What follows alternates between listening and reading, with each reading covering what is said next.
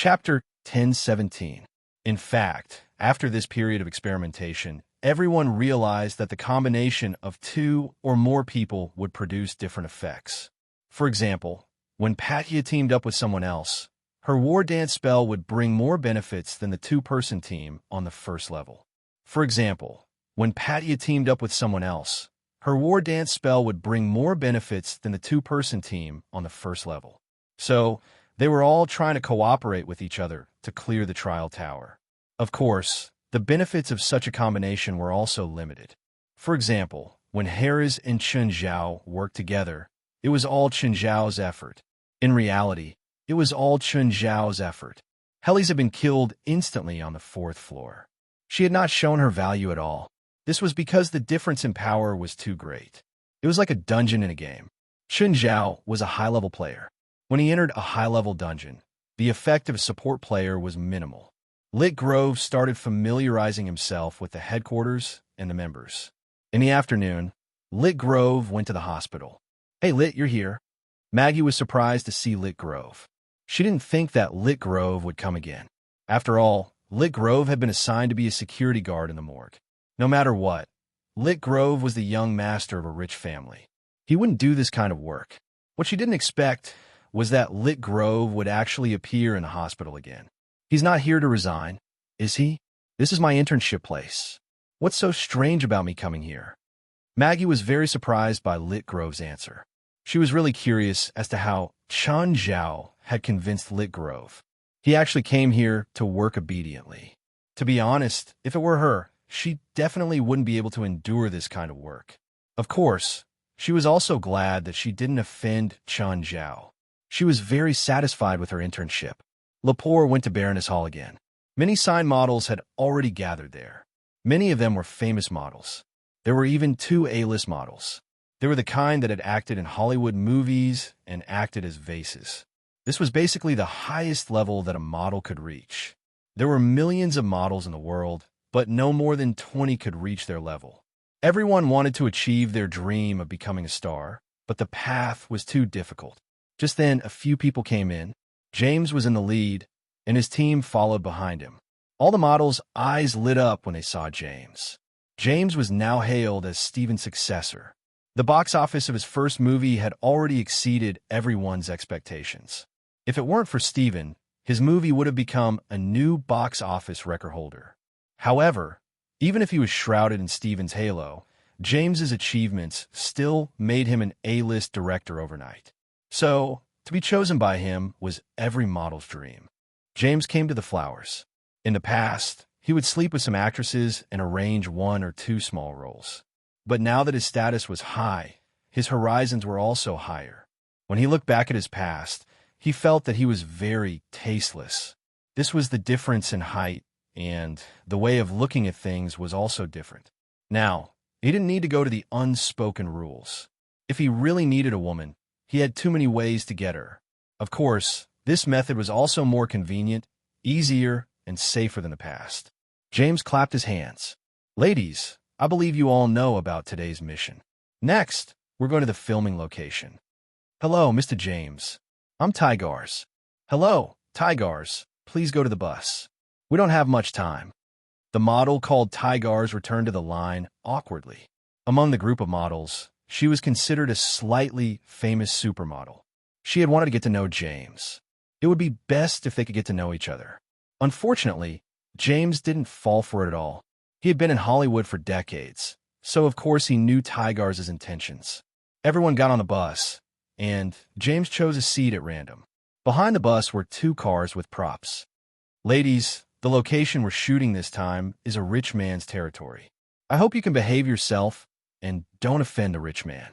The models thought that they had nothing better to do than to offend a rich man. "Don't break into his home. He and his family don't like people coming in casually," James said. "Of course, we understand. You're all good girls. There will be plenty of opportunities waiting for you in the future, so don't do anything embarrassing." James was warning the coquettish bitches. He knew too well the desire these women had for quality men. If you're targeted by them, they would use all sorts of methods to kill you. Steven had warned him before. He told him to keep an eye on the models. When a motorcade entered Mirror Lake, the girls started chattering. So beautiful. It's so beautiful. I really want to live here. Mirror Lake was like a piece of emerald blue gemstone. The surface of the lake was calm and tranquil. In the distance, they could see a huge yacht. It was surrounded by emerald green vegetation. The air was fresh, too. When they saw the faintly discernible villa in the distance, the girls became lively again. The motorcade stopped, and James got off first. Behind him was a large group of long-legged beauties. Just then, a huge bear appeared on the side of the road. Before the girls could scream, they saw a baby sitting on the back of the bear. "Stop, yeah." The baby had 2 tender front teeth in his mouth. He pointed at James and the others and made incomprehensible sounds.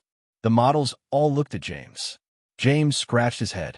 He had seen Jerlin before, but she definitely didn't remember him. "Jerlin, is your dad home?" "Princess, I'm home." Jerlin patted Princess's back. The others didn't understand Jerlin's words, but Princess did. Princess turned around and returned to the house. Everyone's eyes were filled with surprise. The princess and little Jerlin looked like 2 extremes. But now, they looked so compatible that no one found it strange at all. Just then, the door opened. Phalai carried Jerlin out of the villa. "Hi, Miss Phalai." "Mr. James, hello. I brought people here to shoot a promotional video. Did Mr. Chin tell you about it?" "I know. Stephen told me last time." Phalai nodded. "Where's Mr. Chun?" Chapter 10:18. Everyone saw a person swimming on the lake. However, Mirror Lake was too big and they couldn't see clearly. "Miss Phalai, I'll start filming with the models now. Please forgive us if we've disturbed you." "Of course." Phalai smiled, but she wouldn't be careless. These flirtatious bitches were her main targets. Of course, she still had to be tolerant and generous on the surface. Phalai clapped her hands, and all the pets in the house ran out. James was already used to it. After all, he'd been here once or twice. However, the models behind him paled in fear. "Girls, you'll be filming a promotional video with them later. Familiarize yourself with them first," James said. "Also, who's good at swimming?" "Me. I'm good too. I used to be on the school swimming team." The group of girls all fought to raise their hands. There's a killer whale in Mirror Lake. Later, you'll choose a girl to dive into the water and face it. James was no stranger to Amon. He'd been an assistant director when they'd filmed Sea Patrol. He had a deep impression of Amon. Amon worked well with the crew, too. That was why he wasn't afraid of Amon at all. Instead, he looked forward to reuniting with his old friend. Many people in the crew were also the staff of Sea Police, and they were also looking forward to it. However, when the girls heard that they'd have to go into the water and face a killer whale, they all backed off. Just then, Lepore raised her hand. "Mr. James, I can do it. Anyone else?" The girls all fell silent. No one spoke again. No one wanted to face a monster in the water, even though killer whales were the safest animals in the world. At least for humans, killer whales had almost no record of killing people. Killer whales were also called killer whales in China. In fact, this was a translation error at the beginning, and it wasn't corrected later. "Okay, you go then. What's your name?" "Lepore." The group of girls looked at Raphael coldly. Every group had their infighting, let alone a group of women. There was no peace. They all thought that they were the chosen ones. Of course, they didn't want other women to surpass them. Lepore was an experienced model. Of course, she knew about the infighting in the industry. The girls began to interact with these wild beasts. James gave them 10 minutes to familiarize themselves with each other to avoid any problems during filming. Just then, Chun Zhao swam back to the shore. When Raphael saw Chun Zhao, he was stunned. Lepore didn't expect to see Chun Zhao here. This is Chun Zhao's home? Since this was Chun Zhao's home, he should be very rich, right? Why did he still want to be a university professor? The other models all looked at Chun Zhao, instantly attracted by his figure. Chun Zhao's body emitted a wave of masculine hormones. The women couldn't help but lust for him. All the models secretly swallowed their saliva. Just then, Phalai walked over with a towel. "Chun," she whispered into his ear, "did you come here to show off your body because you saw so many girls coming to our house?" Chun Zhao rolled his eyes and kissed Phalai's forehead. "Are you jealous?" "I'm not. I'm pregnant anyway. If you can't hold it in, you can find a few women. If Chun Zhao really believed this, he might as well lose his head. Of course not. Who do you think I am? Chun Zhao touched Fei Lai's hair. Just then, Lepore walked up. Teacher. James and the other models all stared at Lepore in shock. Teacher? Lepore was Chun Zhao's student? Chun Zhao turned his head to look at Lepore. Why are you here? Mr. Chun, is she your student? James asked. Yes, I'm her intern teacher, Chun Zhao said. James, do you want to come in for a drink? No, I need to hurry up and get things done, James said, chuckling. He glanced at Lepore from the corner of his eye. It seemed that he had to give her more shots and close-ups. After returning to the house, Chun Zhao took out a bottle of wine. Don't rush. Come and have a few sips. I believe you'll like it. Before Christmas, Chun Zhao had given him a bottle of wine. He knew how good Chun Zhao's wine was. Seeing Chun Zhao come out with the nameless wine, he was instantly addicted. Fei Lai also came out with 2 bottles of wine. Chun, you're only giving it to James. What about the other girls? Sisters, come over. Please treat this as your home for now. Many of the models were experienced drinkers. After all, they attended parties almost every other day. Their alcohol tolerance might even be higher than Chun Zhao's. It's the nameless wine. What nameless wine? You just need to know that 1 bottle is $300,000. Many of the models gasped in shock. This couple was too rich and extravagant, treating guests with such wine, and 3 bottles at once. In other words, they treated them with $900,000 worth of wine. Similarly, Raphael did not expect his teacher to be so rich. Perhaps being a university teacher was just his hobby. No wonder he was so familiar with Dell. Before, he thought that Chun Zhao had an ordinary background and was just a university professor. Now, it seemed that he'd underestimated him. Okay, girls, put down your glasses.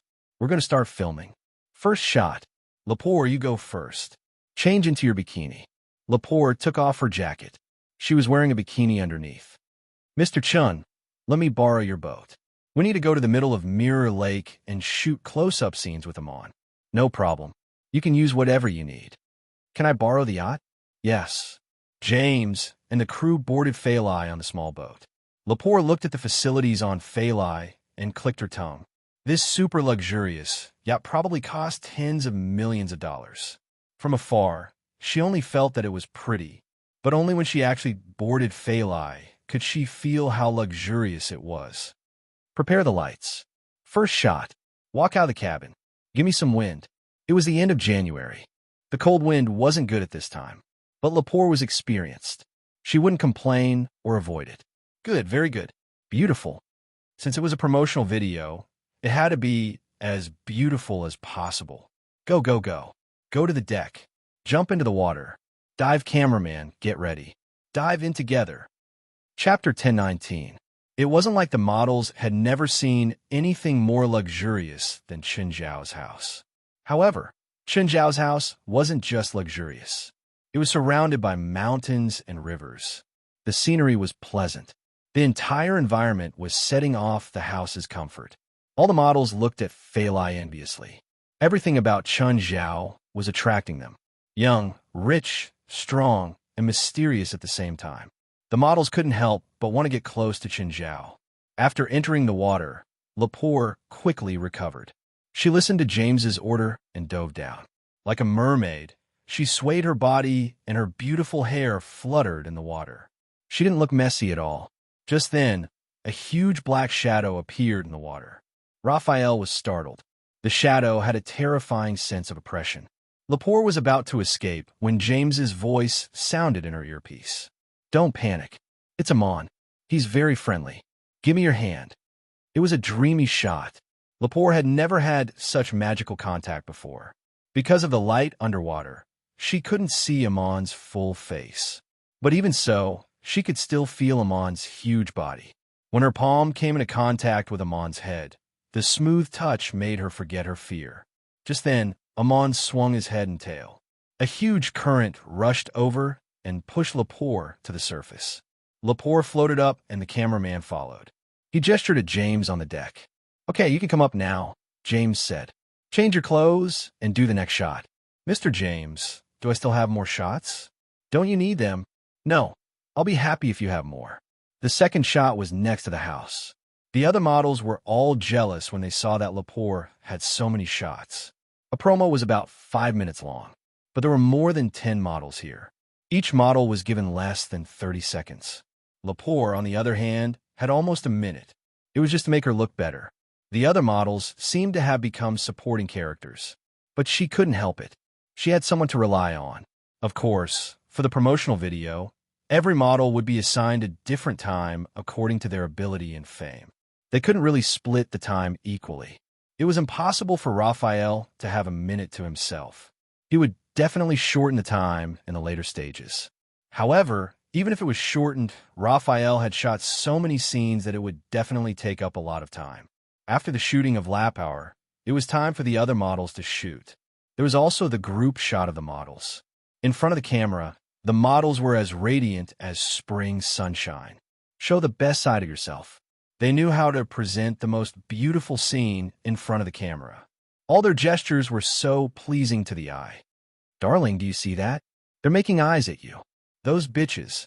Fei Lai nestled in Chen Zhao's arms. Chen Zhao shrugged nonchalantly. Why would I like those mediocre girls? You men just like to say one thing and mean another.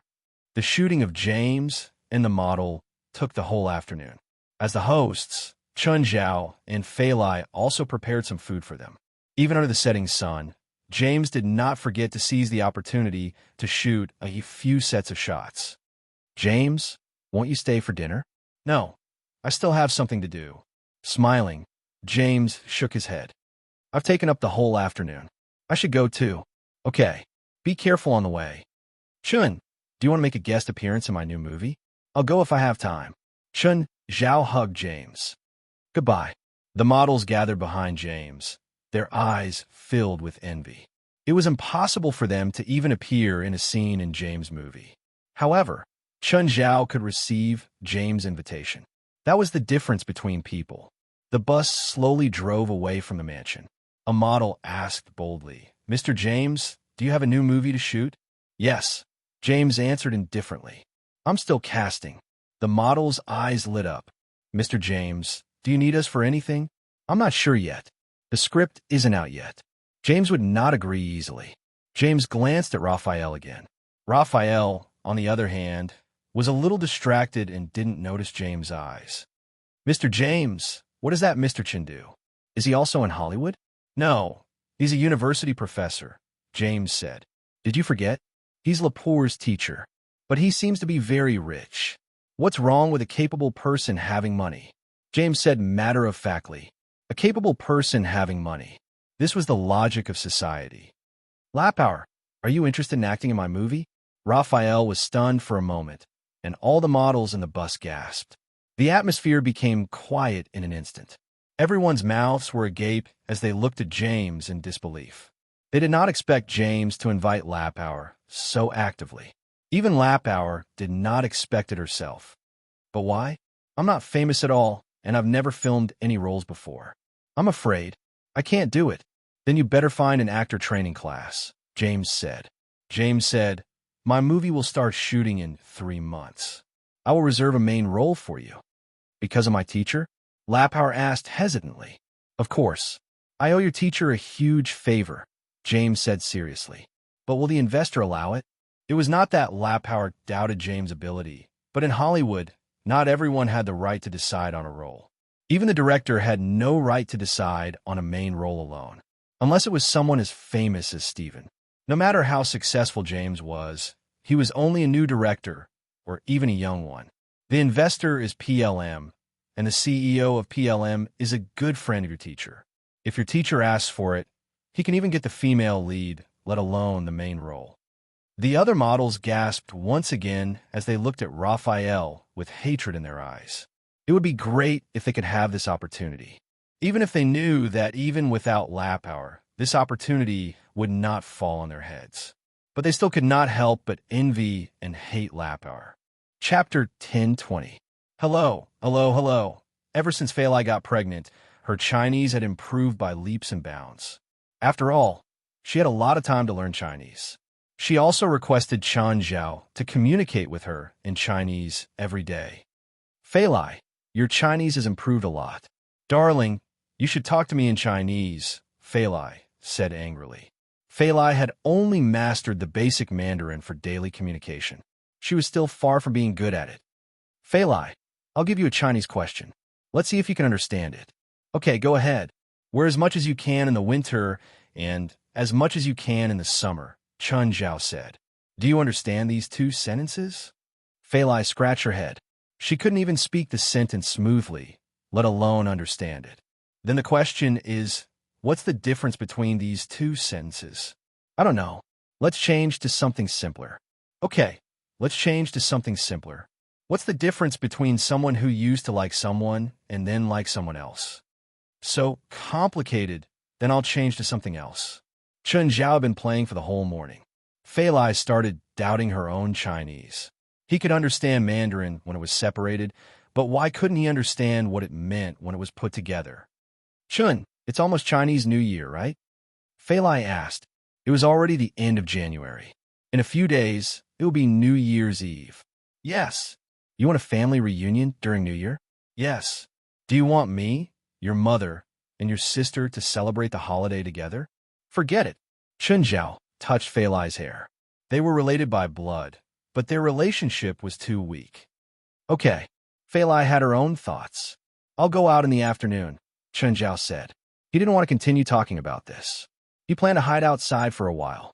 In the afternoon, Chun Zhao received Kareem's call before he left. Chun, Mr. Laurent and the boss are going to LA in a few days. I think they're going to your place to celebrate with you. Chun Zhao was dumbfounded. That old bastard was coming again? It was definitely Fei Lai who called him. She probably thought that she was in a foreign country and it was a holiday. If she didn't have anyone to celebrate with, she might feel lonely. That was why she'd called her family over to celebrate with him. But Chun Zhao really didn't need it. He wasn't that pretentious. If only when it came, he'd welcome her warmly. But Laurent was coming too, so he couldn't even have a happy spring festival. No, definitely not. It would be a disaster if she and Chun Zhao came. I need to think of a way to deal with this old bastard. Chun had to think about dealing with him. Chun Wong of Chun. In that case, he must be thinking of how to deal with him now. Kareem, has that old bastard Laurent already started his plan? Okay. And Lao, and Chun, and God, and Kareem broke out in a cold sweat. Every time Chun Zhao and Laurent schemed against each other, they crossed the line. They didn't want to get involved. They didn't do anything, but they got involved every time. Kareem finally told Chun Zhao everything about Laurent's plan. That old Asterisk Shoal is so troublesome. But since Laurent had made his move, Kareem couldn't fall behind. While driving, Chun Zhao called West. West, I need you to arrange something for me. Suddenly, a police car approached Chun Zhao's car. Sharon was in the car, gesturing at Chun Zhao. Chun Zhao could only pull over. Darling, what did I do? Chun Zhao looked at Sharon helplessly. Talking on the phone while driving is against the traffic rules. Chun Zhao was speechless. Have you been following me since I left the house? I saw your car just now, so I thought I would get something. As I expected, this is your ticket. How about we go for a drink? Chun Zhao invited. Sure. There's a cafe up ahead. The two went to the cafe and drank coffee by the roadside. There weren't many people in the afternoon. Chun Zhao and Sharon were the only ones in the outdoor seats. Are you very free? Chun Zhao asked. How much work do you think the traffic police have? Sharon sipped her coffee, depressed. Aren't you rich? Why do you need to be a police officer? Chun Zhao remembered that Sharon's private car was a sports car. Coincidentally, Chun Zhao recognized the brand. It was a famous sports car manufacturer. Sharon's sports car was 20 times more expensive than the Aston Martin he'd bought for Fei Lai. Aren't you rich too? But you're not a professor at UCLA. Sharon rolled her eyes. Since you want to be a police officer so much, why don't you spend some money and transfer yourself to another force? It shouldn't be hard for you, right? I'm not as rich as my father. He bribed the police chief long ago. Every time David wants to transfer me to his major crimes division, the chief will transfer me back to the traffic team. I've been working part-time as an assassin recently. Hire me. I'll kill your father, and you'll get what you want.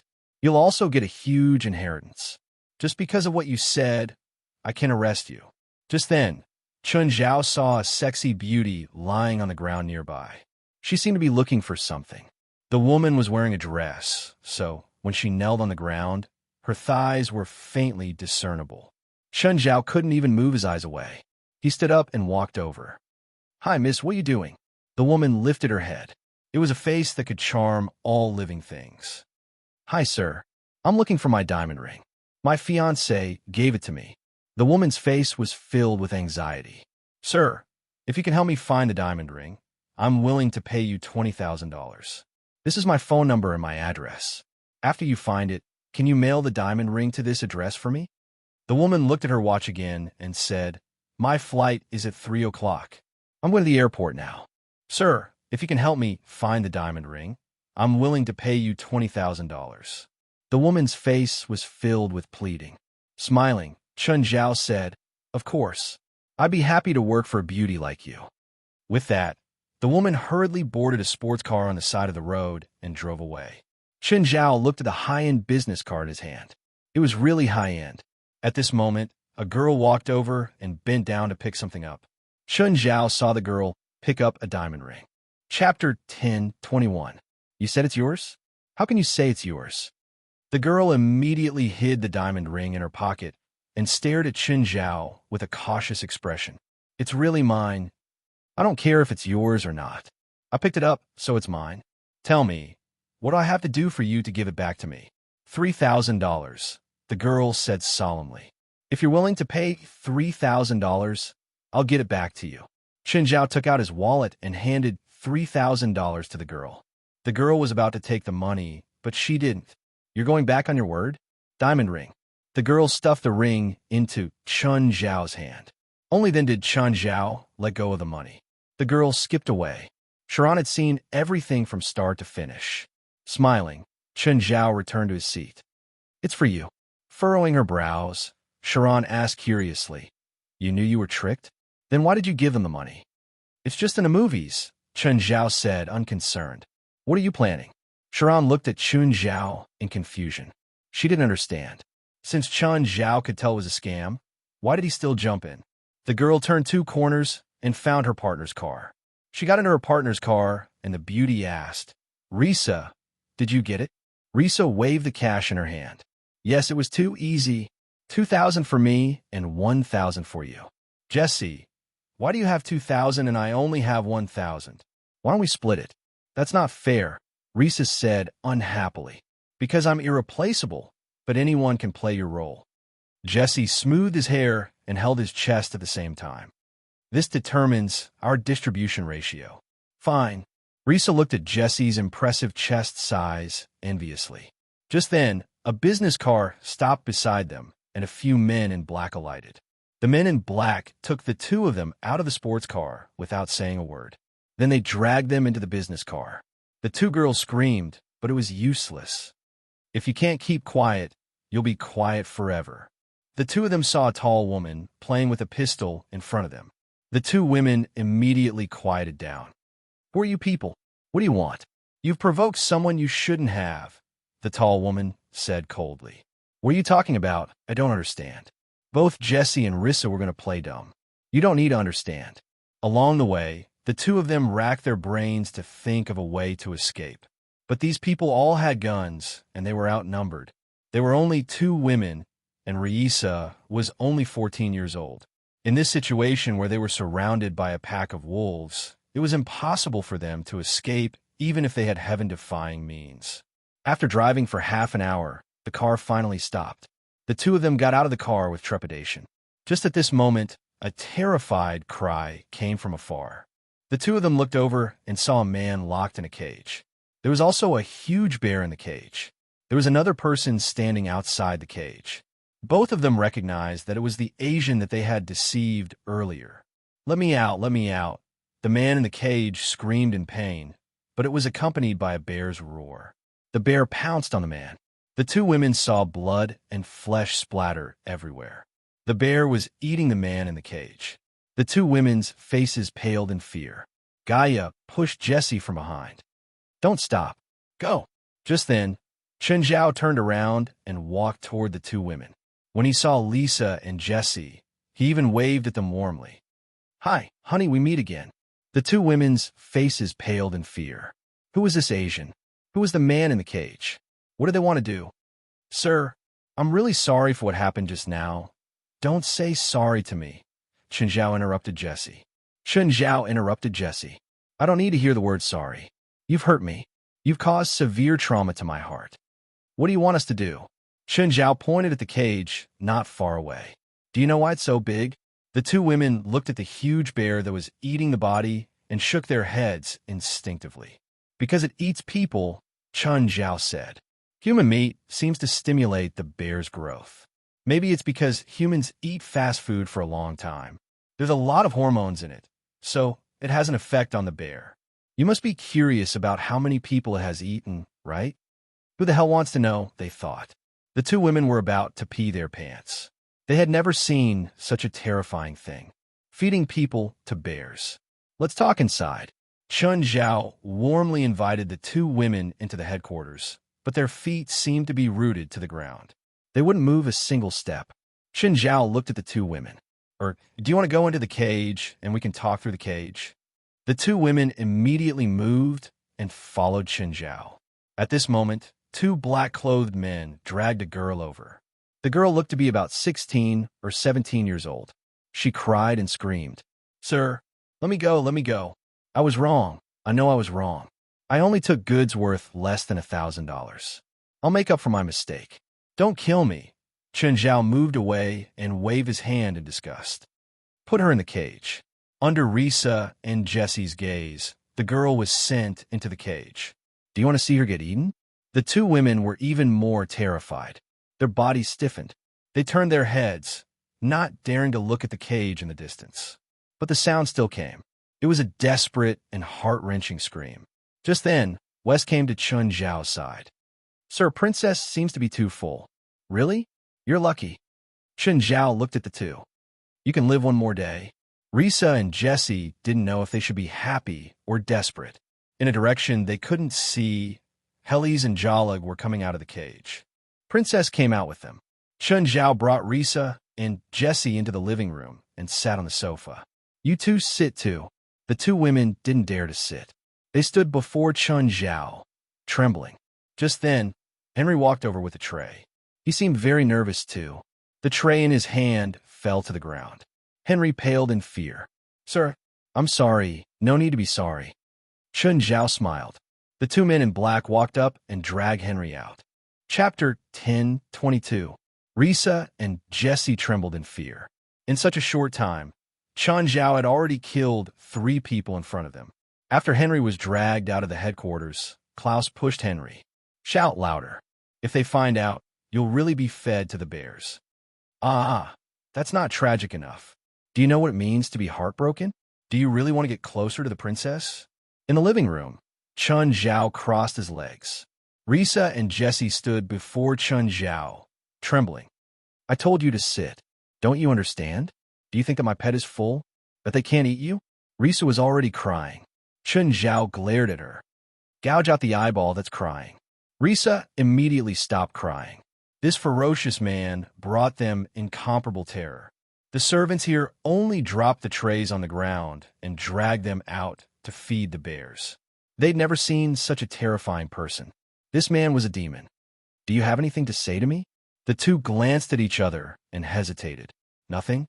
Chen Zhao stood up and said to the two men in black beside him, "Make arrangements tomorrow. The small one will be at the princess breakfast, and the big one will be at the princess lunch." "Yes, sir." The two trembled in fear. Jesse hurriedly said, "I have something to say. I have something to say." "Don't go. I have something to say. Someone hired us to trick you.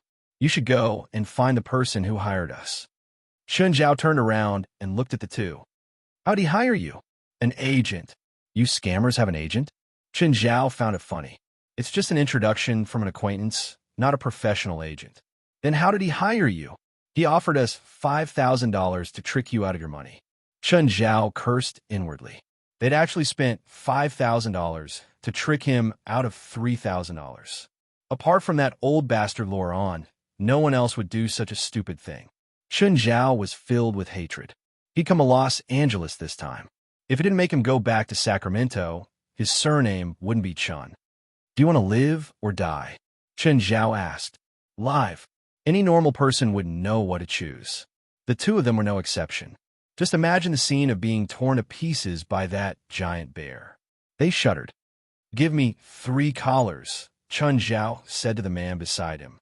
Not long after, the black-clothed man returned with a small collar. "Put on your hand." The two of them looked at the collar, not knowing what it was for. Looking at the two, Chun Zhao said to the man beside him, "Show them how to use this collar." The man in black threw the collar on the ground and pressed the remote control. Bang! The heat wave hit their faces, and Lisa and Jesse were scared into a cold sweat. Looking at the collar on his hand, his face turned pale.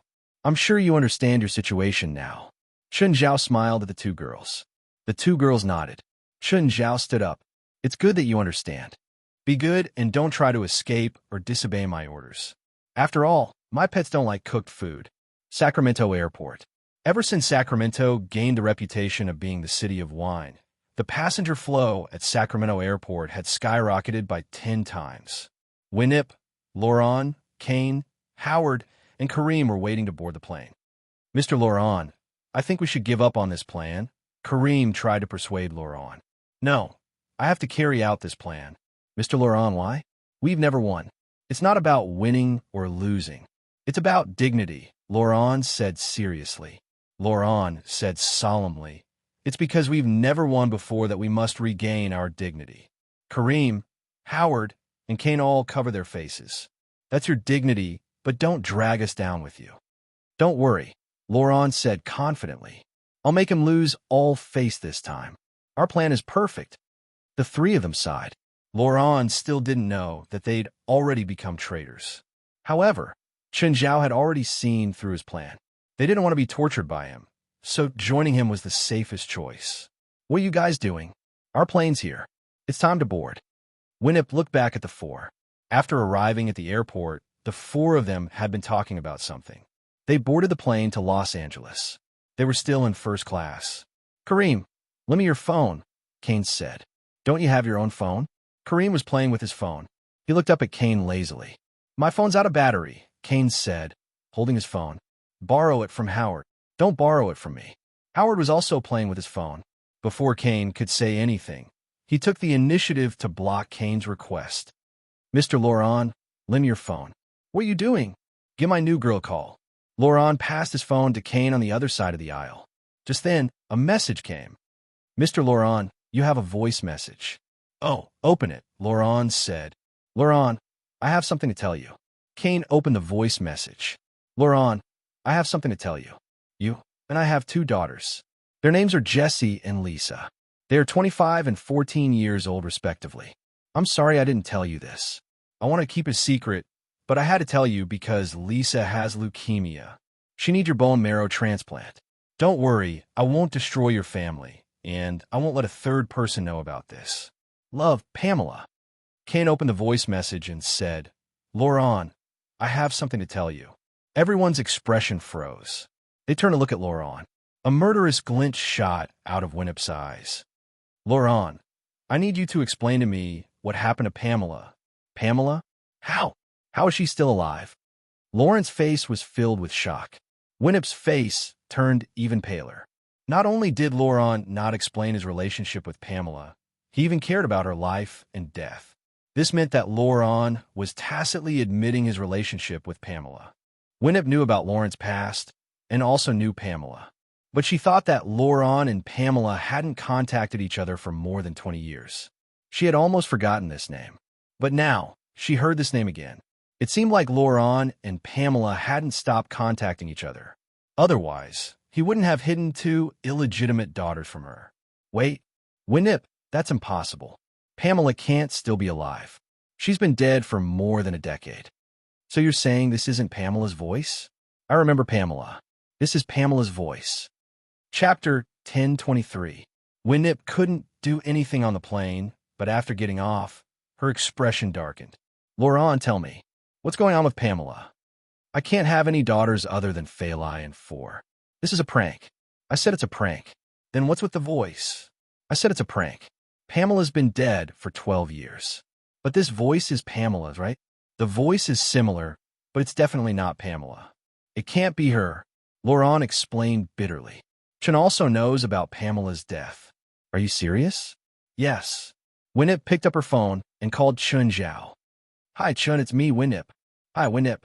Have you and Laurent arrived in LA? I'm at the airport now. Do you know someone called Pamela? Chun Zhao was silent for a while. Then he said, no. Chun, I want you to answer my question honestly. Do you know Pamela or not? Is Laurent beside you? No. Laurent was dumbfounded. He immediately understood what was going on. It had to be Chun Zhao. It had to be Chun Zhao. He knew about Pamela's existence and that she'd already passed away. This was a trap he'd set. Just then, Chun Zhao continued. Laurent didn't want me to tell you. Last time he came to LA, he went with me to find this woman called Pamela. Did something happen between them? I don't know. I didn't see that woman. Asterisk Shoal, you asterisk Shoal.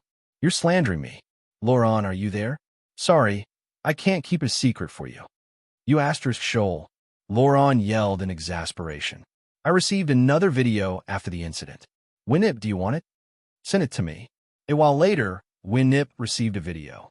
Winip opened it. The background was the hospital. In the ICU, a girl was lying on the bed with a tube in her mouth. As everyone knew, as long as one entered the ICU, the mortality rate was more than 95%. That place was the Real Gate to hell. Many patients would rather die than lie in the ICU. The ICU was the intensive care unit. The patient was stripped naked, unable to move, speak, or even breathe. Only the brain was still functioning. It was a very painful process. Then Winip entered the camera. Winip said to the camera, Laurent, I know you have a happy family now. I don't want to destroy your family, but please, for our relationship, save our child. She needs a bone marrow transplant right now. That's right, Winip said. Laurent's face was pale. No amount of explanation could compare to Pamela appearing in front of the camera. He couldn't even deny that it wasn't Pamela. I'm divorcing you, you bastard. Winip turned and left angrily. Winip, listen to me. Listen to me. Laurent hurriedly chased after her in fear. Just then, Laurent's phone rang. Laurent picked it up.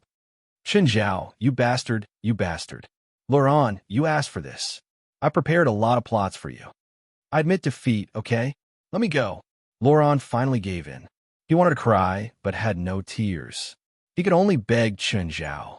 Only Chun Zhao could explain it for him now.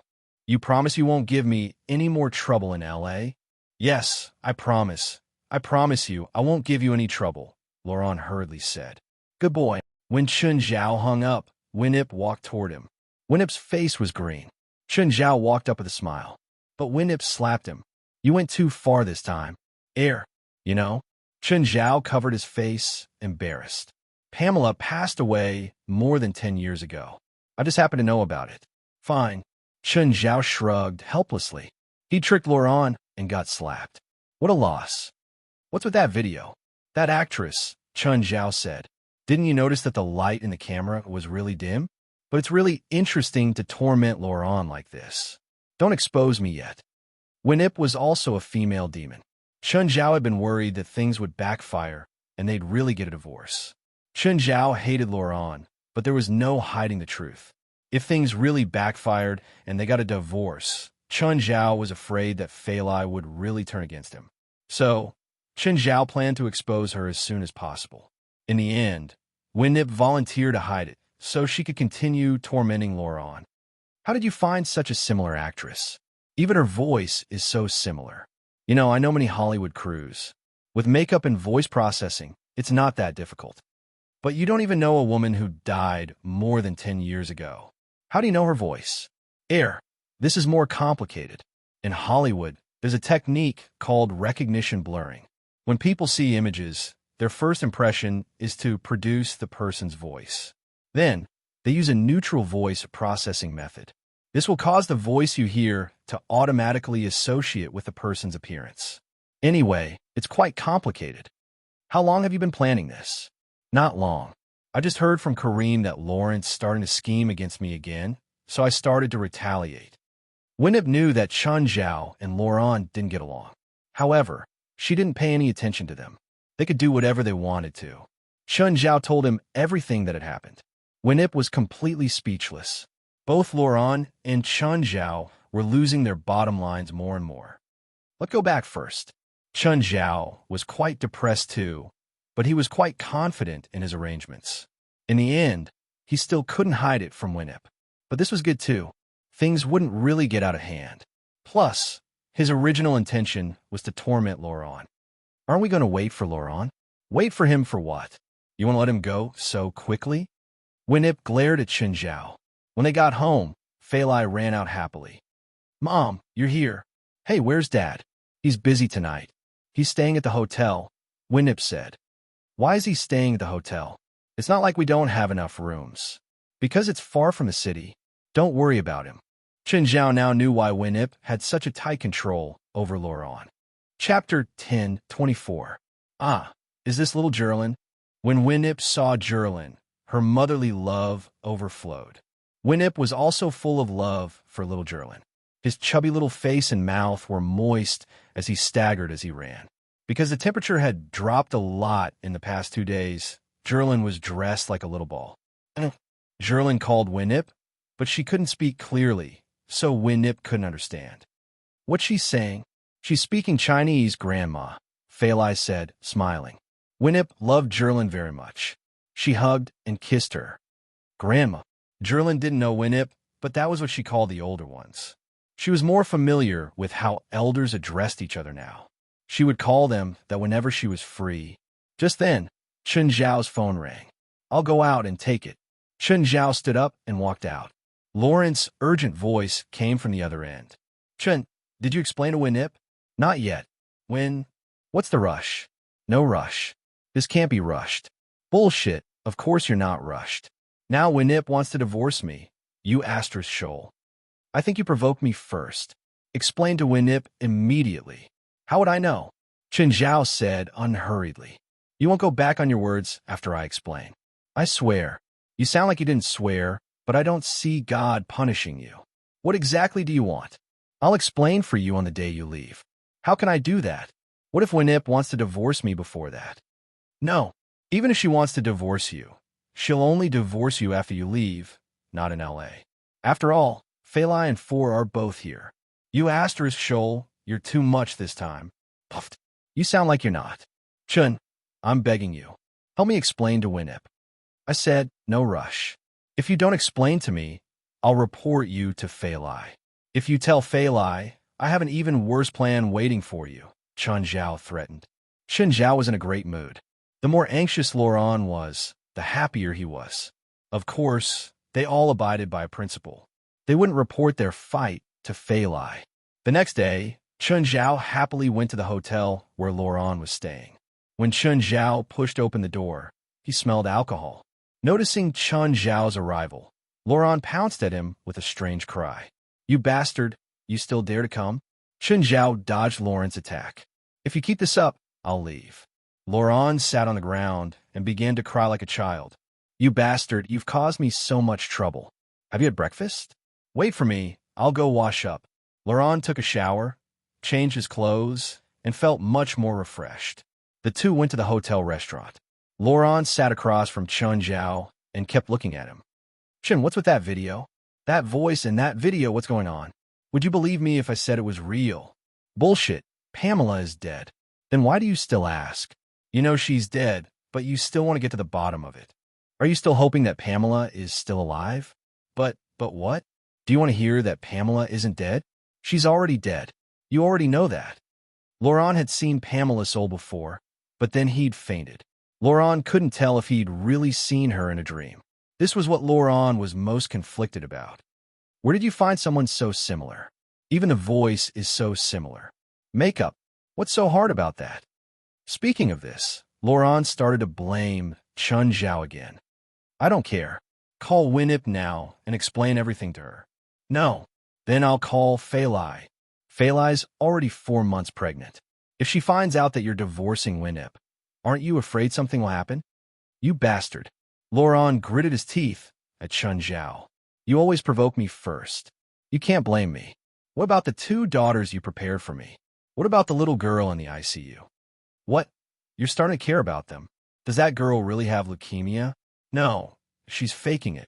You're such a bastard. You should thank me. I arranged for that eldest daughter of yours that you've never met to be at the airport. If she appeared, you'd probably be killed by Winip." Laurent shuddered. This bastard was really ruthless. "I'm leaving." "You're leaving just like that? What else?" "I'm taking you to LA to play." "Are you in the mood to play now?" "Fuck. You haven't paid yet." Chen Zhao went to the headquarters of the association. Lisa and Jesse had been locked in their room for the past 2 days. They'd been very uneasy.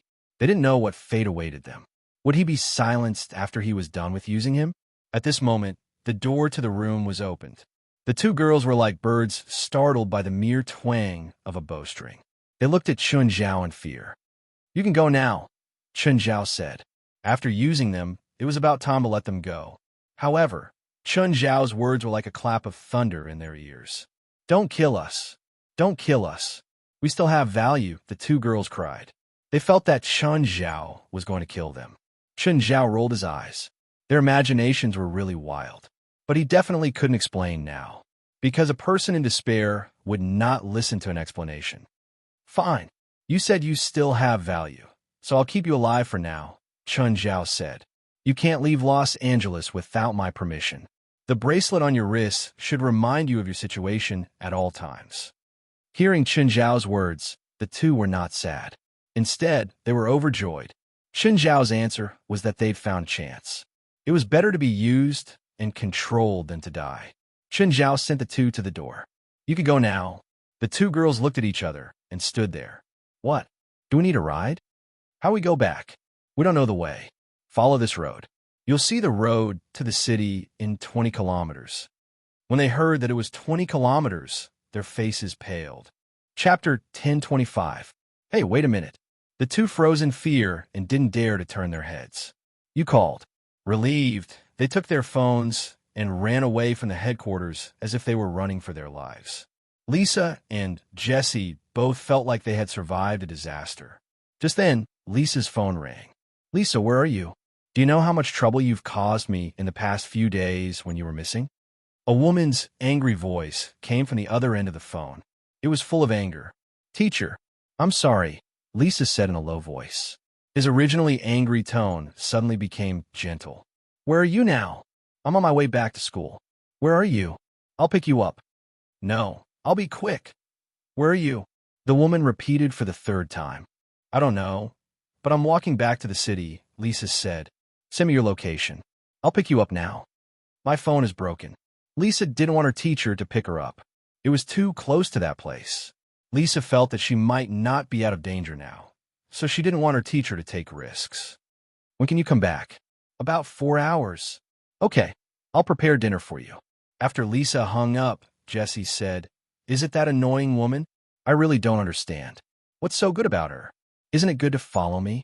We can make a lot of money and then go wherever we want. And then meet someone like that Asian again?" Lisa glanced at Jesse and said sarcastically, "It was just an accident. We've worked together dozens of times, and we've never met someone like that before. As long as we're careful, we won't encounter such an unlucky thing again," Jesse said. "I don't want to live in fear anymore," Lisa said.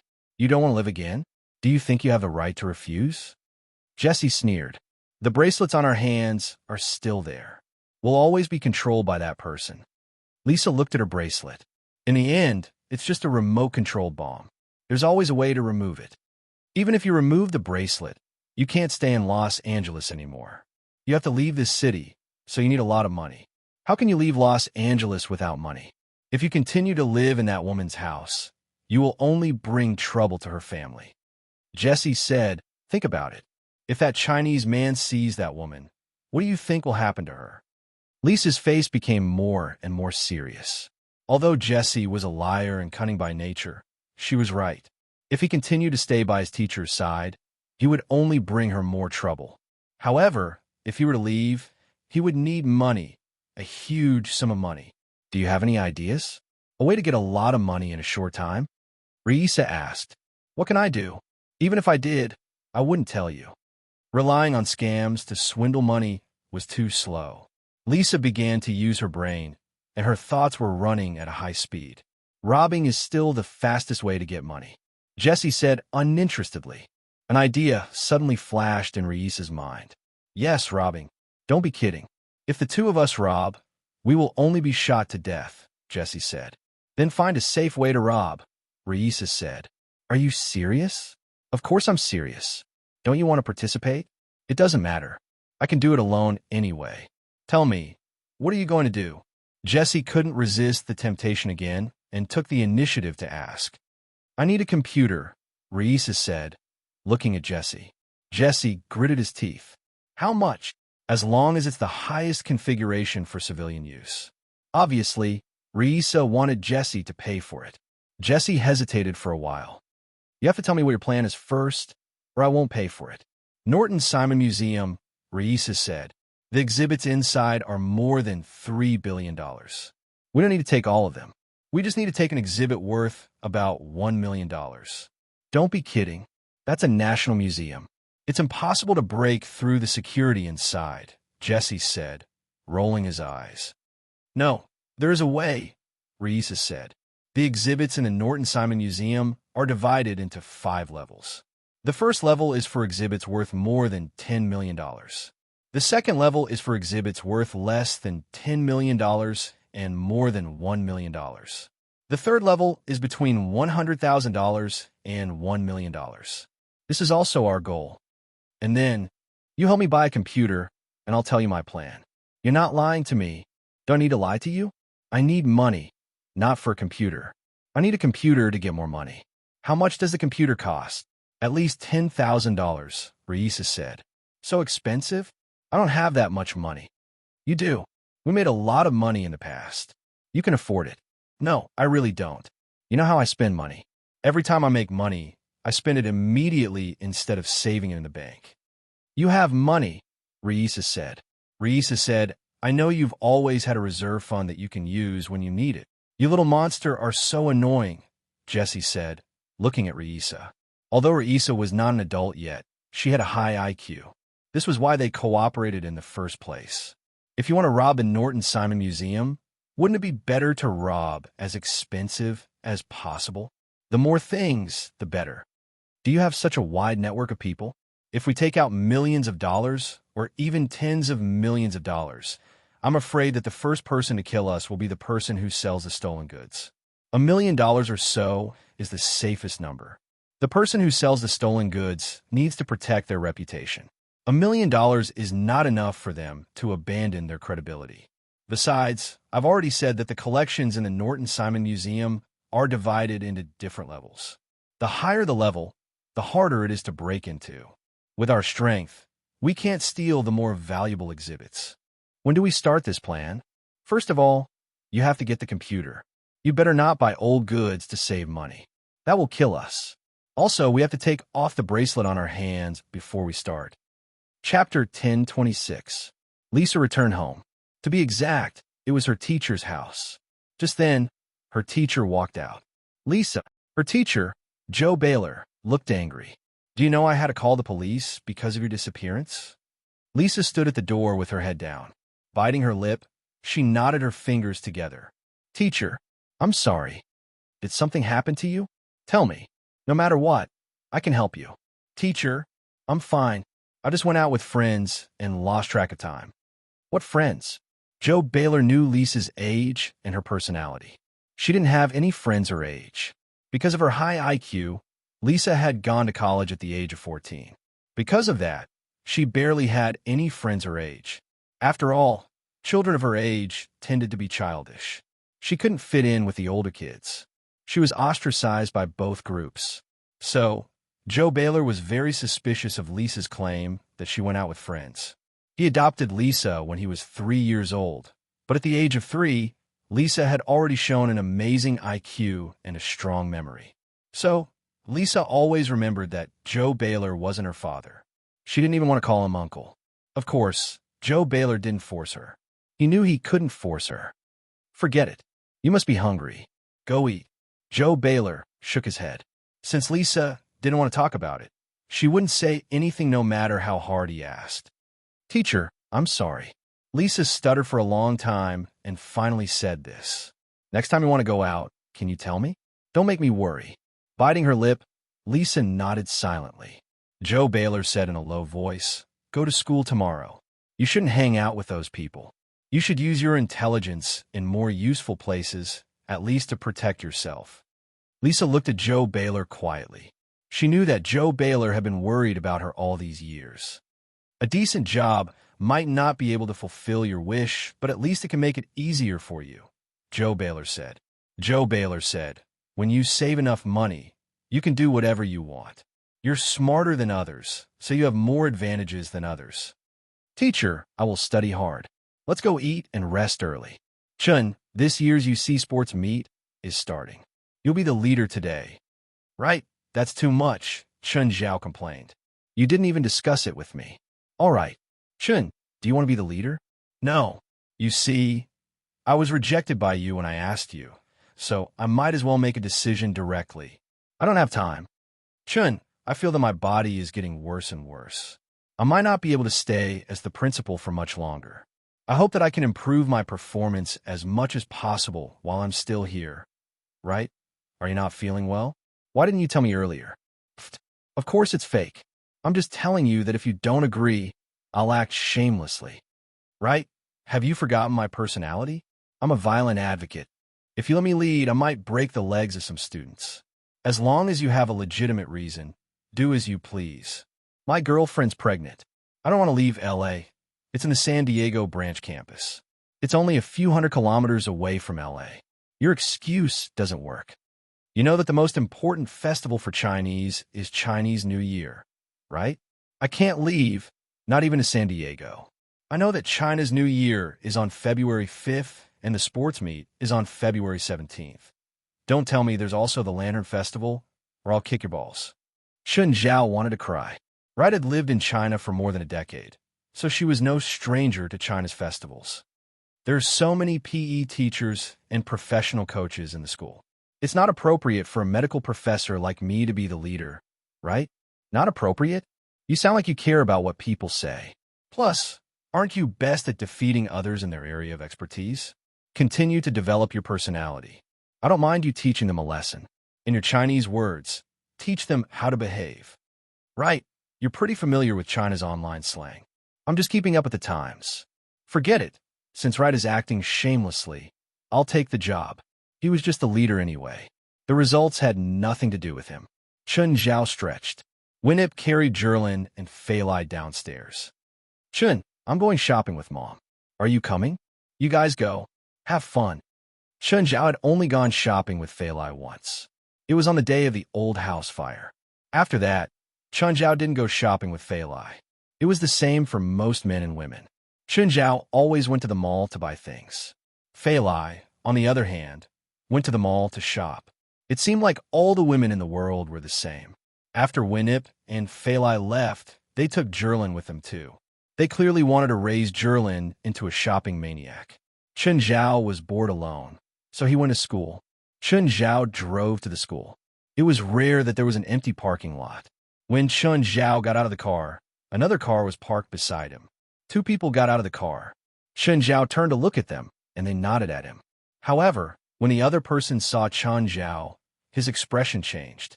How could it be him? Why was he here? Risa's face was pale, and she broke out in a cold sweat. Did he know what she was thinking? Did Jessie betray her? Did he want to get rid of her? Chun Zhao was also surprised to see Risa here. Hello, Professor Chun. Hello, you are? I'm from the math department, but I'm only an associate professor. Smiling, Joe Baylor said, I'm Joe Baylor. You can call me Joe. Hello, Professor Joe. Chun Zhao looked at Risa. Is she your daughter? Yes, she's also a student. Joe Baylor looked at Risa with pride in his eyes. Hello, little girl. Chun Zhao gave her a meaningful smile. Hi, hello. Risa swallowed, and her voice became unnatural. I'm going to be late for class. Bye. Bye. Risa pulled Joe Baylor away, but she could still feel Chun Zhao's gaze on her back. Risa, do you like China-chun? I don't even know him, Risa answered. I felt your nervousness just now. Nervousness is mainly caused by love or fear. That's why I think you might like him, Joe Baylor said with a smile. He seemed to think his speculation was accurate. Yes, very accurate. However, the reason for Risa's nervousness was another answer. Teacher, Is that China Chen also a professor at UCLA? Chapter 10:27. Every professor has class hours, right? He's a special professor, Xiao Baylor said. Also, this China Chun has a very violent tendency. Risa raised an eyebrow. What about him? He once broke a professional boxer's arm in front of dozens of students, Xiao Baylor said. He also beat up more than 20 UCSF students and sent them to the hospital. It happened a year ago. This guy was indeed violent. How can the school keep someone like him? His reason is very reasonable, Xiao Baylor said. That professional boxer challenged him and seriously injured his student. This guy is too dangerous. Risa thought, being a university professor is just a disguise. Xiao Baylor patted her shoulder. What are you thinking about? I should go to class. Risa quickly walked into the building. Chun Zhao strolled in the school stadium. No matter what time it was, there would always be students training in the stadium. Or maybe they were in PE class. The 10,000-meter runner grinned that Chun Zhao knew had already graduated. Apparently, he'd entered the professional circle and become a professional athlete. Chun Zhao found a seat and sat down, watching the students train. Just then, a track coach ran over. Hi, China Chun. Chun Zhao raised his head and looked at the middle-aged black man wearing a baseball cap. Hi, pardon my rudeness, but you are? I'm Koang from the track and field club. I'm a coach. I train all the track and field clubs. I heard that you're the team leader for this year's UC sports meet. You know? Chun Zhao was surprised. Yes, Koang said. The principal just gave the notice. I'm here this time to get the list of participating students from the track and field club, Chun Zhao said. Of course, Koang said. I'll send you the list later. What did a team leader do? Simply put, it was a manager. Chun Zhao wasn't in charge of the students' results or who participated. However, he had the right to decide who didn't participate. For example, if someone broke the rules in the team, he had the right to ban them from participating. Generally speaking, the team leader was a highly respected coach or a physical education teacher. However, Chun Zhao didn't care who was convinced. The track and field club was the largest sports club in the school. Chun Zhao had thought that the track and field club would be the most resistant. She didn't expect Koang to accept her so easily. Mr. Koang, do you have any objections to me being the leader? You were Evely's coach and trained a legendary athlete. I don't think I have the qualifications to object. Koang was a realistic person, because Chun Zhao had indeed raised a professional champion.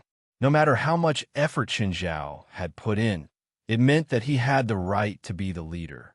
But I heard that the coach of the basketball club is very dissatisfied with this, and the basketball club's coach, Robert, is encouraging his club's players to protest to the school by going on strike, Koang said. Chun Zhao was surprised. He couldn't tell if Koang was reminding him out of goodwill or just fanning the flames. Thanks for the reminder. Chun Zhao stood up. I'll go check out the basketball club. Maybe they have some misunderstanding about me. Chun Zhao walked toward the basketball court. It was Chun Zhao's first time in a basketball arena. When Chun Zhao entered the basketball court, an intra-team match was going on. A white coach was giving instructions on the sidelines. He should be Robert. When Chun Zhao reached the sidelines, Robert also saw him. Robert blew the whistle to stop the match. At the same time, he strode toward Chun Zhao. Outsiders are not allowed to enter. Do you think I'm an outsider? Chun Zhao looked at Robert. Chun Zhao could sense intense hostility from his tone. Of course, Robert said matter-of-factly, apart from a basketball club, no one else can enter. Then what are they? Chun Zhao pointed at the audience. There were some students watching. There was also a couple flirting. They're sitting in the audience, Robert said. I allow spectators, but I don't allow outsiders to enter the school. In that case, I'll inform you that you're fired. From now on, you're no longer the basketball club's coach. You're an outsider now, right? Chun Zhao looked at Robert with a smile. Robert scoffed. Do you have the right? Chun Zhao took out his phone and called Right. My dear principal, I'll make my request now. Either I leave or you fire the basketball club's coach. Soon, Chun Zhao hung up with a satisfied smile. Mr. Robert, you're no longer a staff member or the basketball club's coach. You're fired. No, you can't do this. Robert didn't expect Chun Zhao to be so domineering and kick him out like this. Not only that, but he'd also been stripped of his job. No, I can do this. Chen Zhao walked to the center of the basketball court. Chen Zhao didn't care if the players looked at him with kindness or hostility. He glanced at everyone. Listen up, you idiots. If you think you can pressure the school by going on strike, you'll only get disappointed. I don't care if you're willing to participate or not. I don't even care if the basketball team participates. But when I'm the team leader, I won't let anyone who's my enemy have a good time. He's an example. Asian, do you know basketball?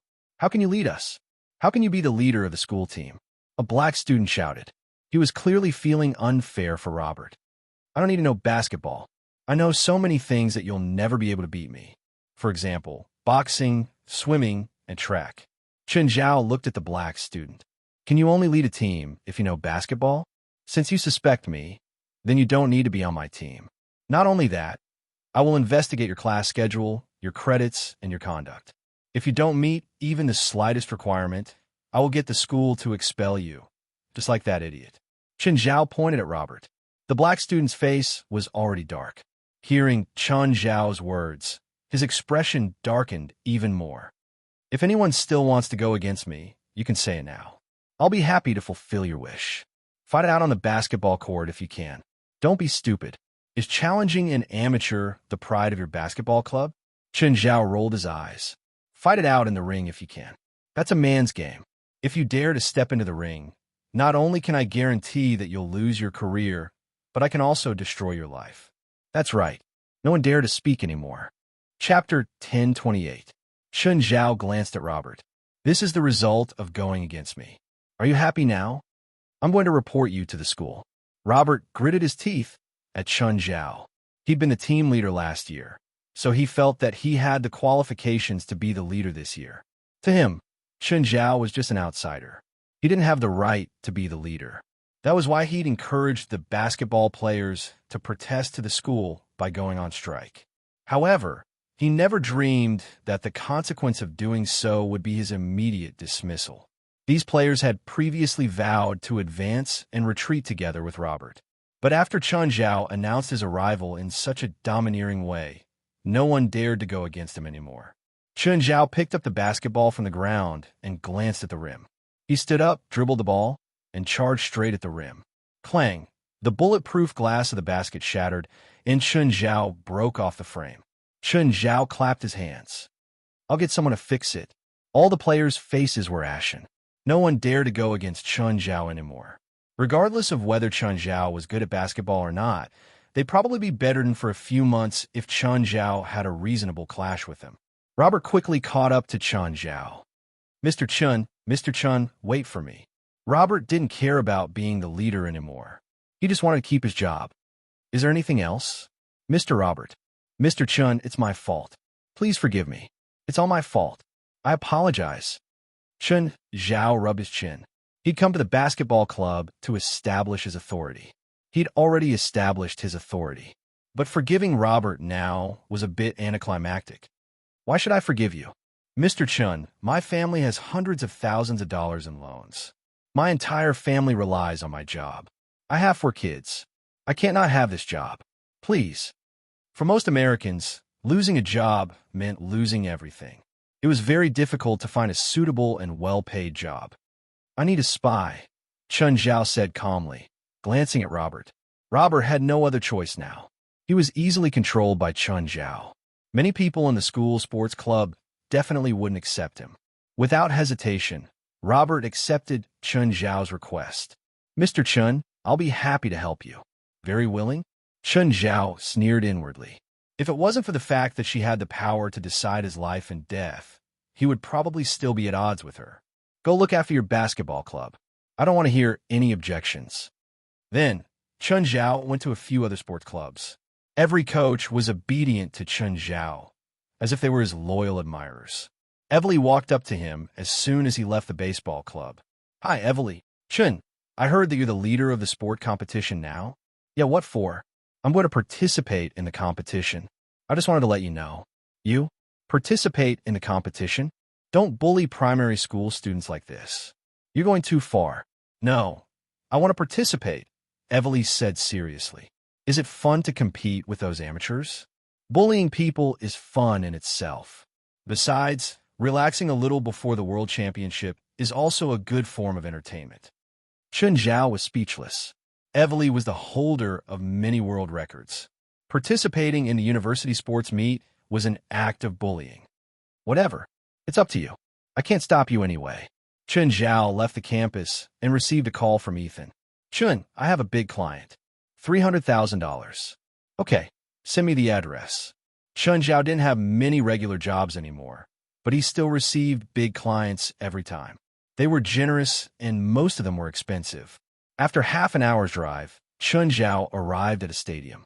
The stadium was very famous in LA. It was called Staples Center. After Chen Zhao parked the car, he was stopped by the security guard just as he was about to enter. Sir, the stadium is not open right now. I'm a doctor, Chen Zhao said. My client is here. May I ask who your client is? My client only gave me his phone number. Then you can only call your client and have him pick you up. I can't let you in. Chen Zhao had no choice but to call his client. Hello, sir. I received a request. I'm your private doctor. I heard that you need a doctor right now, right? I'm at the entrance of Staples Center in LA. I was stopped by the security guard. Wait for me at the entrance. I'll pick you up now. A while later, a young man with white hair and beard walked out, looking travel-worn. You're the doctor? Yes, sir. Come in with me, the man said.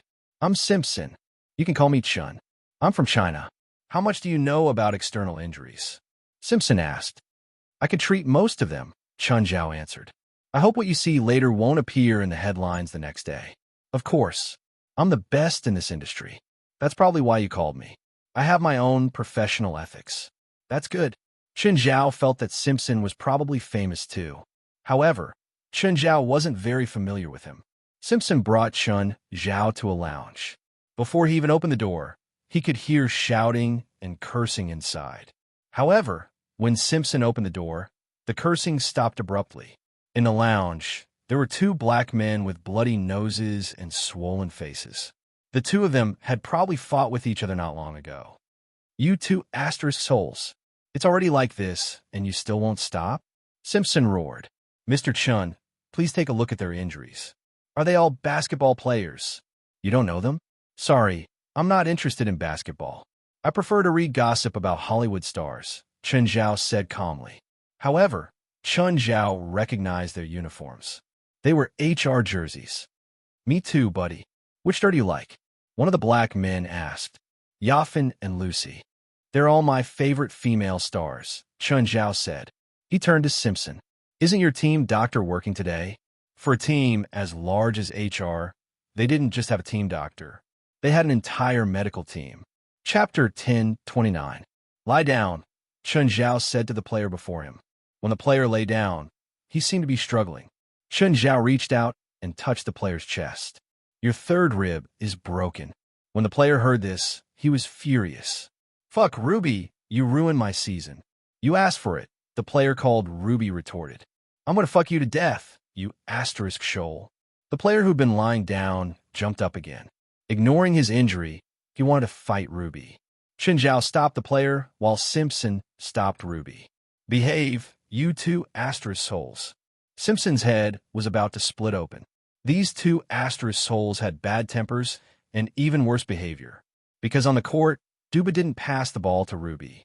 In the end, the two started fighting in the locker room. If you keep moving and your broken ribs pierce into your lungs, Chen Zhao warned, it won't just be your season that'll be ruined. It might even be your career. Okay, sir. How long will it take for me to recover? Duba asked. Rest well. You'll be able to start rehabilitation in a week at most. A week? Mr. Chun, his ribs are broken. Are you sure a week is enough? That's why I'm the best in L.A., Chen Zhao said.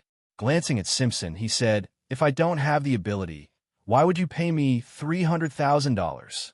Ruby and Duba were also dumbfounded when they heard that Chen Zhao was paid $300,000 for this trip. Even though they were NBA players and had salaries that normal people couldn't hope to reach. But it was impossible for them to get $300,000 for a trip. You seem to have old injuries. Chen Zhao lifted Duba's right arm and pinched the muscles in his lower arm. Do you feel any muscle soreness here when you play? That's normal, right? Duba asked. Of course it's not normal. It's a sign of muscle fatigue, which can lead to muscle strain, Chun Zhao said. Also, if your muscle fatigue can't be relieved, your exercise volume will decrease greatly. Simpson glanced at Duba and said, Mr. Chun, Duba has been substituted in less than 30 minutes in recent matches. Is that the reason? Chun Zhao nodded. But it's a small problem. I'll give you acupuncture to clear your channels. Sir, I also need treatment. Come and treat me quickly, Ruby shouted. Chun Zhao was setting Duba's bones and didn't have time to talk to Ruby. I'm calling you. Can you hear me? I'm healing your teammate, Chun Zhao said, tilting his head. Can't you see? His net worth isn't even half of mine. Even if someone were to be treated, I would be the one to treat him first.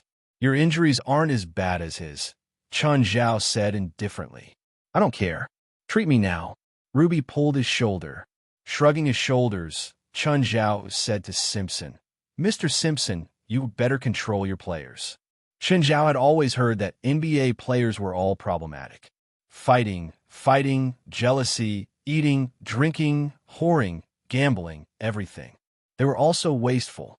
Many players had a base salary of 10 or 20 million, but when they retired, they would be bankrupt. Ruby, you better behave yourself. Simpson went up to Ruby, but Ruby was 197 meters tall. Simpson couldn't pull him. Ruby shook off Simpson and tried to grab Chun Zhao again, but Chun Zhao dodged Ruby's hand. At the same time, he grabbed Ruby's neck, pulled him up, and pressed him to the ground. Bang! Ruby felt like his body was falling apart. Chun Zhao slapped Ruby's face. Big guy, maybe you don't understand me, so let's talk in another way. Do you want to stop the season too? Ruby's face stiffened. What? Seeing Ruby fall to the ground, Simpson hurried over to stop Chun Zhao. Mr. Chun, I asked you to treat my players, not to hurt them. He asked for it, Chun Zhao said indifferently. Then, Chun Zhao turned around and continued treating Duba. Seeing that Chun Zhao had taught Ruby a lesson, Duba's eyes brightened. He gloated and said, Mr. Chun, good job. Since he wasn't the one getting beaten up, he was obviously happy to see it. You better behave too. Chun Zhao finished the initial treatment for Duba. You can go down now. You come here and lie down. Mr. Chun, didn't you say you were going to treat my muscles? Acupuncture can't be done that fast. Let him treat you first, Chun Zhao said indifferently. Big guy, you don't want to come over? Ruby walked to Chun Zhao with a dark expression. You're the one who caused my injury. So? Ruby glared at Chun Zhao, gritting his teeth. But in the end, he still lay down before Chun Zhao. Turn over. I'll look at your back. Chun Zhao had pressed Ruby to the ground with a lot of force. Ruby's left shoulder blade showed signs of fracture. However, when Chun Zhao smeared the potion on Ruby's shoulder blade, Ruby moaned in pleasure. So, comfortable. Okay, you can turn around. Give me some more ointment. I told you to turn around, Chun Zhao said with a dark expression. Give me some more ointment, just a little. Seeing that Ruby was acting shamelessly again, Chun Zhao reached out and pinched Ruby's shoulder. Ah, I'll turn. Ruby screamed in pain. Chun Zhao had never seen such a troublesome patient before. You're not gentle at all. You must be single, Ruby cursed. Chun Zhao couldn't be bothered with Ruby, but he was a lot more ruthless when treating him. Ruby kept screaming and didn't stop. All kinds of trash talk came out of his mouth. Chun Zhao didn't know if he was talking to Chun Zhao. It was said that black people were good at running their mouths. Ruby really did it. He didn't repeat anything from beginning to end. Okay, don't do any strenuous exercise for 3 days, Chun Zhao said. Come here. I'll give you muscle decompression treatment. Half an hour later, Chun Zhao stood up. Take these 2 bottles of ointment. Apply it on your wounds once a day. You can apply it on your arms too. It's not bad. Mr. Chun, give me your account number. Chun Zhao gave it to Simpson. Hurry up and transfer the money to my account. Of course. Simpson nodded. As Ruby applied the ointment, he moaned in comfort. So comfortable. Mr. Chun, can you sell me another bottle of this? 200,000 per bottle. Do you want it? Chapter 10:30. He didn't bargain at all and just bought it after asking. Chun Zhao hadn't seen such a generous buyer in a long time. Chun Zhao had taken care of many rich people. There were also many people richer than Ruby, but not many people bought things like Ruby. For anyone, $200,000 was a lot. Some sports stars didn't receive higher education, especially NBA stars. At least half of them came from the slums. To put it bluntly, they were the nouveau riche of modern society. They didn't have the concept of managing money or saving. What they respected was the idea of enjoying life to the fullest. But since she wanted to buy it, Chun Zhao had no reason not to sell it. Jessie was in class when she received a call. Thankfully, she'd set the phone to vibrate. "Lisa, it's Jessie." "Yes." "The computer you wanted? I've already bought it for you." "How much did it cost?" "Send me the configuration." After looking at the computer configuration sent by Jessie, Lisa nodded slightly. "Very good. When do we start?" "Not so soon. Living is much more difficult than working." "Can I start after I buy the computer?" "Are you an idiot? Do you think this is the same as cheating on the street? You could just find a random person to cheat?" Raisa said contemptuously. "Yes, I'm an idiot. I'm not as smart as you." "That's enough." Jessie knew that Lisa was smart. She never denied her abilities. They'd worked together before because Lisa had approached her. Before meeting Lisa, she only played some small tricks, and the efficiency was very low. Ever since they'd worked together, Lisa had come up with many new tricks. This increased their income quite a bit. "You said that you'd tell me your plan after I buy the computer. Can you tell me now?" "Norton Simon Museum has 5 levels of collections," Lisa said. "We're going to steal the 3rd level." "You've already said this," Jessie reminded her. "Don't rush. Keep listening," Lisa said.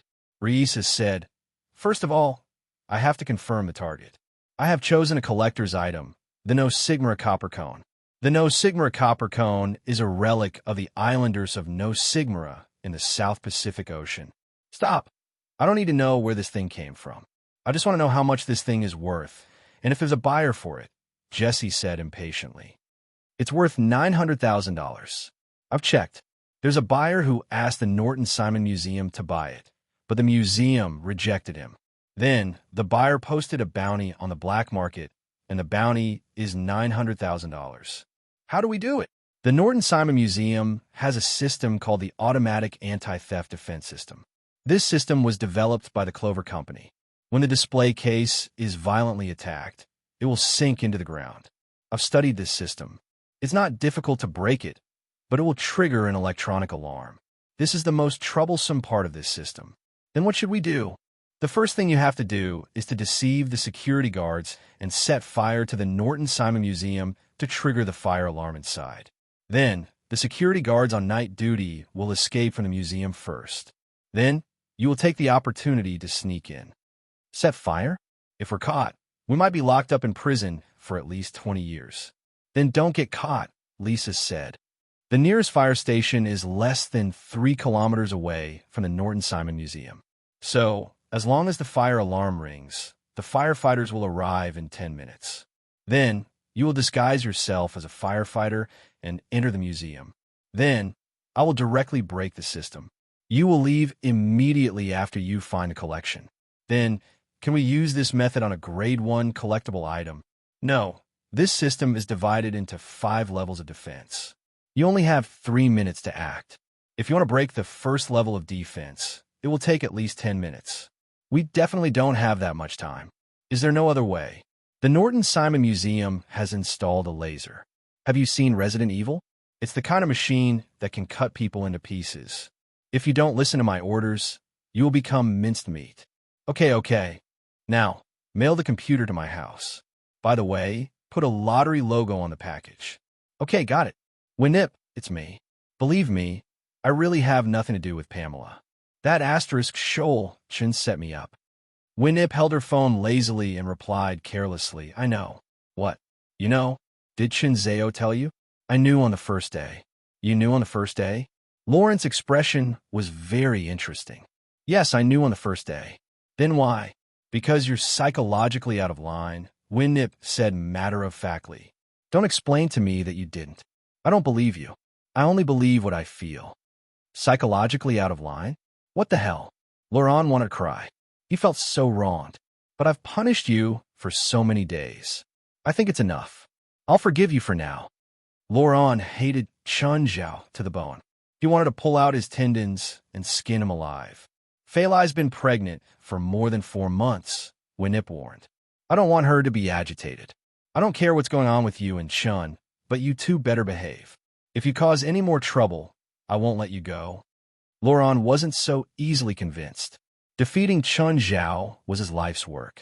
He wouldn't get anything if he defeated Chun Zhao. He'd suffered so much this time. How could he just let it go?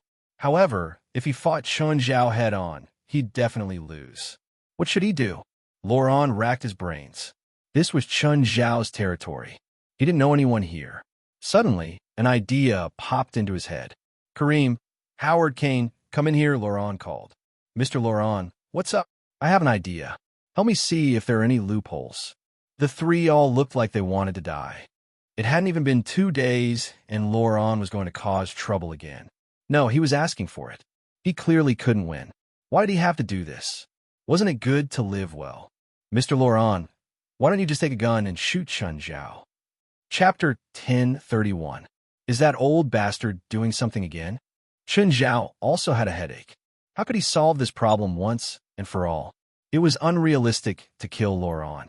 Should he just make him afraid? Chun Zhao saw Winip playing with Jerlin outside the house. Hi, Winip. Don't you have work today? I'm free today. Aren't you and Feilai going shopping? Winip glanced at Chun Zhao. What's wrong? This old witch was too smart. Winip knew what he was thinking before he even said it. Lawrence up to no good again, Chun Zhao said. You know I've always been obedient. I can't stand Laurent always bullying me like this. Laurent bullying Chun Zhao. Winip sneered. It's good enough that you don't bully my husband. Just say what you want to say. I plan to send Laurent to jail for a few days. You see, are you sure? I need to make him afraid. Are you confident that nothing will happen? Don't worry. I'm very confident. Okay. Winip put on a kind smile and started playing with Jerlin. With Winip's approval, Chun Zhao heaved a sigh of relief. It was really troublesome to have a father-in-law like Laurent. Just then, Laurent called. Hi, Chun, how are you? I'm not feeling good at all from your call.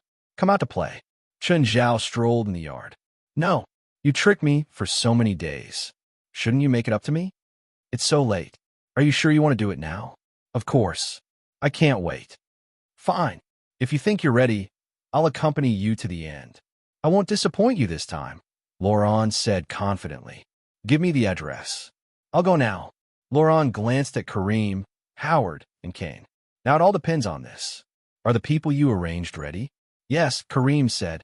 We'll definitely make Shin piss his pants this time. Kane, Howard, and Kareem had already reached a consensus to stand on Chun Zhao's side. So, they had already sent Lawrence ideas to Chun Zhao as soon as possible. Not far from Laurent, 2 fire trucks were parked on the side of the road. Boss, we are near the Norton Simon Museum, a man on the fire truck said into the walkie-talkie. When do we start? As soon as the Norton Simon Museum catches fire, we will leave immediately. Remember, I want Noxamara's copperall. As for the other things, you can take as many as you want. Got it, boss. We will do as you wish. After turning off the walkie-talkie, the person next to him said, I really don't understand what the boss is thinking. There are so many valuable things in the Norton Simon Museum. Why does he have to choose a worthless collection? That's why he's the boss, and we're just his subordinates. What time do we start? The man in the driver's seat glanced at his watch. It's 10 o'clock sharp. The person inside will set the fire at exactly 10 o'clock. Then, we will disguise ourselves as firefighters and go in. There was another car parked near the fire trucks. It was a pickup truck. Lisa and Jessie were in it. The 2 girls looked at the Norton Simon Museum from afar. Lisa, when do we start? Don't worry. At 11 o'clock, I've bribed the security inside. He will help set the fire. You can wear your firefighter suit. Only me? What else? It's just the 2 of us. I need to break the defense system. Do you want me to go in with you? Okay. God bless us. I hope everything goes well. Jessie had prayed countless times tonight. We're stealing and setting the fire. Do you think God will bless you? Lisa rolled her eyes. I think you should pray to the devil. No. Whenever I think of the word devil, I will think of that person. Lisa heard Jessie's words. She also knew who Lisa was talking about. To her, that person was like a nightmare. Jessie kept looking at the time on her watch. She looked very nervous. Lisa had been operating the computer all this time. Lisa, Are you sure this plan will work? When it was time to act, Jesse wanted to retreat again. Lisa looked at Jesse indifferently. Of course. I've calculated it. As long as you do as I say, the success rate is 90%. What if it fails? It doesn't matter if it fails. Even if you're arrested, you will be locked up for a few days at most. We committed arson and theft. How can we be locked up for a few days? Who can prove that you committed arson and theft? At most, it can only be considered trespassing. Lisa said, as long as you don't talk nonsense, the police can't do anything to you. I see. Then I'm relieved. Jesse heard Lisa's words and felt relieved for a few days. It turned out that it would only be a few days. She thought it would be a long time. Anyway, it was normal for her to go to the police station. Lisa glanced at Jesse's plump chest. Sure enough, the bigger the chest, the more brainless a woman was. Then she looked at her own chest. Although it was small, her brain worked well. Lisa's words just now were just to comfort Jesse. How could it be so simple? Lisa just shifted all the risks to Jesse. It was just that Jesse didn't realize it herself. Lisa was even prepared for how she would defend herself if Jesse bit her back. As a minor, she had the greatest advantage. It was easier for her to win the sympathy of the jury and the trust of the judge. But at this moment, a fire suddenly rose in the direction of the Norton Simon Museum. Lisa, the man you arranged, has already made his move, Jesse shouted, pointing in the direction of the museum. What? How can it be so fast? I told him to do it at 11. Lisa's expression changed. Damn it, what's wrong with that bastard? Why is he so fast? An hour early. Then what should we do? Get ready. When the fire truck arrives, you go in with it, Lisa said. Is it really okay to do it an hour early? No problem. Lisa gave Jesse a reassuring expression. But how could it be okay? She was now tentatively attacking the defense system of the Norton Simon Museum. If she did it now, she wouldn't even have a chance to test it. She would have to break it directly, which would directly trigger the alarm of the defense system. Chapter 1032. There seems to be a fire over there. Laurent looked in the direction of the Norton Simon Museum. Could it be someone you arranged for someone to do this? Stop joking. That's the Norton Simon Museum. Who dares to set fire to it? Why isn't that bastard here yet? Chun Zhao was also not far from the Norton Simon Museum. Chun Zhao looked at the Norton Simon Museum in the distance. Laurent didn't set fire to that place, right? That's psycho. Just then, the sound of a fire truck came from behind. Chun Zhao moved aside and let the truck pass first. It is international practice to give way to fire engines and ambulances. As long as the road conditions permitted, one should take the initiative to give way to these too. Chun Zhao parked the car on the side of the road and got out, watching the fire trucks pass by. However, he saw a man smoking through the window of the fire engine. He didn't look like a firefighter at all. The man also saw Chun Zhao standing by the side of the road. He flicked the cigarette in his hand away. The cigarette fell beside Chun Zhao's feet. Chun Zhao walked forward. The place where Laurent had arranged to meet him wasn't far from here. When the fire truck entered the Norton Simon Museum, the security guard on duty shouted, "Hurry up and put out the fire! Hurry up and put out the fire!" A few fully armed firefighters got out of the car, but they didn't connect the fire hose. Instead, they went straight to the area that wasn't on fire. When they arrived at the door, they found that the glass door of the museum's main exhibition hall was closed. "Open this door," a fireman said to the security guard. "What are you doing here? There's a fire over there." Blood blossomed on the security guard's forehead. One of the firemen tore off the security guard's badge. "Clean up the corpse. Don't let anyone see it. Let's go in first." One of them dragged the corpse to a dark place. Jesse was wearing a firefighter's suit, a sterile mask on his face, and an oxygen tank on his back. Upon entering the Norton Simon Museum, she noticed that the security guard at the entrance had disappeared. There were 2 fire engines parked in front, but there were no firefighters. Just as he was about to walk forward, a fireman appeared out of nowhere. "We'll stand guard here." "What?" "We'll be waiting here. If the real fire department comes, you open fire directly." Jesse's mind was a little confused. What did that mean? The firefighter glanced at Jesse. "First time?" Jesse nodded stiffly. "Really, what kind of people did the boss arrange for us?" At this moment, Intense gunshots came from a main hall, as well as the sound of bombs exploding. Some of the floor-to-ceiling windows in the main hall were shattered. Jesse had a faint premonition that something was wrong. Lisa's voice came from the earpiece in Jesse's ear. "Jesse, did you get in there?" At this moment, with that person standing beside him, Jesse couldn't speak.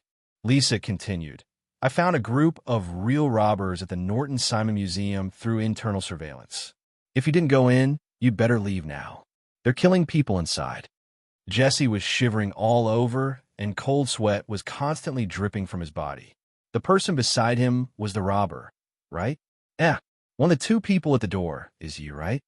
Reisa found the surveillance camera at the door.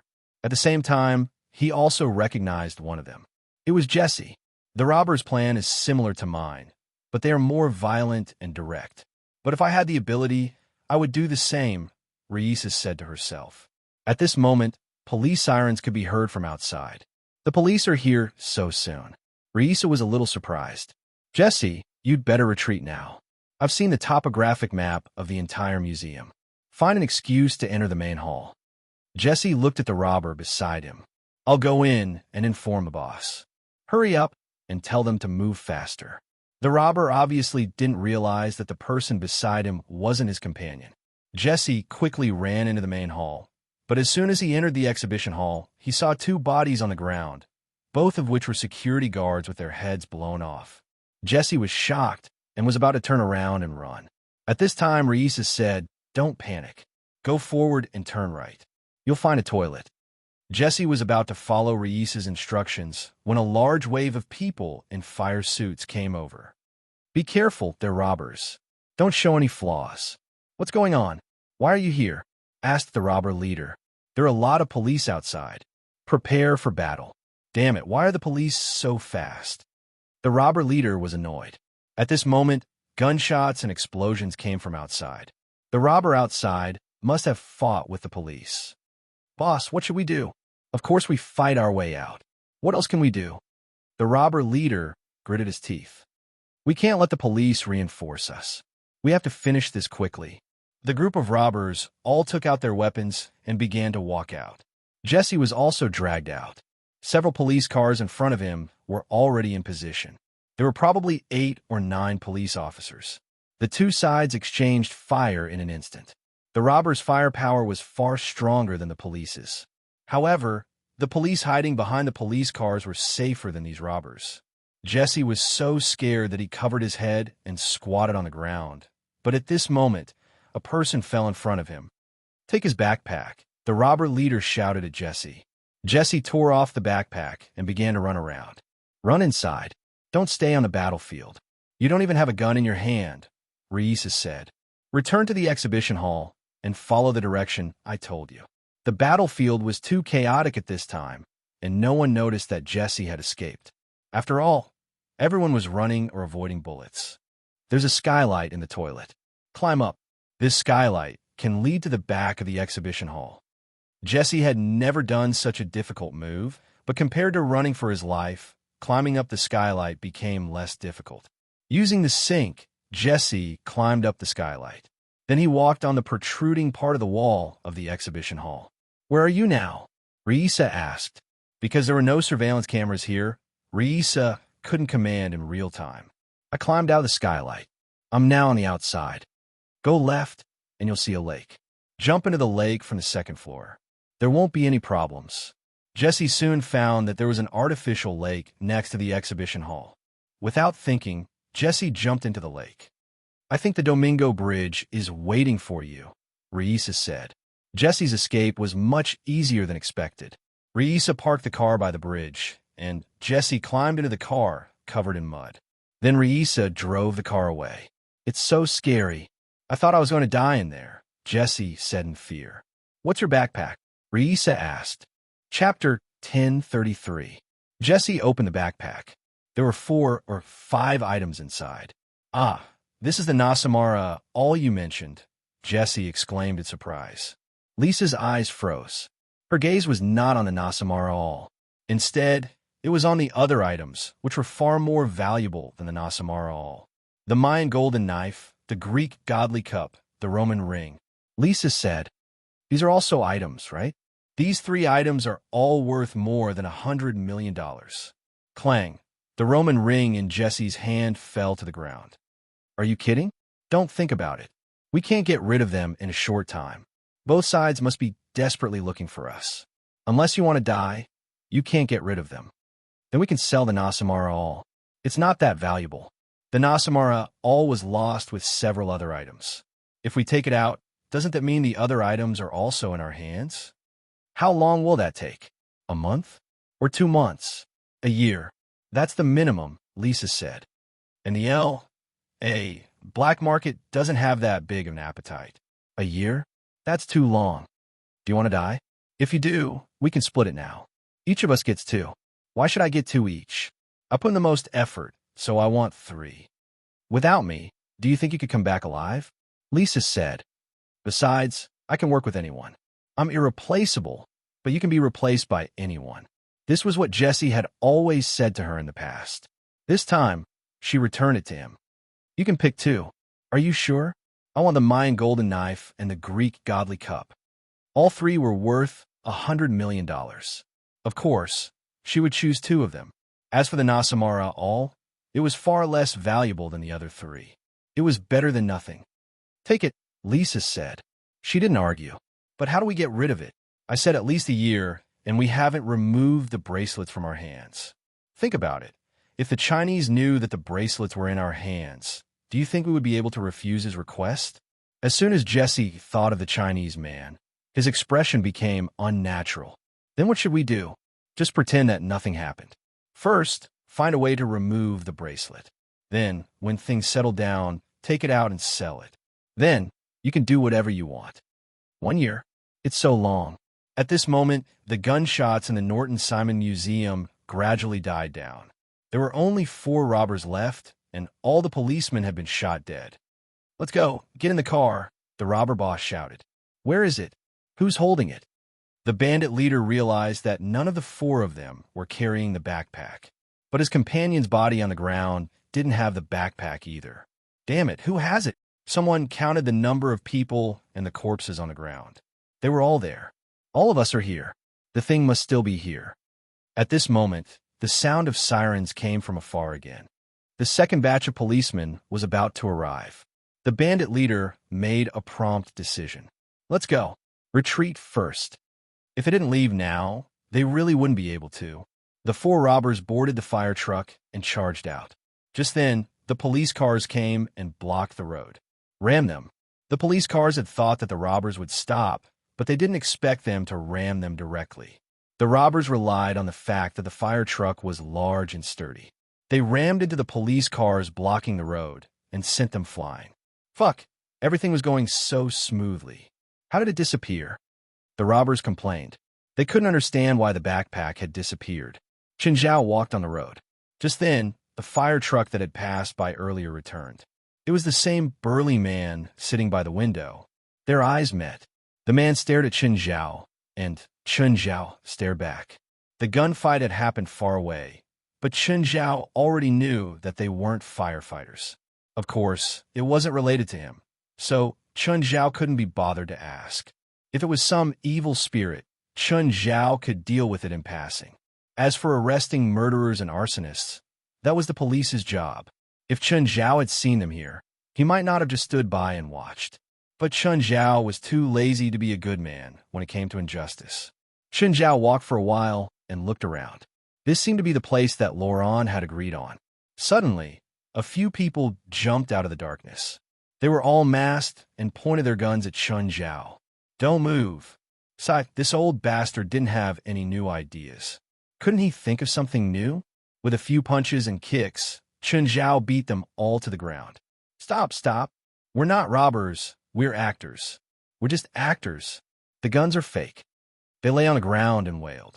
Chen Zhao picked up the guns. They were indeed fake. In fact, he'd already heard about Laurent's plan from Kareem. Chen Zhao took out his phone. Hello, police station. I want to make a report. I met robbers, but I took care of them. They're lying on the ground now. A while later, the police came. It wasn't just 1 or 2, but a large group of fully armed police. Sir, did you call the police? a police officer called from afar. He didn't approach Chun Zhao immediately. Yes, they attacked me, Chun Zhao answered, pointing at the people on the ground. At the same time, Chun Zhao raised his hands to show his stance. After all, the police hadn't confirmed Chun Zhao's identity. If Chun Zhao didn't do anything non-threatening, they wouldn't dare to come over. They might even shoot. Only then did the police come over. Can I see your ID? It's in my pocket. Usually, when the police were interrogating someone, they couldn't put their hand into their pocket or pants. In this country where guns were everywhere, such an action was very likely to be taking out a gun. The police took out Chun Zhao's driver's license. After checking the ID number, they confirmed Chun Zhao's identity. Can you tell me what happened in detail? I was passing by, and they jumped out of the darkness with guns, trying to rob me. I fought back and knocked them down. Then I called the police. The police looked at the people. When they'd received Chun Zhao's call, they thought it was related to the attack at the Norton Simon Museum. Now, it seemed that they'd thought too much. Chapter 1034.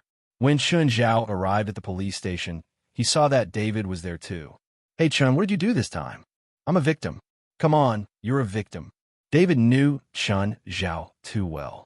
He scoffed at Chun Zhao's answer. The officer who brought Chun Zhao back said, David, this gentleman is indeed a victim. What happened to him? He met a few robbers, and he beat all the robbers down, didn't he? The officer rolled his eyes. It seemed that David knew Chun Zhao very well. When can I meet robbers too? I'm so jealous. David, there's something wrong with your focus. Chun, are you going to give a statement? Let me take your statement. David brought Chun Zhao into a compartment. David, do me a favor. What favor? It's Fei Lai's father. Chun Zhao told David what he was thinking. David had a headache. Technically, he should help Chun Zhao. But this was between Chun Zhao and Fei Lai's father. Americans rarely interfered with other people's family matters. Even the best of friends wouldn't interfere with other people's family matters. This was the respect and privacy that friends had for each other. But Chun Zhao had said it himself. Fine. At the moment, Laurent was still at the same spot, waiting for the people they'd hired to send back news. But after more than an hour, there was still no reply. Kareem, are the people you hired reliable? Mr. Laurent, they're all actors. How reliable do you expect them to be? Plus, you know Chin's combat ability. If he gets angry, I'm afraid that they'll all be crippled. Just then, police sirens sounded in the distance. Then, more than 10 police cars stopped beside Laurent and the others. Don't move. Put your hands on the steering wheel. Usually, when the police arrested a suspect, the suspect had to put his hands where the police could see to prevent the suspect from drawing his gun. What are you doing? Laurent and the others panicked. They didn't understand what was happening. You've hired people to kill. Now, you're officially arrested. Everything you say will be used as evidence in court. What? Hired people to kill? Laurent was dumbfounded. Nonsense. I didn't hire anyone to kill. It's that asshole Chun.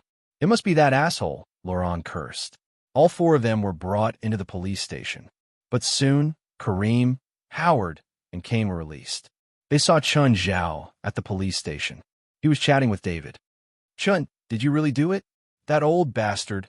Let him sober up in the detention room. David glanced at Chun Zhao. Chun, I've taken a huge risk for you. I'm being detained illegally. It's fine. If that old bastard wants to sue you, just tell him I reported him. As long as there was a whistleblower and a litigant, the police could at least have a name. This way, David wouldn't be implicated. Chun Zhao and Laurent had a personal grudge. Although he had asked for David's help, he wouldn't cause trouble for David. Boss, Mr. Laurent was arrested by the police. Chun did this? Yes. Both of them are troublesome. Whatever, let Laurent sober up in prison. Don't tell Fei Lai about this. The next day, the news of the attack on the Norton Simon Museum and the casualties of many security guards and police officers was reported by all the major media. News that the robbers had stolen an exhibit worth hundreds of millions of dollars also spread. The entire United States was in an uproar. This was the largest museum robbery in history. The underground forces were also mobilized, trying to find out who was behind the attack. An exhibit worth hundreds of millions of dollars was enough to make anyone drool. No one could turn a blind eye to this. Everyone wanted a piece of the action. However, there was very little information about the robbers. They were a very professional group of robbers. There was almost no information leaked out. At the same time, the police were also blocking the information. Their only clue was the robbers who had been killed on the spot. The police were currently investigating the robbers' identities. The Bonner Society was a private museum. The owner of the Bonner Club was none other than Bonner. The public only knew Bonner as a billionaire, collector, philanthropist, and so on. However, a small number of people knew that Bonner was a black market merchant, a relic dealer, and an art thief. Nader, I want to know where the thing is. Where exactly is the thing I want? Bonner's expression was very cold. Boss, I'm not lying to you. We didn't get it. It was lost in the gunfight with the police. No, it's in the Norton Simon Museum. They purposely released fake news that it was stolen. In fact, it's still inside, Nader explained. Bonner's eyes flickered. In other words, the people in the Norton Simon Museum might be lying to the public. In fact, it was someone from the inside who hid the exhibits. This kind of thing was very common. Bonner had made deals with such people before. The Norton Simon Museum was owned by the state. From the owner to the staff, they were all employed by the state. Therefore, it could not be ruled out that someone had hidden selfish motives and kept the exhibit for himself, then sold it to the black market.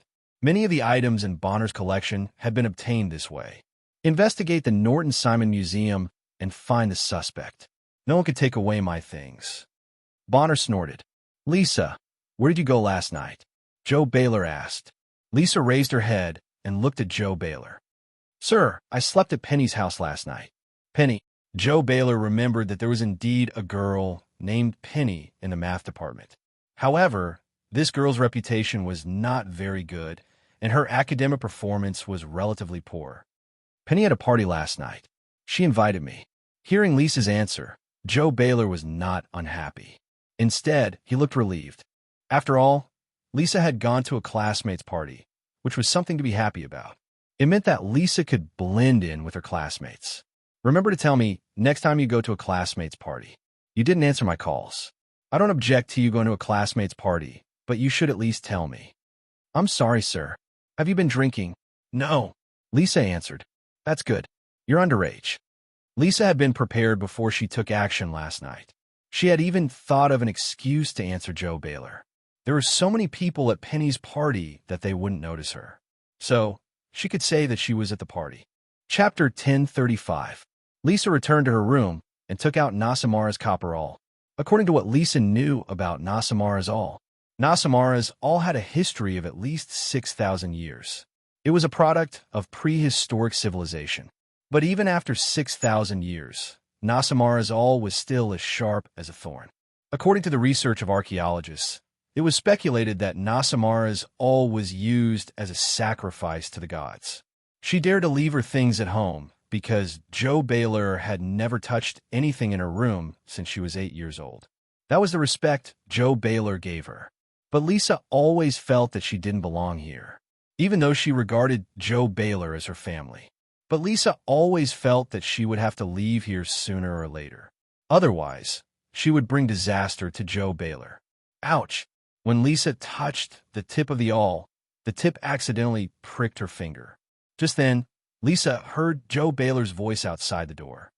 Lisa, it's time to take a shower. Joe Baylor was a good man, but he was very strict with Lisa's schedule. When she got up, when she ate, and even when she took a shower, he controlled everything. Lisa took a change of clothes and went into the bathroom. When she turned on the shower head, she found that the water was a bit low. Lisa turned up the water temperature, but it still felt a bit low. Lisa frowned. That's weird. Is the water heater broken? Forget it. I'll just make do with it. She had no other choice. After all, it was so late. After the shower, Lisa returned to the room. But not long after, Lisa heard screams coming from outside. Ah, Lisa, why did you turn the water temperature so high?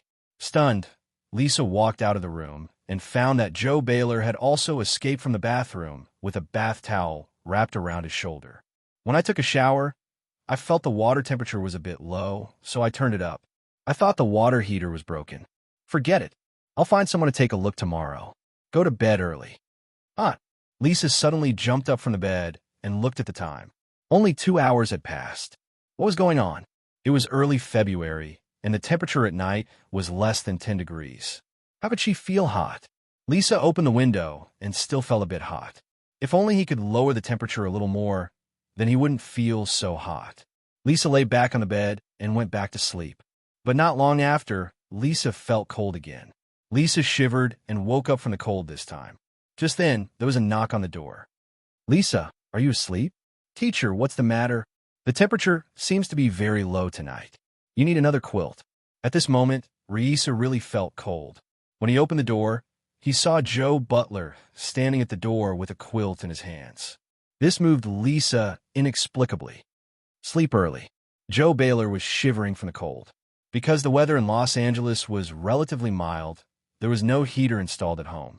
This kind of cold night might not happen even once in a few years. Lisa didn't sleep well that night. He woke up a few times during the night. It was either cold or hot. In the morning, Joe Butler woke Lisa. "Lisa, you have class in the morning. Get up early." Lisa walked into the bathroom in a daze, rubbing her eyes as she walked. But suddenly, Lisa saw her palm in the mirror. Her palm was black, and the color was even darker on her index finger. "What's going on?" Lisa was startled and rubbed her right palm. Just then, Lisa felt her palm start to tremble slightly, as if something was about to burst out. Lisa hurriedly put her hand under the faucet. But a scene that Lisa found unbelievable appeared. The water from the faucet was cold, but when it came into contact with Reisa's palm, the dripping water became hot. "What's going on?" Lisa's face was full of confusion. "Superpower? Do I have superpower?" Such an unimaginable and even ridiculous idea popped up in Lisa's mind. Lisa looked at her palm. If she really had superpower, what kind of superpower was it? She recalled last night when she took a shower. If the water heater didn't break, then it was probably her superpower. She could absorb heat and release it at the same time. Lisa began to experiment again. First, she didn't confirm her superpower, but whether she was awake or not. After more than 10 minutes, Lisa finally confirmed that she really had superpower. And, just as she expected, she had the superpower to absorb heat. "Knock, knock. Lisa, you've been in there for half an hour. We only have one bathroom." Reisa rolled her eyes. She was very satisfied with the house and Joe Baylor. The only thing she was dissatisfied with was that there was only one bathroom in the house. "Professor, I'll take the bus to school later. I feel a little uncomfortable." "Lisa, are you sick? I'll take you to the hospital." Joe Baylor immediately became nervous and shouted at Lisa through the door, "It must be the damn low temperature last night." Lisa was touched by Joe Baylor's concern. "No, I'm fine. Have you measured it with a thermometer?" "Yes, my temperature is normal." "Come out. I'll take your temperature." Joe Baylor was still worried. "Professor, you should give me some space. I'm just here." Sorry, go to school first. I'll take care of it and come back later." "Okay, if you have any questions, call me anytime." After Joe Baylor left, Lisa began to experiment with her superpower again. Lisa found that she could create a very cold environment. But the environment couldn't be too big. It could cover the entire house. The so-called create was actually absorbing the heat within the range. The temperature within the range could go as low as minus 50 degrees. Lisa's heart jumped. Could she absorb the heat from an instant explosion? Lisa glanced at the bracelet on her arm. She recalled how Chun Zhao had demonstrated the power of the bracelet's explosion. According to Risa's memory, the explosive power of the bracelet was not very strong. But just to be safe, she should try to take off the bracelet first. It was too risky to detonate the bracelet and then absorb the heat. A thought suddenly appeared in her mind. Where did her superpower come from? Was it innate, or did it awaken later? No, it definitely wasn't innate. Lisa looked at her blackened right hand. Noxamara's copperall. Her right index finger had once been pierced by Noxamara's copperall. Chapter 1036. How could she test? If she could absorb the heat from the explosion. Lisa thought of a way. It was a very unreliable way to create an explosion. Lisa turned on the gas in the house and filled the entire room with gas. At the moment of the explosion, Lisa felt a huge amount of heat. The heat instantly poured into Lisa's body. It was easier than imagined. An idea suddenly popped into Lisa's mind. Revenge on that man. The idea grew stronger and stronger. Anyway, he was a bad guy who killed people like flies. It wouldn't be too much to kill him. In the past few days, Jessie's life had completely changed. Even though she didn't have money yet, she already treated herself as a rich person. It didn't matter if she didn't have money. She could borrow money. As a professional scammer, Jessie knew people from all walks of life, including loan sharks. She bought famous brands, luxury cars, and mansions. Every day, she spent money like water. However, for a person with almost zero credibility, it was impossible for him to do so. The pleasure left as quickly as it came. Bang! A foot kicked open Jessie's door. A group of people entered Jessie's house. As soon as Jessie saw them, she immediately wanted to escape through the window. But the group grabbed Jessie's hair and dragged her to the ground. "Jessie, why are you so panicked when you see me?" Jessie looked at the loan shark bitterly. "Hi, Luca." But Luca wasn't in a good mood to greet Jessie. He grabbed Jessie's neck with one hand. "Jessie, did you forget something?" "Luca, you're hurting me. You borrowed money from me 2 days ago." "Yeah, what's wrong?" "But you haven't paid back the first interest," Lucas said. "How did loan sharks in America collect debts?" "First, they gave a sum of money. Then, they asked the borrower to pay back a sum of interest within a set time. They didn't have to pay back the principal first, but the interest had to be paid back on time. Although the current loan sharks didn't have compound interest, the interest rate was still extremely high. A loan of $100,000 with interest had to be paid back at least $200,000. Apart from the principal, there was still $100,000 of interest to be paid in installments. It was actually similar to a credit card loan, but the interest was much higher. "Vaca, I promise you, I will pay you back soon." "Of course, I believe you. I hope you can return the money within 3 days.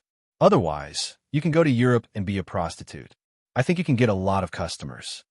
Jessie shivered in fear and looked at Vaca in horror. As a loan shark, Luca would definitely not lend money to someone who had no ability to repay. Normally, it was impossible for a female liar like Jessie to repay the debt. But Luca still lent money to Jessie, just because she was beautiful. Sometimes beauty was an asset. At this time, Jessie was already a little regretful. He had been so carefree these past few days that he had gotten carried away. However, she would rather be killed than become a prostitute. What to do? She definitely did not have the money to pay back the loan sharks. Could it be that he had to sell those 2 items now? Jessie thought that he should discuss this with Lisa. After all, Lisa is smarter than me. Maybe she can think of a way. "Hey, Rissa, it's me, Jessie. What is it? I'm a bit short on money. I need some money." "Do you think I have money?" Rissa replied casually. "I want to sell those 2 items." "No, definitely not," Rissa immediately shouted excitedly. "But I really need money now." Just now, Vaca, the loan shark, came to my door. He said that if I don't pay back the money, he will sell me to Europe and become a prostitute. "You idiot. How dare you borrow money from Vaca? Don't you know how much he scams people?" I had no choice. When Jessie borrowed money, she was also hot-headed. Spending money was too addictive, and she didn't think about the consequences at all. Rissa had a headache. Why did she cooperate with Jessie? This woman was simply a troublemaker. But if she didn't help her now, she would cause even more trouble for herself. Rissa thought about it, and thought of one person. The person she used to fear the most. That person must be rich. Maybe she could get some money from him. In the past, she was afraid of that person. But after obtaining superpowers, she wasn't afraid anymore. She didn't even need to escape from L.A. anymore. "How much money do you want?" Rissa asked. $1 million. "That much? I borrowed $500,000, but I have to pay back $1 million. Actually, Jessie had borrowed $200,000, but she had to pay back $500,000. As for the remaining $500,000, she obviously wanted to continue living a life of debauchery. She was used to spending money like water. It was impossible for her to return a piece. "I hope this is the last time," Rissa said in a low voice. "I promise I won't do it again." Chen Zhao arrived at UCLA and stopped the car. A figure suddenly entered Chen Zhao's car and sat on the passenger seat. "Dear Ms. Rissa, what's wrong?" Chen Zhao turned to look at her. "I need money. Can you lend me some?" Chen Zhao touched his chin. "Do you know what it means to borrow money from me?" "What? You'll be enslaved by me forever," Chun Zhao said. You know I don't like to joke, especially with people I'm not familiar with. Of course I know. Rissa nodded. How much do you need? Chun Zhao asked. 2 million, Rissa said. You're not worth 2 million. Rissa was a bit annoyed, but she still said calmly, I have a super high IQ. I passed the Mensa test and have an IQ of 168. Less than 10 people in the world are smarter than me. But you don't have 2 million. Before your IQ can be converted into money, all your abilities are worthless. Rissa's eyes flickered. She was hesitating whether or not to use her abilities to threaten him. But I can invest in your future, Chun Zhao said. If you can earn 100 million from me in the future, you'll regain your freedom. An IQ of 168 was indeed rare in the world. Chun Zhao felt that Rissa was worth 2 million. Rissa sneered inwardly. This guy is really greedy. Does he really think that 2 million can control me forever? Okay, I agree. Give me a bank account number. I'll transfer the money to you. Don't you need an IOU? Chapter 1037. Lisa was hesitant. Maybe she should teach him a lesson after she got the money. But she gave up on the idea in the end. Ding! Lisa received a message on her phone. She had received $2 million in the bank. This guy was really rich. Ignoring everything else, just the way he borrowed the money. It was unbelievable that he could lend $2 million to a 14-year-old girl. Lisa had thought of many possibilities, but nothing like this happened. Originally, Lisa wanted to make her request and threaten him with her ability after she was rejected. But it was completely useless. Chun Zhao transferred the money to her directly. The whole process was so smooth that she couldn't believe it. Aren't you afraid that I'll go back on my word? I don't ask people for money with IOUs. Chun Zhao chuckled. Lisa sneered. Looks like you don't understand at all that there are supernatural beings in this world. I'm going to class. Bye. Lisa got out of the car. Phew, it's getting a bit cold. Chun Zhao wiped the condensation on the car window. Weird. Is it so cold today? Looks like I need to remind Fei Lai to wear more clothes. Jessie didn't expect Lisa to really get $1 million. She didn't understand why Lisa would steal Nasamara's copper all if she could get so much money. Jessie started spending lavishly again. She spent more than $100,000 a day without any restraint. What did that mean? Most middle-class families didn't even have this amount of annual income. But Jessie spent $100,000 in one day. She bought all the famous brands. She was completely immersed in the pleasure of her spending.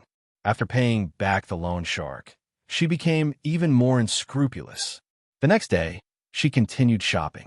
A pair of Lozit sunglasses cost more than $100,000. When she got home at night, Jessie realized that she'd spent more money than the first day.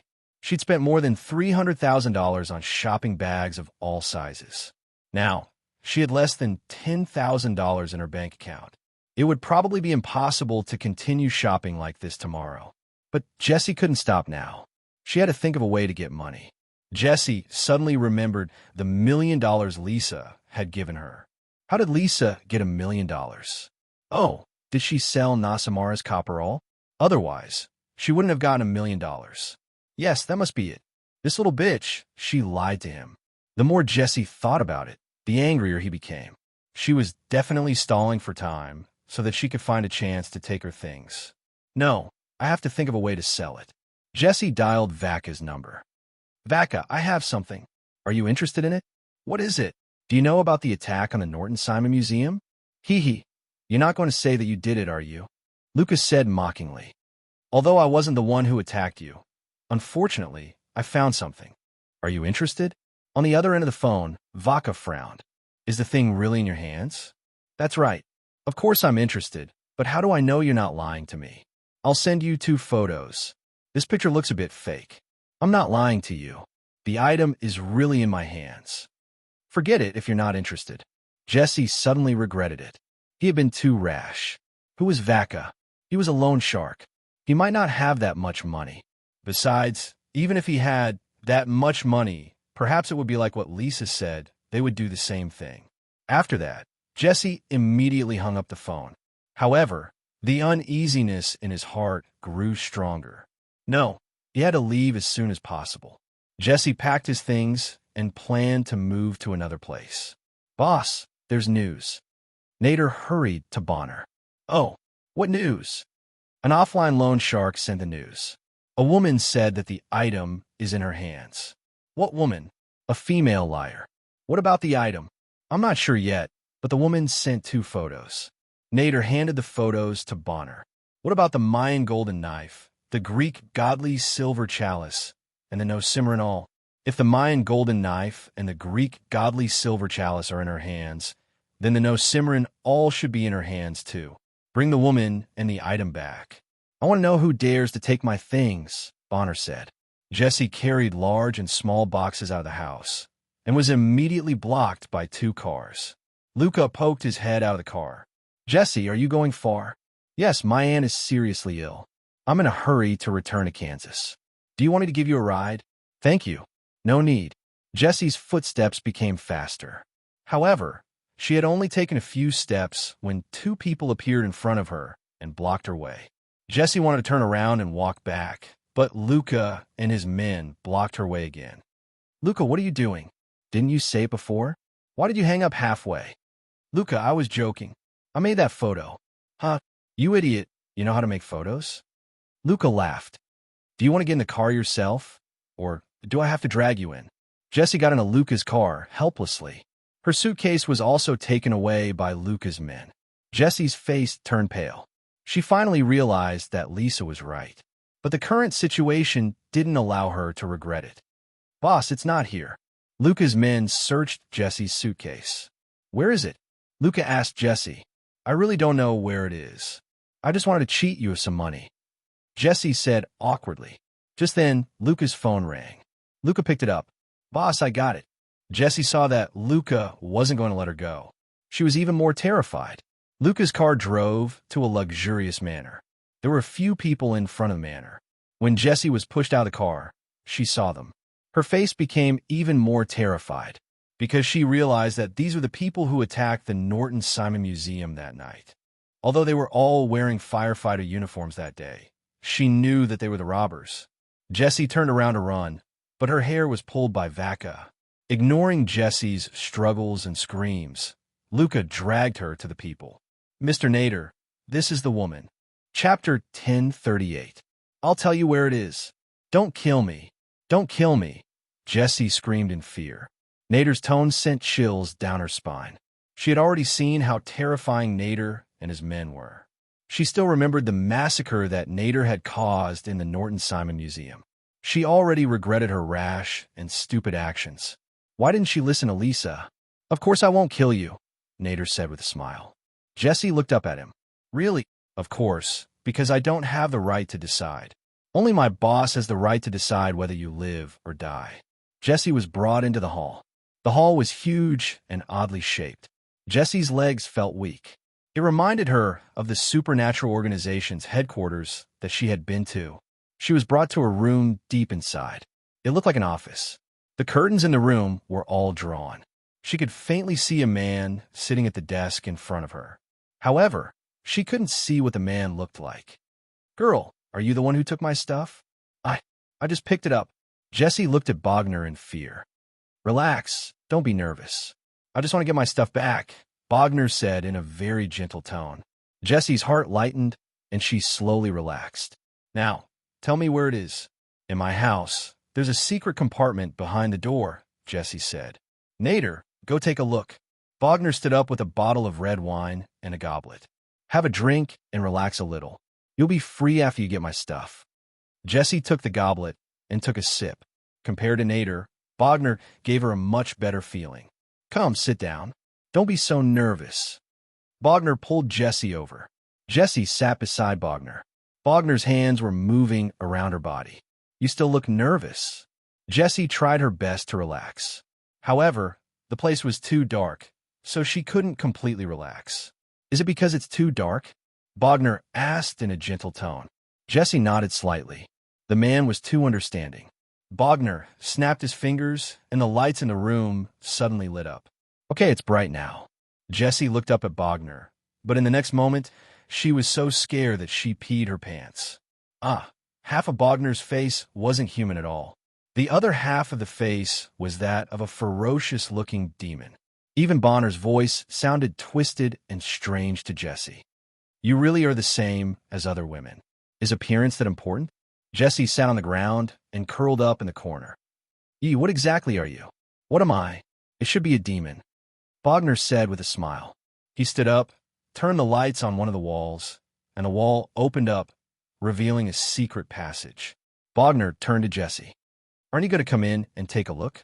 Jesse just wanted to escape, but Bogner obviously wouldn't let her have her way.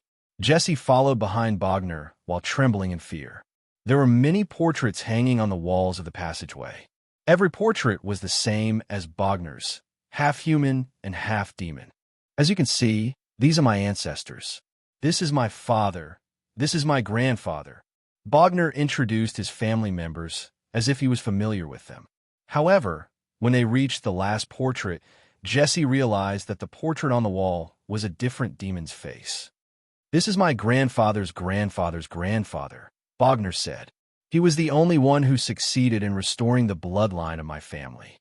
According to my family records, he lived 300 years from the end of the 14th century to the beginning of the 18th century. Jesse looked at Bogner in fear. Bogner shrugged. I want to restore my bloodline. I want to live 300 years like him. Bogner led Jesse deeper into the passageway. Suddenly, a ring-shaped abyss appeared before Jesse. It was then that Bogner's phone rang. Boss, there's only the Mayan golden knife and the Greek god-praying cup here. You seem to be hiding something from me, Bogner said. Jesse looked at Bogner in fear. The ring of romances and the bronze awl of Nasamara are in someone else's hands, not mine. In whose hands? In the hands of a girl called Rissa, Jesse said. Jesse told Bogner everything he knew without holding anything back. Very good. You are a good girl. With a satisfied smile on his face, Bogner said to Nader on the other end of the line, Did you hear that? Go find the girl called Rissa. Bogner stood beside the abyss. My family has a tradition. When a family member dies, their body will be thrown into this abyss. What's down there? This is the closest place to hell. This is the gate of hell built by my family, Bogner said. But this gate of hell can only be entered, not exited. My ancestors hoped that they could return to hell after death, so they threw themselves into this gate of hell. Jesse didn't dare to approach, but Bogner grabbed her by the neck. What are you doing? Don't. Jesse struggled, but she couldn't break free. Bogner grabbed Jesse by the neck and hung her over the abyss. Master of the abyss, I offer you a sacrifice in the name of Bogner Taller. May you accept my loyalty and gift. Bogner loosened his grip, and Jesse fell into the abyss with a scream. Hatred, fear, anger, Bogner took a deep breath. What intense emotions. I can't stop myself. Rissa opened the door. Hardly had she stepped in when the door behind her was suddenly closed. Then, a gun was pointed at Rissa. On the other side, Joe Baylor's mouth was covered. A man covered his mouth and pointed a gun at Joe's head. Nader looked at Rissa. Hello, is your name Rissa? Rissa had a bad feeling. She had recognized them as the robbers who had attacked the Norton Simon Museum. Who are you? What are you doing? Let go of my teacher. You took something of mine, said Nader. Don't deny it. Your accomplice has already confessed. It's with you. Jesse? Rissa immediately understood. Also, she didn't need to think too much to guess that Jesse couldn't hold back and had sold the item. That was why these people had come to her. Chapter 1039. Let the teacher go and I'll give it to you. Lisa was secretly absorbing the heat in the room. Give it to me or I'll kill him. Lisa hesitated and took out Nasamara's awl. Rissa always carried the Nasamara cone with her. Let the teacher go first and I'll give it to you, Lisa said. Nader looked at the gunman behind Lisa. The gunman reached for Nasamara's awl. However, the moment he came into contact with Nasamara's copper awl, he was scorched. It's hot. Lisa released the heat in her body onto Nasamara's awl. It also turned Nasamara's awl into a soldering iron. Lisa grabbed the gunman's gun while he was injured. But before she could shoot, Nader had already fired. Bang! Lisa was shot in the chest and fell to the ground. Nader walked up and picked up Nasamara's awl wrapped in cloth. Then Nader turned back and fired at Joe Baylor. Blood bloomed on Joe Baylor's forehead. Lisa couldn't make a sound anymore. Tears flowed from her eyes. She had never dreamed that she would kill Joe Baylor. The man who raised her for 11 years took good care of her and treated her like his daughter. But now, he died under a gun. Turn on the gas. Nader smiled at Lisa, who wasn't dead yet. Poor girl. Boom. With a loud explosion, the house was blown into pieces. The two cars parked in front of the entrance drove away. Boss, we got it.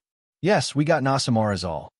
The sound of fire engines, police cars, and ambulances could be heard. Lisa was still conscious. She could hear the paramedics in the ambulance. Lisa regretted everything, but what she lacked the most in the world was medicine for regret. A deep sense of regret lingered in her mind. Huh? That girl is gone. How is it possible? She just had surgery. Where can she go? The nurses in the ward searched inside and out, but they couldn't find Raisa at all. Lisa dragged her weak body. She couldn't hold back her tears and wet her cheeks. Regret mingled in her mind. What she couldn't accept the most was that, even before Joe Baylor died, she didn't have the time to call him father. Revenge. Revenge on those people. That was the only thing she wanted to do right now. Driven by hatred, her brain was working at full speed. Lisa took out a cell phone, which she had stolen. Lisa dialed the number of the communications company. Hello, I'm a Los Angeles police officer. My number is 054244. I'd like to check the recent communication records of the phone number. There were thousands of communication companies in the United States, unlike the two in China. Therefore, it was relatively easier to communicate, and the process was also very simple. Moreover, the police were also a golden signboard in the United States, and they could investigate most of the information. Hello, do you need a ride? An annoying voice came over. Lisa turned around and saw Chun Zhao poking his head out of the car window. Why are you here? I'm here on behalf of the school to visit you. You look quite energetic, Chun Zhao said casually. Goodbye. Do you want to make money? A lot of money. You just borrowed $2 million from me. Do you still have money to hire me? Do you know about the Norton Simon Museum incident? Yes, I was near there that day. I know who has it. Oh, so what? It's a cultural relic worth at least $300 million. Don't you want it? If you're talking about $300 million in cash, I'm interested. But cultural relics, Chun Zhao didn't think that cultural relics were worth an astronomical amount. Most of them were speculated, just like diamonds. Of course, the value of some cultural relics was just a number estimated by some experts. If someone bought it, that would be the true value. If no one bought it, then it was just an estimate. Most cultural relics were sold for far less than their estimated value. Only a small portion with real historical and archaeological value, as well as extremely rare cultural relics, had that value. Actually, on the night of the Norton Simon Museum incident, Jesse and I were also planning to steal it. Lisa didn't hide anything.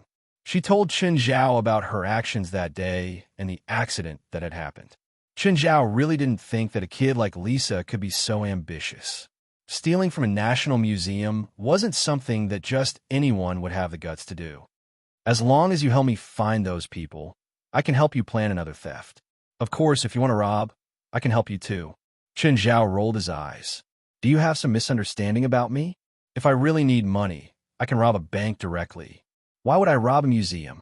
Okay, kid, get out of my sight before I call the police. In Chun Zhao's eyes, Lisa was out of her mind.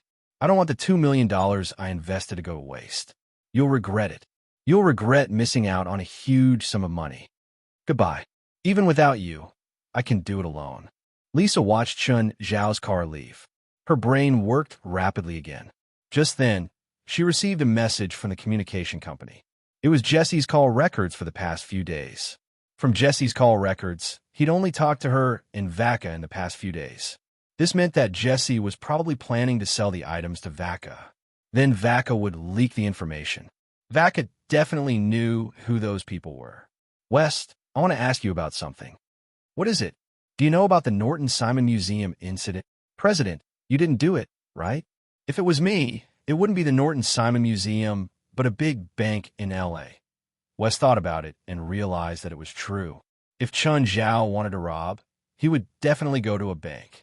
Instead of robbing a museum, the conversion efficiency would be too low.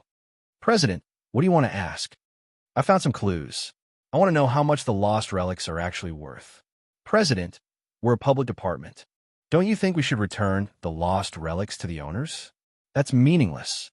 I wanted to use half of the money for our association's expenses. You should have said that earlier. West grew excited. He'd been following the Norton Simon Museum incident for a long time, so he knew the value of the lost relics. Out of the 4 lost relics, 3 of them are valued between 80 to 150 million USD. However, one of the romance rings was once offered 200 million USD by a tycoon, but he was rejected. Chapter 1040.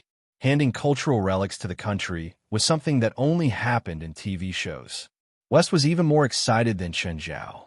100 million was enough for everyone in the association to live a luxurious life for a few years. President, where's the thing? I don't know. You don't know? Didn't you say you have a clue? I know someone knows. I'm following her now. Her adoptive father was killed by the robbers, and she's looking for revenge. Lisa had long sensed that Chun Zhao's car was following behind her. She stopped and turned to look at Chun Zhao in the car. The car stopped beside Lisa. She looked at Chun Zhao. Even if you want to follow me, can you be more discreet? Where are you going? I'll give you a ride. Jadina Casino. Lisa got into Chun Zhao's car.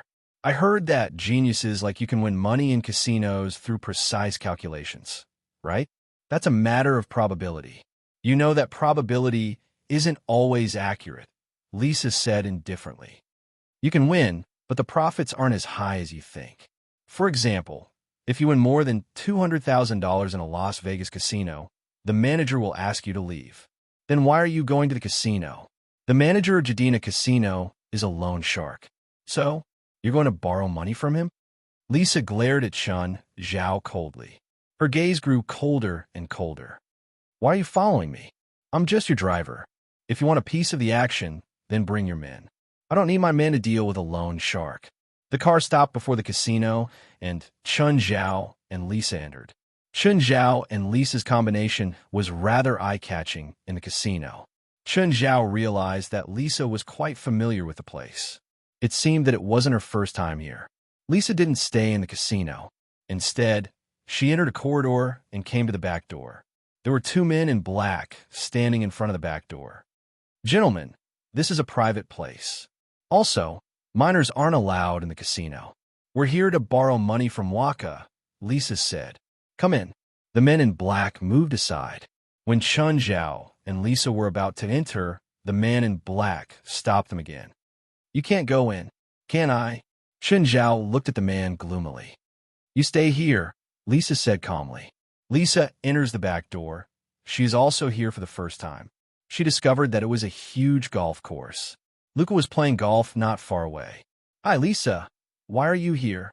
Lisa looked at Vaca with hatred in her eyes. I want to know who you leaked the information to when Jesse wanted to sell you the relics. Reisa paused and then continued. No. Generally speaking, you will directly take over the relics in Jesse's hands instead of leaking the news, unless this person is your superior. Who are you working for? Luca looked at Reisa in surprise. Why didn't I realize that you are so smart before? Cut the crap. Tell me, who are you working for? Little girl, I advise you to leave now. You can't make me talk. Even if you know who that person is, you can't beat him. Lisa took out a grenade from her pocket. She pinched the spring and pulled off the safety ring at the same time. Tell me, who is that person? Seeing the grenade in Lisa's hand, Luca immediately wanted to run. You can't be faster than a grenade. Lisa's words stopped Luca from running. Luca's expression became unnatural. Lisa, you don't have to do this. You will only get yourself killed. Tell me, who are you working for? You will die, Luca warned. Vaca looked at Lisa, and he saw the look in her eyes that she was not afraid of death. Just then, a person walked over from the distance. To be exact, there were 3 people. Chun Zhao dragged 3 men in black toward them. I'm sorry. Is this your subordinate? Chun Zhao threw the men at Luca's feet. They seem to want to kill me just now. I'm frightened now. I need compensation. Luca's order was to kill Chun Zhao, even though he didn't know Chun Zhao. Chun Zhao walked toward Luca. Luca took a step back, and Chun Zhao grabbed Luca's shoulder. Luca's shoulder was crushed. Lisa walked over and stuffed the grenade into Luca's mouth. Now, you have 3 seconds to think about it. Answer my question or refuse. Lisa stared at Luca coldly. Luca nodded repeatedly and made muffled sounds. Only then did Lisa take out the grenade. Luca was so scared that tears and snot flowed down his face. Chen Zhao took the grenade. Little girl, don't play with such dangerous things. Tell me, who are you working for? Bonner the collector. Chen Zhao picked up the phone. West, find Bonner the collector. President, Bogner is a celebrity and very rich himself. He often auctions some items and donates the proceeds to charity. Gather the people. President, I'm the only one in the association. Where are they? They went out for a mission. They found a huge evil spirit nest in Camario and caused a lot of trouble for the locals. Gaia led a team to clean it up. Okay. Chen Zhao looked at Lisa. How about we go another day? My people aren't here today. Lisa glanced at Chen Zhao coldly. No need. I don't need your help. Do you need a driver? It's here. Chen Zhao looked at the Bonner clubhouse before him. You're obviously rich. What are you going to do? Lisa glanced at Chen Zhao. You can leave now. I can't. What if the next person goes in and takes it away? Do you think a girl like me can do it? You're smart. Smart people always have a lot of strange ideas. Maybe you really have a way. You've watched too many movies. Just then, a few people walked out of the opposite clubhouse. When Lisa saw these people, her eyes were filled with deep hatred. They pointed their guns at the car. Nader yelled, "Get out!" Chen Zhao and Lisa got out of the car. When Nader saw Lisa, he was surprised. You're not dead? I'm just the driver. This has nothing to do with me. Nader squinted at Chen Zhao. I remember you. You were there that night, too. Nader, bring them in. Bonner's voice sounded in Nader's earpiece. Chapter 1041. Your decoration style is old. Your boss's taste must be stuck in the last century, Chen Zhao said as he looked around. Both Nader and Lisa's faces were dark. Oh, does your boss want to redecorate? I can introduce you to a company that specializes in big projects like this. Don't you need it? Chen Zhao muttered to himself. Shut up. Nader raised his gun and pointed it at Chen Zhao's head. Fine, I'll shut up. Chen Zhao pressed down on Nader's gun.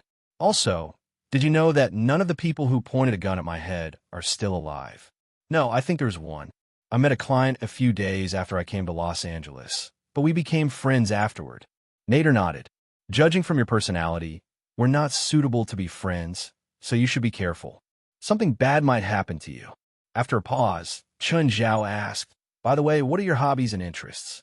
Maybe we have a common language and can become friends like that person.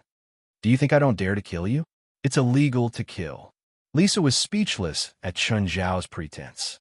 I hope you can still be this relaxed when you see my boss. Nader lowered his gun.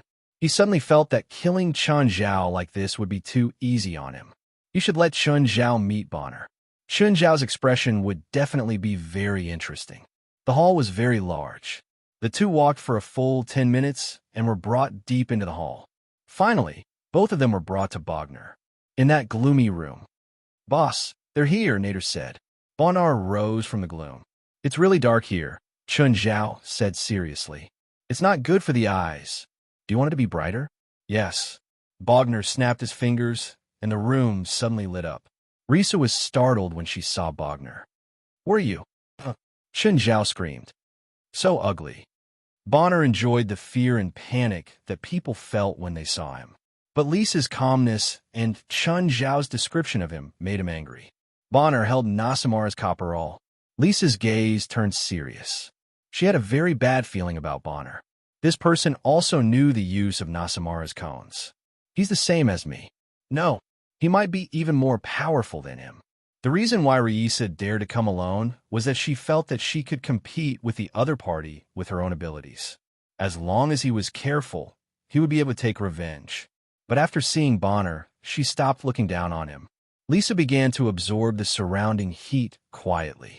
Why do I feel a bit cold? Chen Zhao touched his arms.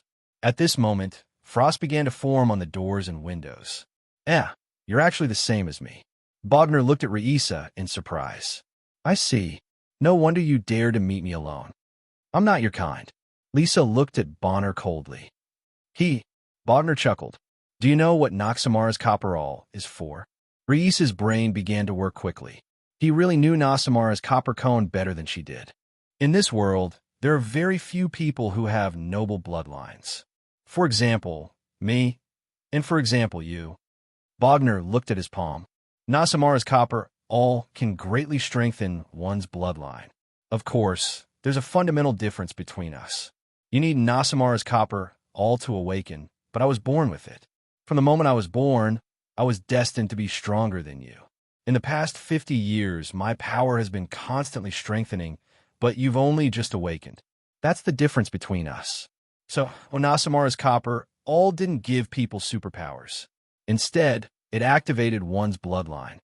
Now that Nasamara's copper all is in my hands, Bogner said proudly, I've obtained even greater power. I can feel the bloodline in my body boiling. This will also allow me to carry out an even greater plan.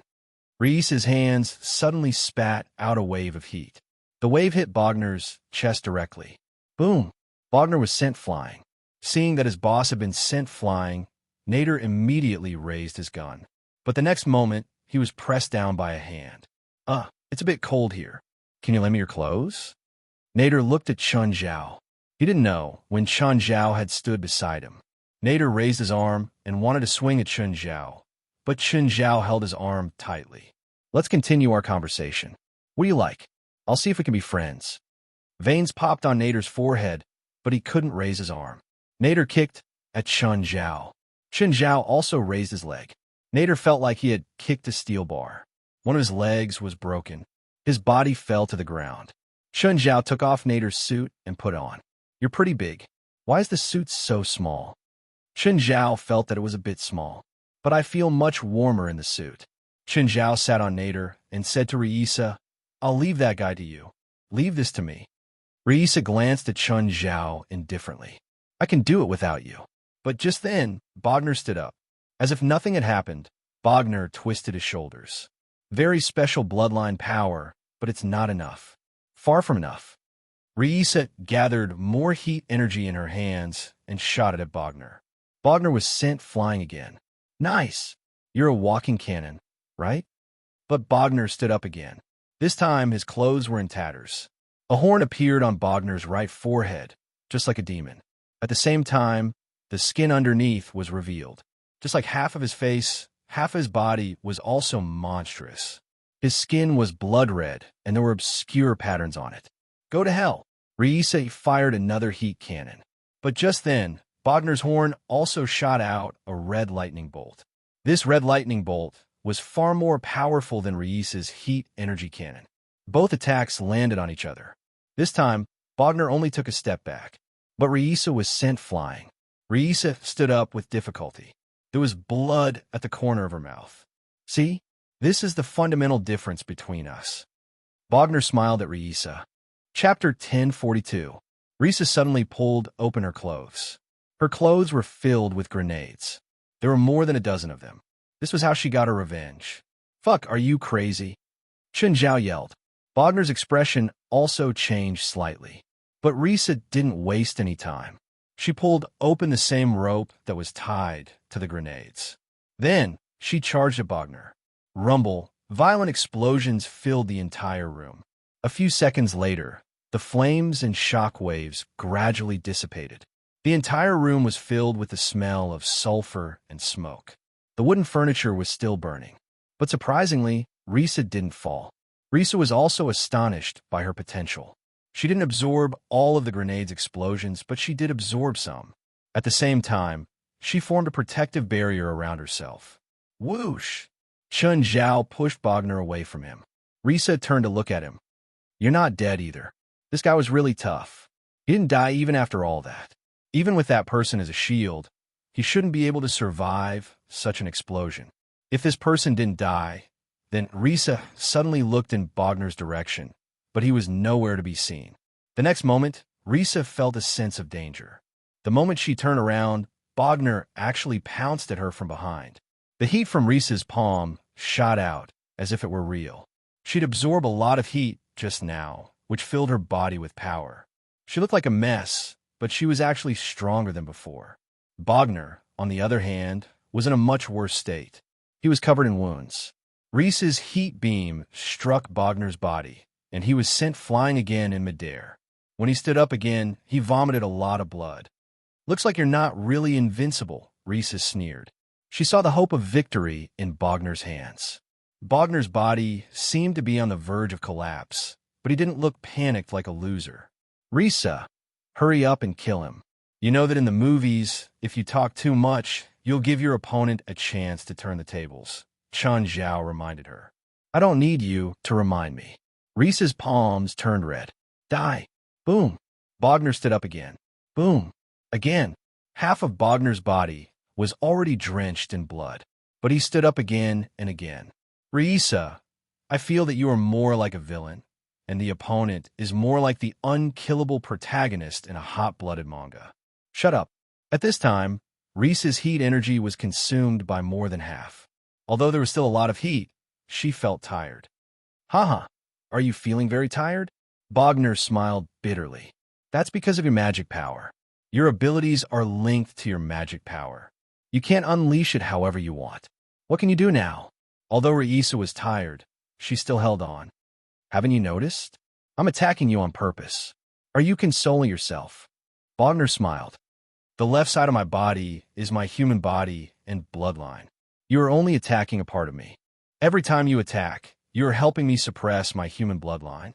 As he spoke, Bogner raised Nasamara's awl and stabbed it into his right side. In an instant, a wave of aura rushed over. Reisa couldn't stand still and took a few steps back. She tried to hold on, but facing this unparalleled aura, she found it difficult to even breathe. It was as if a hand had grabbed her heart. This aura came from Bogner. The human part of him was being assimilated by the demon part. Another demon horn appeared on his head. "Reisa, don't you want to kill him while he's still transforming?" Chun Zhao shouted. "When he's done, he'll definitely become much more powerful. You might not be able to defeat him then." Hearing that, Reisa's expression became very serious. Of course, she knew that he was right. However, she was instinctively against him. "Cut the crap. I'll deal with you after I kill him." "Ah!" Reisa yelled and gathered all the heat energy in her palms. Boom! The heat energy bombarded Bogner's face. But before it could touch Bogner, it was blocked by the aura that Bogner emitted. At this moment, Bogner's transformation was complete. He had turned into a red demon with a pair of demon horns on his forehead. His body was slender and he had a sharp tail. "You made me more perfect." Bogner admired his body, which was filled with power. "Even my grandfather's grandfather's grandfather wasn't as close to perfection as I am." Reisa's expression was serious, but her heart was filled with despair. She'd thought that she was unique, but Bogner's terror made her despair. Bogner was filled with nostalgia for his body. "This guy's ugly and narcissistic." Chun Zhao pursed his lips. Reisa glanced at Chun Zhao. "Are you afraid that you won't die soon enough?" Bogner also looked at Chun Zhao. Suddenly, the demon horns on his head shot out a red bolt of lightning. Chun Zhao immediately grabbed Nader's body. The body was blown into two pieces. Reisa attacked again. While Bogner was attacking Chun Zhao, she shot a beam of heat at him. However, the current Bogner was countless times stronger than he had been in the past. Reisa's heat attack didn't hurt him at all. Bogner turned his head slowly. "Can't you guys calm down and admire my perfect body?" "Sorry, I can't," Chun Zhao said with a shrug. Bogner's body started to change again. To Chun Zhao and Reisa's surprise, Bogner actually turned back into his human form. "Forget it. You should go back to your monster form. Your human form is even uglier." Enraged, Bogner turned back into his demon form. Suddenly, a strange voice sounded. "Sorry, I have to take a call." Chun Zhao picked up the phone as if there was no one else around. "Hey, Gaia, what's up? I heard from West that you have a mission for us to carry out, right? Are you done over there?" "Yes. We're all at the headquarters now," Gaia said. "What do you want us to deal with?" "An interesting little guy." Chun Zhao took a photo of Bogner with his phone. So ugly. Reisa and Bogner were speechless. Why did Chun Zhao and his subordinates always focus on such strange things? "I'm going to kill you." Bogner roared in anger. Sharp claws extended from his hands. Chapter 1043. In Lisa's opinion, Chun Zhao was looking for death. No, Chun Zhao had been seeking his own death from the beginning. Bogner's demon horn shot a red bolt of lightning at Chun Zhao. Chun Zhao shuddered. The red lightning looked shockingly powerful, but its voltage was probably less than 500,000 volts. Phew, your battery is a bit low. You should charge it. Chun Zhao was still holding the phone. Gaia, I'll talk to you later. Wait for me at the headquarters. I should bring something interesting back. Bogner's eyes narrowed, and he suddenly clawed at Chun Zhao. But when his claws scratched Chun Zhao's skin, his claws didn't break. Chun Zhao grabbed Bogner's demon horn with one hand. Let me ask you something. Where did you put the stolen relics? Bogner struggled wildly, but he couldn't break free no matter how hard he tried. Crack! Chun Zhao's hand lightened, and the demon horn broke. Look at you. If you were more obedient, it wouldn't have broken. Chun Zhao shook his head. Lisa was dumbfounded. This guy was the real monster, wasn't he? She'd thought that Bogner was already strong enough. But now, it seemed that Bogner was like a child before Chun Zhao. Nevertheless, one of the demon horns broke, giving Bogner a chance to escape. Bogner retreated abruptly, but the next moment, he tripped and fell to the ground. Lisa's pupils constricted. She saw that it was a black liquid that had tripped Bogner. The black liquid seemed to have a life of its own, wriggling nonstop. The dark serum wrapped around Bogner's ankle and dragged him before Chun Zhao. I'll ask you one last time. Where are the things? Bogner's eyes were filled with anger and unwillingness. He tried so hard to recover his demon bloodline. He'd thought that he could do whatever he wanted in this world. But Chun Zhao had slapped him hard in the face. If Chun Zhao knew what he was thinking, he would only scoff. Could it be that this guy has been cooped up at home for too long, that his brain has become dull? Even Chun Zhao didn't dare to say that he could do whatever he wanted, but this thing dared to. Inside, Bogner pointed in the direction of the secret door. Chun Zhao looked at the wall and walked forward. He punched the wall. Bang!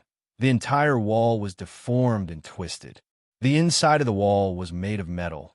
It caved in and flew into the secret door. Rueisha was shocked. What a terrifying, destructive power. Was this the true strength of this fellow? Is he an awakened like me? But what was his ability? Is he a strength type? But what was that black substance? The dark serum dragged Bonner behind Chun Zhao. Chun Zhao walked into the secret door and looked at the portraits on both sides. These are my ancestors. So your ugliness is inherited from your ancestors. Chun Zhao's words infuriated Bonner.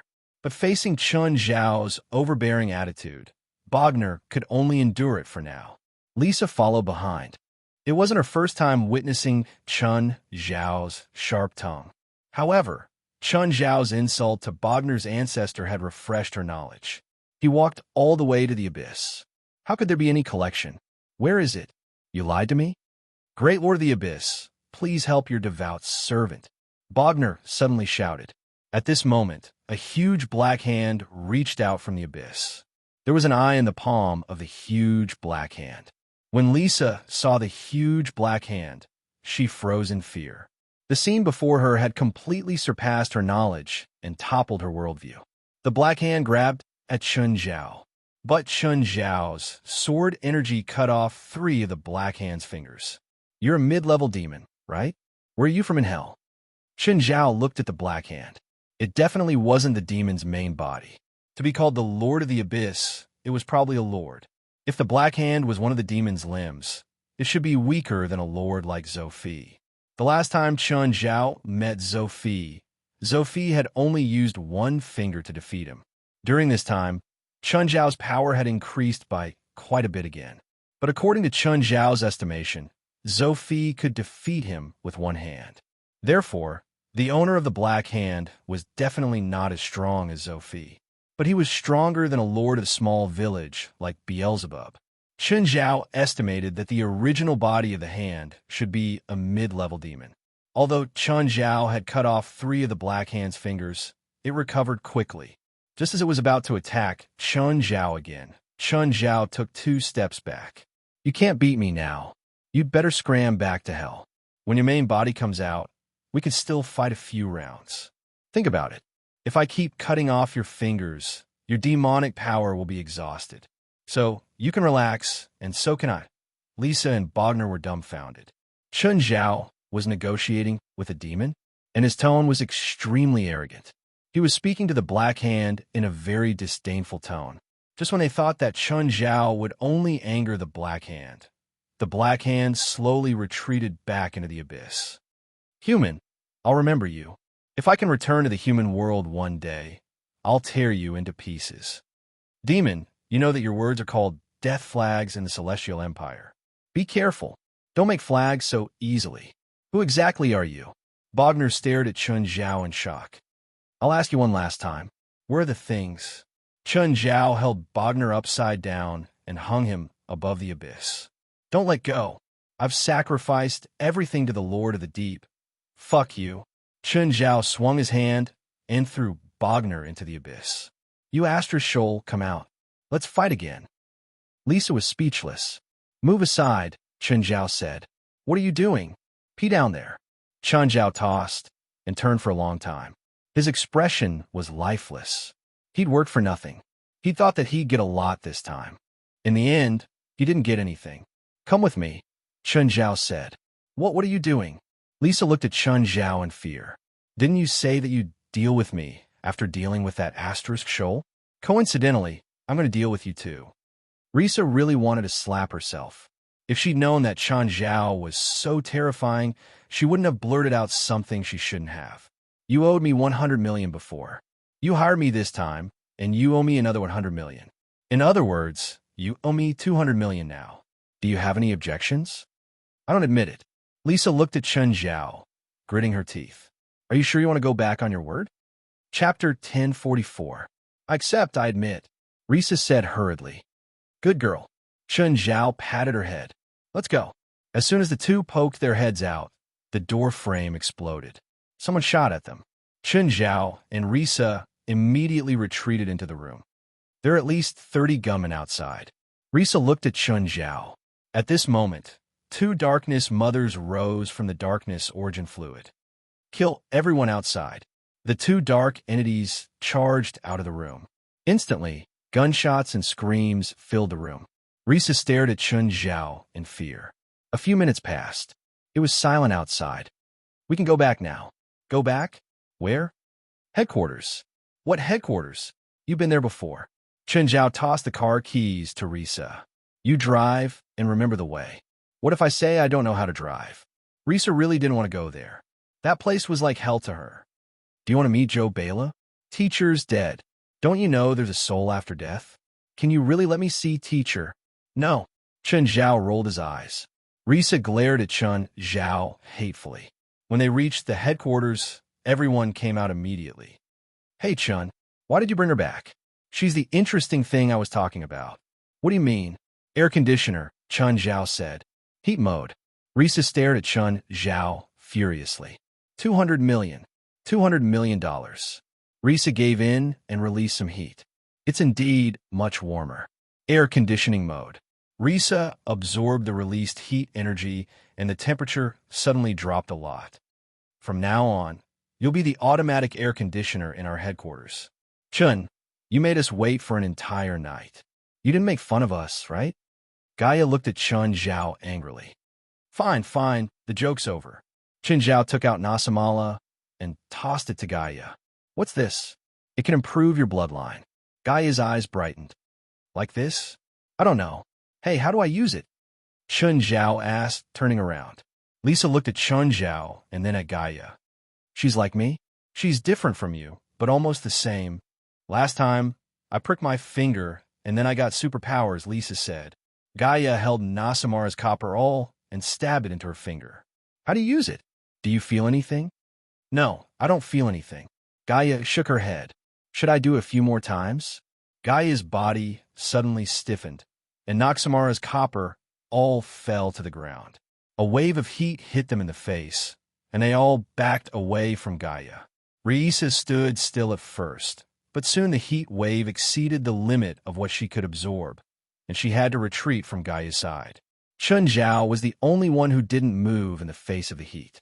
Gaia's body began to change shape, and it was getting bigger. It grew bigger and bigger. Dragon. Gaia was transforming into a dragon. Lisa's eyes were wide open, shock written all over her face. Gaia had transformed into a real fire dragon. The surrounding floor-to-ceiling glass shattered. Gaia charged forward, then out of the hall and into the night sky. West, put it on Gaia's tab for the maintenance of these floor-to-ceiling windows. President, aren't you focusing on the wrong thing? Just then, everyone in the association noticed Gaia, who had transformed into a fire dragon. They all walked out of the headquarters and looked up. Gaia wasn't big. Compared to Abido's when he transformed, he was even smaller. He was around 5 meters long. However, Gaia's body looked stronger, and his limbs were thicker too. After circling the headquarters twice, Gaia finally returned to the starting point. He transformed into a human in the air and landed on the ground. What a pity. Chun Zhao sighed.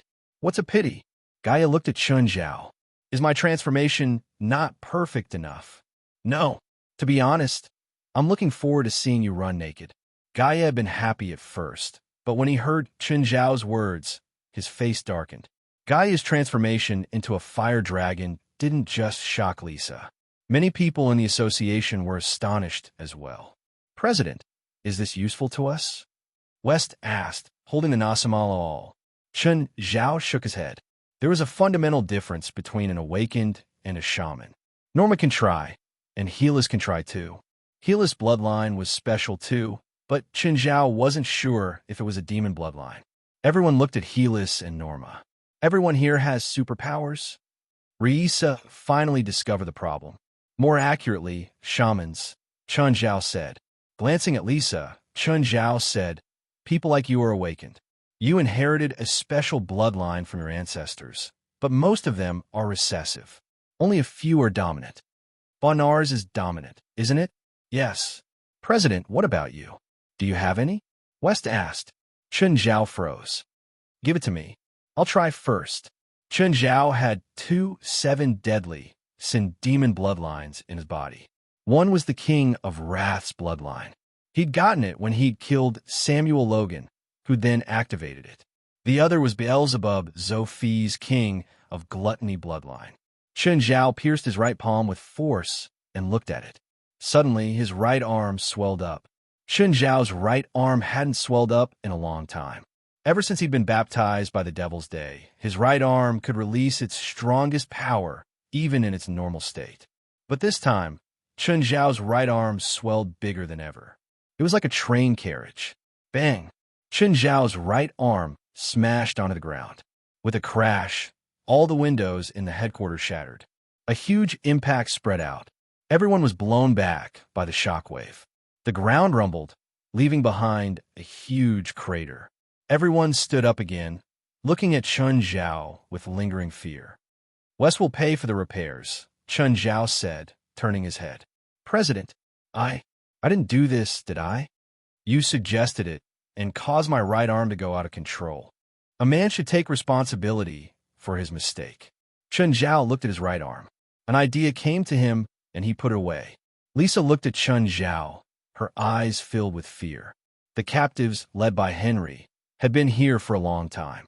They'd already seen the supernatural events here and knew that this place wasn't normal. At the same time, they'd heard that Chun Zhao was the Demon King here. But they didn't know much about Chun Zhao. Now, they finally had a direct understanding. Chapter 1045. Give it to me again, Chun Zhao said. It could be used a second time. Everyone was shocked. Lisa shook her head. I've tried. It's useless the second time. But Chun Zhao ignored her. He took Nasamara's awl and stabbed it into his chest. Whoosh! Chun Zhao's head drooped slightly. He didn't move for a long time. Everyone looked at each other. West said carefully, did the president stab himself to death? Everyone rolled their eyes. Chun Zhao cherished his life so much. He definitely wouldn't do something so rash. Plus, how could a small awl kill Chun Zhao?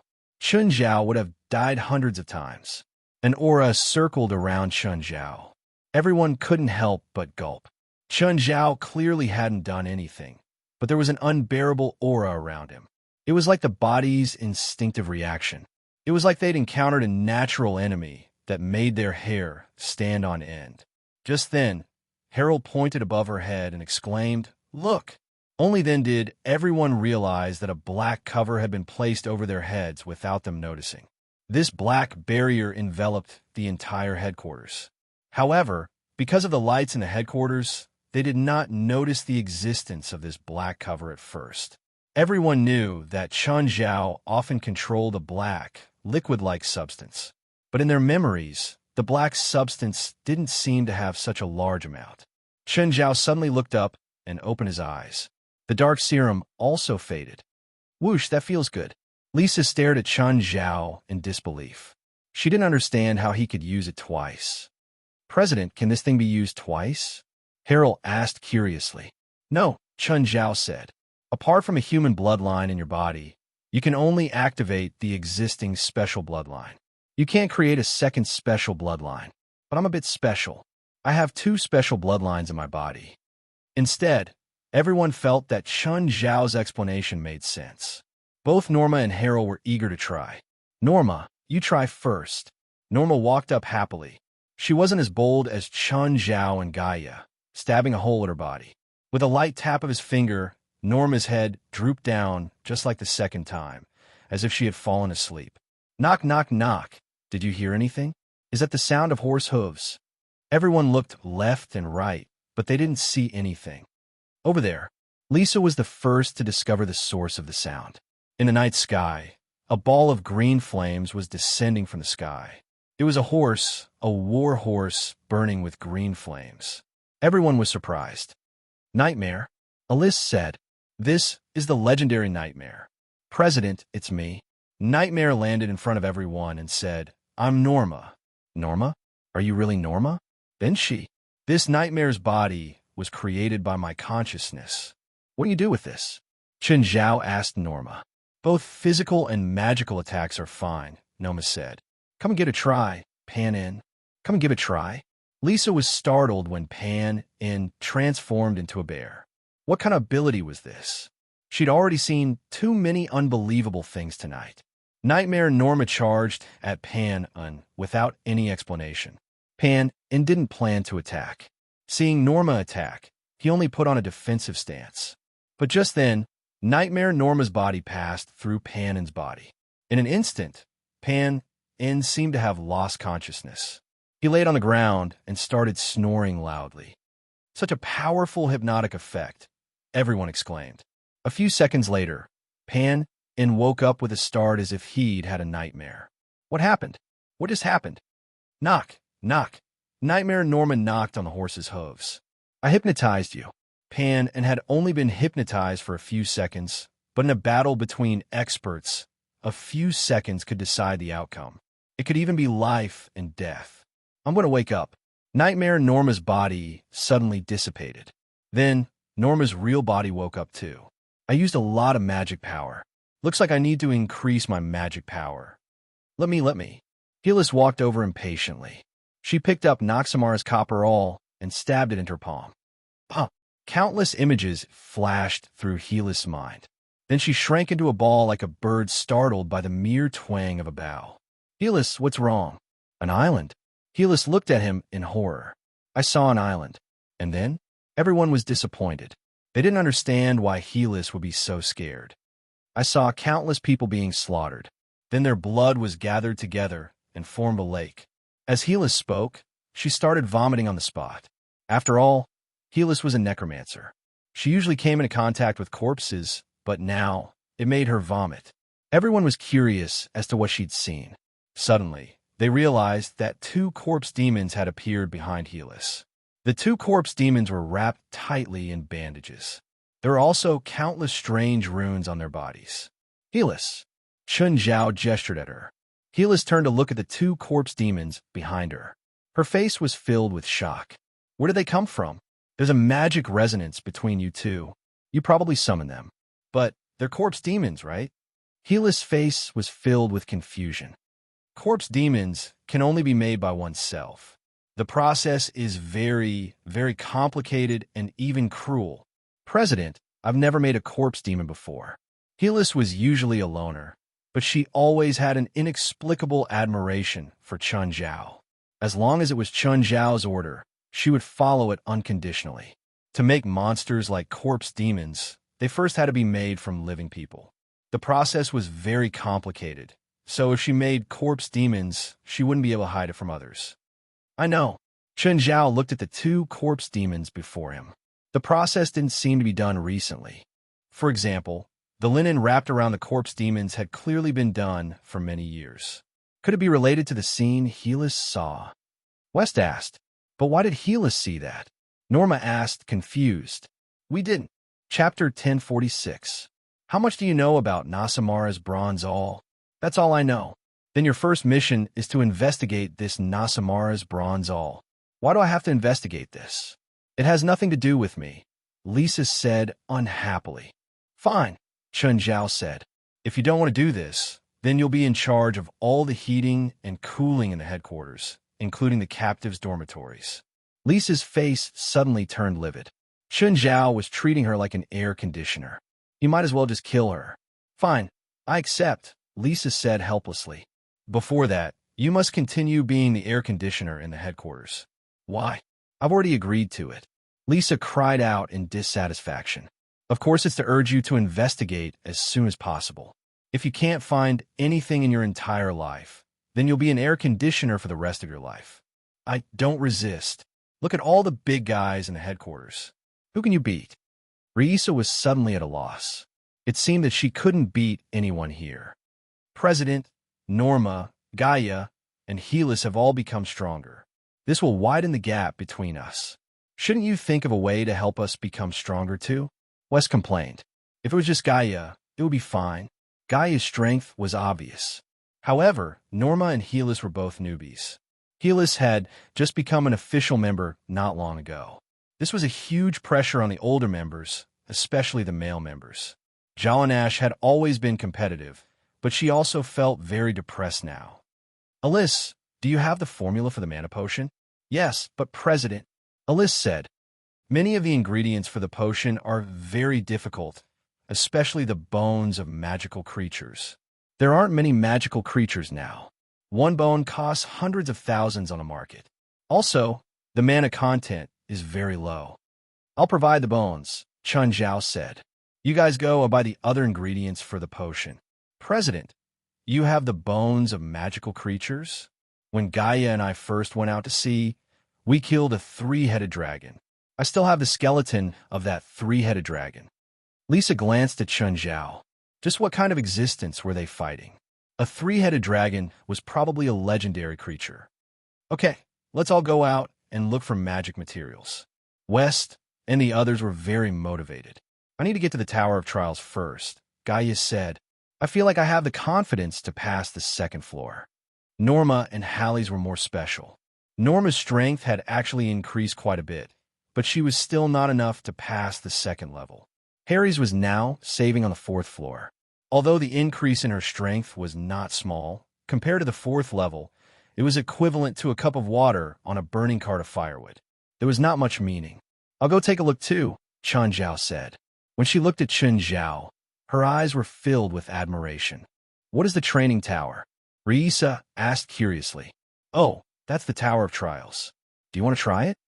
Wes said. Just then Henry found the courage to come forward. President, I'd like to borrow Noxamara's copper awl. I've always felt that I'm not an ordinary person. Everyone was a little stunned. Harry's gaze was firm. Wes looked at Chen Zhao. Henry and the others were all captives. If they obtained special abilities, they would definitely be difficult to manage. Of course, if Chen Zhao gave the order, then no one could object. Chen Zhao was the dictator of the association. He had the power to make any decision. President, look, how's he usually? Very good, West said. Then give him a chance. West walked up to Henry.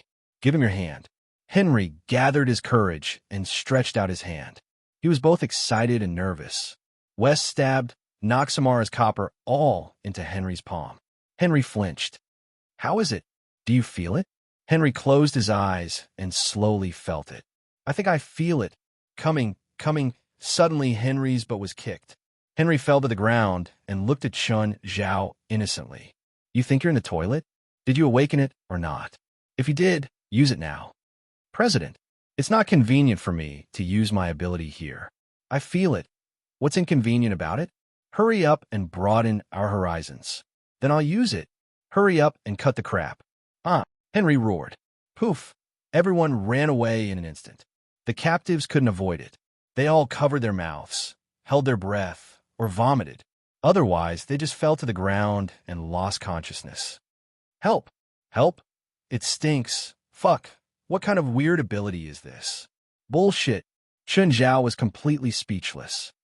Jalanash, go and use a wind spell to blow the smell away. Reluctantly, Jalanash went up and blew the smell away. Alyss, do you have any sealing spells to seal his ability? President, no. Henry was also depressed. Who would have thought that he would awaken such an ability? You're so reckless. Don't come near me. In the future, no matter what, don't come within 10 meters of me. Otherwise, I won't be able to stop myself from beating you up, Chun Zhao said in disdain.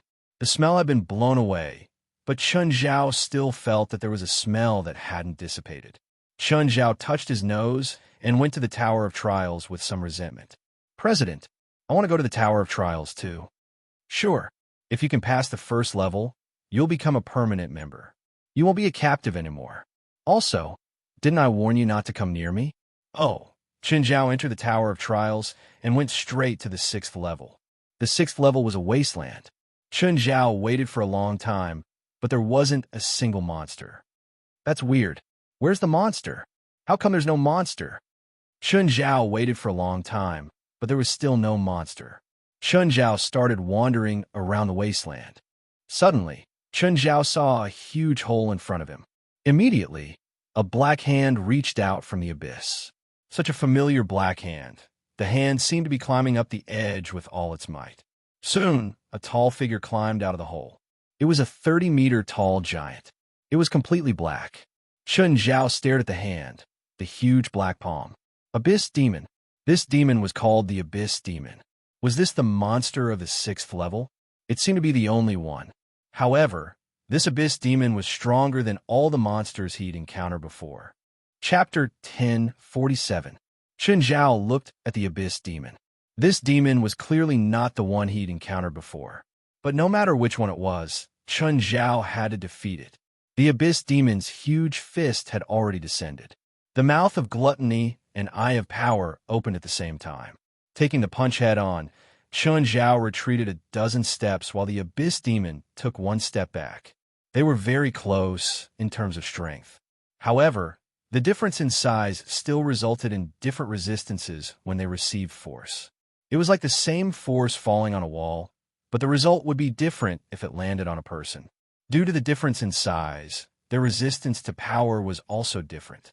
The Abyssal Demon abruptly jumped 100 meters into the air, followed by a flying kick from the sky. Chun Zhao immediately dodged the kick, but the attack was like a meteor crashing to the ground. It also created a huge impact. The Dark Origin liquid instantly turned into a huge curtain that blocked the Abyssal Demon's attack. When the Abyssal Demons attacked again, the Dark Origin liquid suddenly turned into countless blades. In the past, Chun Zhao had never been able to condense the Dark Serum into sharp weapons. But after the second awakening with Nasamara's not only did he have more Dark Serum, but he could also control it more easily. The Dark Serum instantly attached to the Abyss Demon. Then, it ravaged the demon's body. It was as if countless blades had been thrown into the Abyssal Demon's body, continuously cutting its flesh. The Abyss Demon's body was cut into a bloody mess. Although the Abyss Demon had strong recovery abilities, it couldn't stop the Dark Serum's mincing mode. In the end, the Abyss Demon was cut into countless pieces of flesh. Rating: A+. Save and leave, or enter the next level. Chun Zhao saved and left. There were many people outside the Tower of Trials now. Gaia was outside too. Chun, how was the 6th level? I passed, but I'm not satisfied yet. I want to go in again, Chun Zhao said. What about you? I passed the 2nd level, but the flying demons on the 3rd level are too fast. I couldn't handle them at all, Gaia said. Since you passed the 6th level, you can't go there again, right? Start from the beginning, Chun Zhao said. Chun Zhao was the only person who could enter the Tower of Trials continuously without a cooldown. After all, Chun Zhao was the master of the tower. If others failed, they would be in a 2-day cooldown. He entered the Tower of Trials again, starting from the first floor. Chun Zhao cleared the levels as fast as he could, all the way to the 6th floor. Chun Zhao had re-entered because he felt that he might encounter more Abyss demons in the future. Therefore, Chun Zhao had to learn more about Abyss demons. The battle just now had only given him a very basic understanding of the abyssal demons. So, he didn't plan on using the Dark Serum this time. Instead, he chose to fight in a different way. In this second encounter, Chun Zhao had a better understanding of the Abyss demons. This time, Chun Zhao used the huge mouth of gluttony to hit the demon with Super Smash to win. Evaluation, B-. Although the result was the same, using this method to defeat the abyssal demons was much less efficient than using the Dark Origin fluid to mince meat. Gaia saw him come out less than half an hour later. How come you're out so soon? Let's do it all over again. I plan to fight in a different way. Gaia was speechless. She had worked so hard to pass 2 levels. But Chun Zhao had easily passed through the 6th level and kept on fighting. This time, after reaching the 6th floor, he used the zither to fight. With the zither and the 12 stone swords, the efficiency was even higher. Compared to the 1st floor, he was even more efficient at using the Dark Serum. The blades formed by the Dark Serum couldn't reach Chun Zhao's own attack power. But using music to control the 12 stone swords was like 12 Chun Zhao at full strength attacking at the same time. Of course, the damage was higher. This time, he got a 3S plus rating. After a night, Chun Zhao kept going in and out. In total, he killed the Abyss demons 9 times. As a potential enemy, Chun Zhao had a deep understanding of the Abyss demons. He had a comprehensive understanding of their strength, abilities, and even their attack methods. Chun Zhao came out for the 10th time and saw Henry sitting on the ground before the tower. "What's wrong?" "I failed," Henry said, depressed. "You failed?" Chun Zhao wasn't surprised. After all, Henry had just awakened. Plus, he didn't know how powerful his weird ability was against monsters. "It's fine. You can be a temporary member of the association for now," Chun Zhao said. "You still have a lot of room for development." "President, really?" After all, Chun Zhao was an expert in this, so his words were very encouraging for Henry. "Of course. President, I'll try my best." "Stop. Don't come near me." Chun Zhao's heart jumped. "Oh, I'll give you a mission. Are you willing?" "President, I'm willing. I'm very willing." What Henry needed the most right now was someone who could acknowledge him. For him, Chun Zhao giving him a mission was no different from acknowledging him. "David, I want to send someone to the detention room with that old asterisk shoulder on." "Chun, your father-in-law hasn't come out yet, and you want to send someone in? Do you want me to die?" "I'm serious," Chun Zhao said. "Also, he's going involuntarily. You just need to send him to Lawrence's cell." "Who?" "A gangster." A smile appeared on Chun Zhao's face. "You're not thinking of killing your father-in-law, are you?" "Of course not." Chun Zhao didn't want to kill Laurent, but he could at least disgust him to death. Chun Zhao didn't go home for the whole night. After giving some instructions to the headquarters, he went home. He had already called Fei Lai last night and told her that he wouldn't be coming home. When he got home, he saw that Four was there too. "Hi, Chun." "Hi, Four. When did you come?" For glanced at Chun Zhao. "I heard you sent Dad to jail." "No, it's all a misunderstanding. I'm talking to the police now. I believe Laurent will come out soon." "As if I believe you." For rolled her eyes at Chun Zhao. Fei Lai was the only one who thought that Chun Zhao and Laurent were in love. For already knew about their relationship. "But your house seems to be haunted." "What? Haunted?" Chapter 1048. Chun Zhao's expression was strange. He'd seen many green lights on the lake in the middle of the night. It was most likely Little Nine coming out at night. However, Chun Zhao also had a headache because Little Nine grew the fastest out of all of them. Little Nine was already more than 20 meters long. Because of its growth, it was getting more and more uncomfortable in the basement. After all, it was so big that it needed more space to move around. And before long, Little Nine's body would grow even bigger. Maybe even bigger than Amon. Amon's body had stabilized in the past few months. This was his limit in the human world. But little Nine was different. It wasn't a demon. It was a magical beast in its original form. So, it would grow in an extraordinary way. By then, even Mirror Lake wouldn't be able to hide its true form. Chen Zhao thought for a long time, but couldn't think of a solution. Just then, Fei Lai came downstairs. Seeing Chen Zhao, she walked to his side. Chen, what are you thinking about? Just now, Fer said that she saw green lights on the lake last night. It's all 9, right? Yes. Chen Zhao nodded. Little Nine's too big now. Not even 1/3 of Amon's size. It's different. Chen Zhao shook his head with a bitter smile. Oh, in another year, Little Nine might be the same size as Amon. By then, our basement won't be able to hide Little Nine. Then what should we do? Chen Zhao thought for a long time. In the future, Little Nine will need to be raised in the sea. Mirror Lake is too small, after all. I think we need to build a house by the sea. Fei Lai looked up at him. Are you serious? I just suddenly had this idea. If Fer hadn't said that, Chen Zhao wouldn't have had this idea. Then what about this house? We'll stay here in winter and go to the sea in summer. Why do we have to stay here in winter? The cold air from the Pacific Ocean blows over in winter. If there aren't tall buildings blocking it, even if we can stand it, the child won't be able to. Okay, since you've decided, we'll do as you say. Chen Zhao did whatever he thought of. The first thing he considered was whether to build or buy a house. Currently, there were a few high-end neighborhoods by the sea in LA. There were too many people, and it wasn't suitable. Moreover, those houses in high-end communities were not cost-effective, and the area was not big enough. Therefore, if he wanted to buy something, he would have to buy something that was relatively remote, at least in a relatively remote place. And in a remote place, he would definitely need to build his own house. The price of land along the remote coastline would not be very high.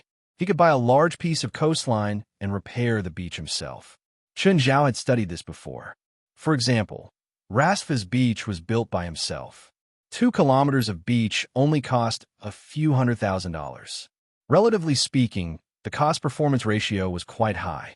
However, Chen Zhao couldn't handle this alone. Chen Zhao thought for a moment and decided to ask a professional first. Chen Zhao picked up the phone. Hello, Andrews. Mr. Chen, how can I help you? I want to buy a beach near Los Angeles. The first requirement is that there aren't many people and the environment is the best. Mr. Chen, your requirements are rather general. There are at least 10 beaches around for sale, and the price ranges from a few $100,000 to a few $1 million.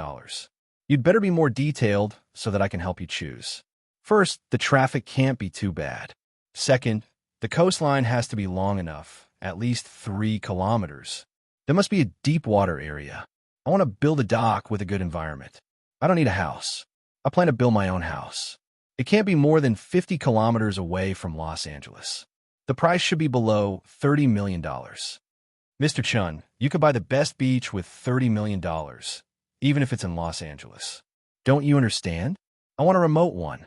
The length of the beach can be as long as possible. I don't like my place to be too noisy. Okay, I understand. Andrews really couldn't understand the thoughts of rich people. Not long after Chun Zhao hung up, Amira called. Mr. Chun, it's me, Amira. Ms. Amira, how can I help you? I heard you want to buy a beach. Yeah, did Andrews say that? I have a 4-kilometer beach under my name, including about 12 square kilometers of land along the coast. It's been abandoned. If Mr. Chun is interested, I'm willing to sell it to you. Oh, what location? How much? This beach is located 60 kilometers north of Los Angeles. It's only 1 road away from Sancho National Park. I originally invested in this beach. The Los Angeles city government wanted to build a public beach there, but after the Marine Department's investigation, they found that it was a shark nest. There were at least 10 great white sharks wandering nearby, causing the plan to be put on hold. This beach has been rotting in my hands ever since. Shark's nest? Chen Zhao actually hoped for a few more sharks. Otherwise, Little Nine wouldn't have enough to eat. However, Little Nine would probably be able to chase away all the large fish in less than 3 days after moving there. How much? I bought it for $10 million. Then I'll pay $10 million. I want this beach. Oh, are the sharks still there? Mr. Chun, do you need me to find someone to chase the sharks away? No, don't chase them away. Leave them for me. Amira was speechless. If a shark appeared on someone's beach, they'd definitely find a large number of fishermen to chase it away. However, Chun Zhao's tone was actually a bit excited. He didn't care about the sharks at all. In fact, he was very happy about it. Of course, Amira had seen Chun Zhao's scary side. She also believed that a few sharks wouldn't be a threat to him. Okay, when are you free? Let's go see the beach together. I'm free today. Are you free? Sure. How about this afternoon? Chun Zhao covered his phone. Fei Lai, how about we go down and I go see the beach? Great. Did you find a beach so quickly? Coincidentally, a friend wants to sell a beach. Okay. Just then, Fe heard the noise and walked out of the kitchen. Chin, you want to buy a beach? Yes. Why? You said that our place is haunted, so I want Fei Lai and the kids to change the environment. Ugh. I was just saying. Did you really take it seriously? Fe asked in astonishment. It's not bad to change the environment occasionally, Chun Zhao said. Where is it? I want to go too. I'll go too, Winnip said from upstairs. This family's ears were all so sharp. Chapter 1049. This time, it was a family trip, so Chun Zhao drove the RV. Little Jerlin was very excited when she saw the coastline. She kept patting the window, her mouth pressed against the glass. See, yeah. Ha, Chun, the beach you want to buy is really far, Winnip said. Mom, I asked Chun to buy it further away, Fei Lai said. She knew what Chun Zhao was thinking about. The air would be much better away from the city, and no one would disturb them. Even if they wanted to go to the city, it would only take half an hour. After leaving the city for 50 kilometers, the RV went into a small road. After about 1 kilometer on the road, the car stopped. If you want to live here, Winnip said, we have to repair the road from Mountain Town to Mirror Lake. When we built the house at Mirror Lake, the road from Mountain Town to Mirror Lake was several kilometers long. After Jerlin got off the car, she was already running toward the beach. However, Fe stopped her. The beach below was still a primordial gravel beach. Going down there to play wasn't the least bit entertaining. If people wanted to live and have fun, the beach had to be repaired. The gravel had to be cleared and fine sand had to be covered. This wasn't a difficult project. It only cost a few $100,000 to build a few kilometers of high-quality beach. Chun Zhao looked at the surroundings. Behind him was a large green mountain. The green mountain was Sandro National Park. It was less than 2 kilometers from the coastline. Chun Zhao took out his phone. Miss Amira, my family and I are here. I'm here too. Where are you now? We stopped at the end of the road. A while later, Amira found Chun Zhao's family. She only brought 2 bodyguards and a lawyer with her today. Hello, Mr. Chun. This is Miss Winnip. Chun Zhao introduced them to his family. Amira was quite good at socializing. Soon, she and Winnip began chatting animatedly. That's the cliff, right? Is it also for sale? Chun Zhao asked. Amira looked in the direction of the cliff and nodded. Yes, that cliff is the center. It extends 4 kilometers to the left and right, and the total length is 8 kilometers, including the forest behind it. The total area is 12 square kilometers. The sea area is 50 square kilometers, Amira said. At this time, Winnip raised an objection. A cliff in the middle cuts off the entire coastline. This will damage the entire coastline and the senses. Amira glanced at Winnip with a smile, but she could tell that the real decision-maker was still Chun Zhao and Fei Lai. Therefore, she mainly explained to Chun Zhao that cliff is a giant rock layer. The ground is very solid. If you build a villa on it, it'll be expensive, but it's very sturdy. You can also build a house with paneling. This type of house will be more resistant to coastal storms than normal coastal buildings. It'll also have a better field of vision.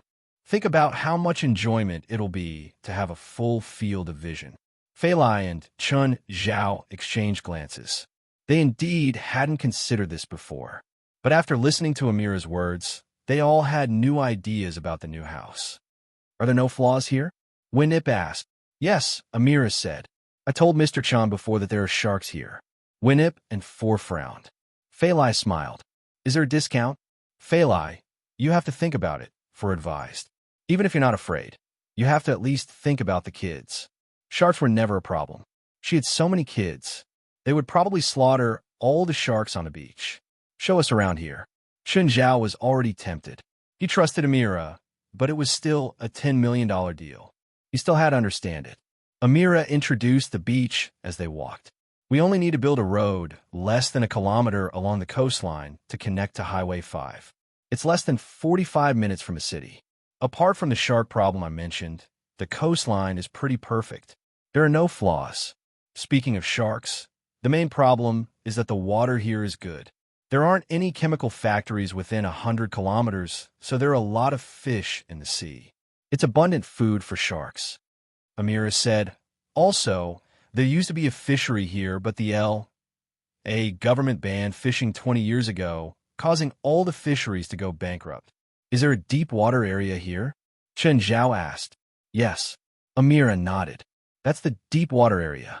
About 100 meters away from the coastline, there's a deep water area with a depth of more than 30 meters.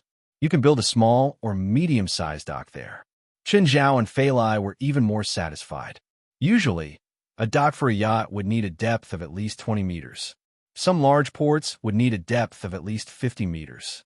Therefore, this depth was already considered a very good depth for the coastline. For example, Chen Zhao could only park the yacht in the middle of Mirror Lake. He couldn't get close to the villa. The main reason was the depth. Another problem was that the yacht was too big. If it got close to the villa, it would block the villa's view. I want to buy this beach as soon as possible. Chen Zhao made his decision immediately. Of course, no problem. I brought the lawyer. Also, Mr. Chun, please make some time so we can go notarize it. Sure. Four and Winip were speechless at Chen Zhao's decisive decision to buy coastline. Chen Zhao actually made such a big decision so easily. However, this was between Chen Zhao and Fei Lai. After all, Winip and Four were just outsiders. They would give their opinions, but they couldn't interfere with Chen Zhao and Fei Lai's decision. After signing the contract, Chen Zhao paid the advance. Only after the notarization would he pay in full. Felwood Cisco's life had been pretty good recently. Around Christmas, his company had made a lot of money. A company like his basically wouldn't open for business for half a year. Once it opened, it would eat for half a year. Thus, for a long time, Felwood wouldn't need to worry about the company's livelihood. Just as Felwood was drinking red wine in his office, the phone rang. The phone rang. Felwood picked it up. Hello, who is this? I'm Chen Zhao, Mr. Felwood. Chapter 1050. I'm planning to build a new house. The budget is $30 million. Can your company take it? Felwood fell off his chair and onto the floor. Mr. Felwood, are you okay? I'm fine. I'm fine. Felwood said hurriedly. Mr. Chun, I need to talk to you. Felwood already had an impression of Chen Zhao's extravagance. The Mirror Lake mansion had only been built for less than a year. Now, he was going to build a new house. The budget this time was more than 10 times higher than last time. The total cost from last time was only about 2 million USD. But this time, Chen Zhao's budget was raised to $30 million. What was he going to build? Build a castle? Of course, no matter what he wanted to build. Felwood had to take the project. Felwood couldn't think of a reason to refuse. Might not even have a $30 million project in a year. The next day, Felwood Cisco rushed to the beach anxiously. Soon, Chen Zhao arrived as well. Mr. Chun, hello. Mr. Felwood, long time no see. Mr. Chun, are you going to remodel the beach? I just bought this area. I want to build a mansion on the cliff, remodel the beach, and build a dock. Can you tell me your specific requirements? First, the mansion will be built into the cliff. I also want to build an elevator to the beach. I want the windows facing the beach to be seamless annular glass. I also want it to be able to withstand a level 16 super typhoon. Rarely it's super typhoons. Usually, the typhoon's path was in Southeast Asia. This was because of the Earth's rotation, so most typhoons had a fixed path. However, a small portion of typhoons were reverse typhoons. These typhoons were strange and unpredictable. Even weather satellites couldn't predict their direction. There would be one every 10 or 20 years. Moreover, these reverse typhoons were super typhoons with shocking destructive power. Since Chen Zhao was going to build his house on the beach, he had to make it able to withstand super typhoons. Mr. Chun, according to the scale of the mansion you described, one side of the panoramic seamless tempered glass will cost more than $600,000. If it's segmented glass, the view won't be affected much. The price will be 10 times lower. Since I'm going to build it, of course I'm going to build the best one. Why would I choose a second-rate one? Yes, I'm sorry, Mr. Chun. Fellwood wanted to slap himself for talking too much. Also, we need to build 2 roads, Chun Zhao said. One leads to Highway 5 from the edge of the beach, and the other connect to Highway 5 from the front door of the mansion. No problem. Also, I want a big garage and a big parking lot. When I have parties at the Mirror Lake Villa, my friends often don't have a place to park their cars. Of course, I understand. There's one more thing. I hope that the road repair and beach management will be the first project to be carried out. After all, summer is coming. Although I can't enjoy the sea view room immediately, I still hope to enjoy my private beach before summer comes. Fellwood noted down Chun Zhao's request seriously. Chun Zhao had always been his biggest client. Every time he gave him a project, he made a lot of money. Therefore, regardless of whether Chun Zhao's request was reasonable or not, he had to carry it out. Also, I'm very satisfied with the design of the Mirror Lake Villa, but there aren't enough rooms. Usually, when my family comes, there aren't even enough rooms. This time, I hope to have more than 15 bedrooms and a swimming pool at the entrance of the master bedroom. Mr. Chun, I've noted everything you said. I'll give you the first design plan soon for you to see, Fellwood said. Fellwood said, if you have any additional requests, you can contact me at any time. Okay, that's about all of my requests. I'll contact you if I think of anything else. I'll leave now. Okay, Mr. Chun. I like to stay here and observe the terrain. Fellwood Cisco put all his attention into this business. This business was too important to him. Chun Zhao then went to the headquarters of the association. Today, Lit Grove and Bona Twain were both there. Actually, these days, as long as Lit Grove didn't have work and Bona Twain didn't have classes, they would come to the headquarters. Not for anything else, just to get familiar with them. Teacher, seeing Chun Zhao, Lit Grove immediately went to his side. What are you doing? Don't think that I'll forgive you and let you leave the morgue security post just because you're trying to please me. Teacher, Lit Grove said seriously. I think that the position you arranged for me is very correct. Chun Zhao's face twitched. Did he lose his mind because of me? Does he have necrophilia or something? Just then, Jolig walked out. President, the electrical room you wanted is here. Do you want to try? Sure, let's go. Chun Zhao nodded. Chun Zhao followed Jolig to the electrical room. The electrical room was 4 square meters, a 2 by 2 space. However, there were many metal protrusions on the walls. President, this electrical room can instantly release up to 20 million volts of electricity. Okay, got it. I'll go in and try. Chun Zhao put his electronic equipment outside and gestured at the glass window. Let's start with 500,000 volts. Jolig stood before the control panel outside the door and started pushing the lever. The metal protrusions in the electrical room started shooting out irregular electric arcs. The arcs landed on Chun Zhao and all flowed toward the Eye of the Thunder.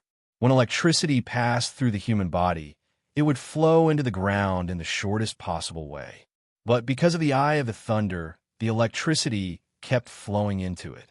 The Eye of the Thunder was like a superconductor, continuously attracting the electricity.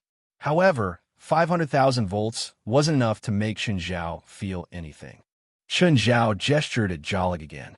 Increase 1 million volts. He still didn't feel anything. 2 million volts. Jolig stood on the control panel outside. Seeing the arcs land on Chun Zhao, he was completely speechless. Right now, the electrical room was completely filled with arcs of electricity. Any one of them would be fatal if it landed on a normal person. But Chun Zhao didn't move at all. In the electrical room, Chun Zhao could feel that the electricity gathered in the Eye of the Thunder was continuously being converted into magic. Chapter 10:51. Usually, there were 2 main types of damage from electricity. One was when the electricity passed through the heart and caused cardiac arrest. The other was when a strong electric current caused regional burns. Thus, normal electricity didn't harm plants because they wouldn't suffer from cardiac arrest. Of course, it was a different case if lightning struck a plant. Early transgenes actually used electricity to stimulate the cell walls of plants and break them to change genes. This was why in many sci-fi movies, people who were struck by lightning would obtain superpowers. But technology had been .d long ago because scientists knew that this method was too inefficient. The electricity Chen Zhao was facing now didn't pass through his heart. It was absorbed by the eye of the thunder. This was why Chen Zhao could avoid getting hurt. Of course, Chen Zhao's resistance to electricity was quite high. Electricity was the two most important ways to harm the human body. Since cardiac arrest and burns couldn't affect them directly, Chen Zhao was already immune to electricity. Of course, if Chen Zhao encountered an electric current that could evaporate him one day, it would be a different story. But even in the natural world, it was like a large-scale thunderstorm, releasing billions, tens of billions, or even hundreds of billions of watts of electricity would be done over hundreds or thousands of lightning strikes. It wouldn't be released instantly. Some weaker lightning strikes in the natural world might only have a few thousand or tens of thousands of volts. Thus, natural lightning probably wouldn't be able to kill Chen Zhao. Increase 5 million volts. Chen Zhao made another gesture. By now, the electricity in the room had almost covered the entire room. But the other connection point wasn't Chen Zhao's body. It was the eye of the thunder on his arm. Electricity would only flow in the shortest and least energy-consuming way. Chen Zhao's eye of the thunder was the shortest connection. As a result, Chen Zhao faced the power room more easily than before. The electricity in the eye of the thunder was still not full. Chen Zhao didn't know how much electricity the eye of the thunder could absorb. Chen Zhao asked Jolig to increase the voltage to 20 million volts. By now, the room was already covered in light. Standing outside, Jolig couldn't see the situation at all. Inside, Chen Zhao felt that his magic power was completely filled. But the eye of the thunder itself seemed to be a battery. It wasn't just an energy converter. It was also a battery that could be charged. Ka-ka-cha. At this moment, the console outside the power room began to smoke. Oh no! Jolig quickly cut the switch. Chen Zhao was enjoying the process, because he felt that after his magic was filled up, it seemed to be transforming it. But this process was suddenly interrupted. Chen Zhao walked out of the power room and looked at Jolig in annoyance. Why did you suddenly stop? President, it's a short circuit, Jolig said helplessly. How long will it take? I'm guessing that the circuit is completely fried. It might take a few days to fix. Jolig was afraid of Chen Zhao. In an environment that could kill almost all living things, Chen Zhao was completely unharmed. He was awed by this terrifying ability. Forget it. Let me know when the power room can be used again. Chen Zhao felt the magic in his body. He felt light as a feather. The weight of his body seemed to have decreased a lot. When one's magic power reached a certain level, it could lift one's body. Chen Zhao felt that he wasn't far from that direction. Actually, Chen Zhao was quite envious of Gaia. She was the only one in the association who could fly on her own. Chen Zhao wasn't the only one. Everyone in the association was envious of Gaia. Chen Zhao felt that he had to work hard too, so that one day he would be able to soar in the sky without any assistance. Teacher, seeing Chen Zhao come out, Ritter Grove walked over. Great, help me test it. Test what? Speed, Chen Zhao said. Find a stopwatch. Oh, my phone is fine, Ritter Grove said. Chen Zhao and Ritter Grove arrived at the field. You call the start. Ritter Grove adjusted the stopwatch on his phone. Ready, start. Chen Zhao dashed out like an arrow. 1 second, 2 seconds. Chen Zhao had already finished a 200-meter field. Ritter Grove's mouth hung open. He stood there, stunned. He completely forgot to press the stopwatch to end. Fast was simply too fast. He felt like Chen Zhao had completely turned into a bolt of lightning. Even the fastest sports car he'd ever seen had never been this fast. How is it? How much? Teacher, I forgot to press it. You're too fast, and the distance is too short, Ritter Grove said. This field isn't good for testing. Then let's test on the road outside the headquarters, Chen Zhao said. Chen Zhao and Ritter Grove chose a road that was 20 kilometers long. It was a forest road that led directly to the headquarters, so there wouldn't be any outsiders other than the association members. Under Ritter Grove's command, Chun Zhao sprinted out. Chun Zhao released his speed without holding anything back. Even Chun Zhao found it hard to control his speed. Suddenly, a car appeared in front of him. Unable to control his direction, Chun Zhao crashed into the car. Boom! The car was smashed into pieces and a figure flew out. Oh no! Chun Zhao hurriedly stopped himself and looked back at the smashed car. Then he saw Gaia standing beside the scrap metal, her entire body burning with flames.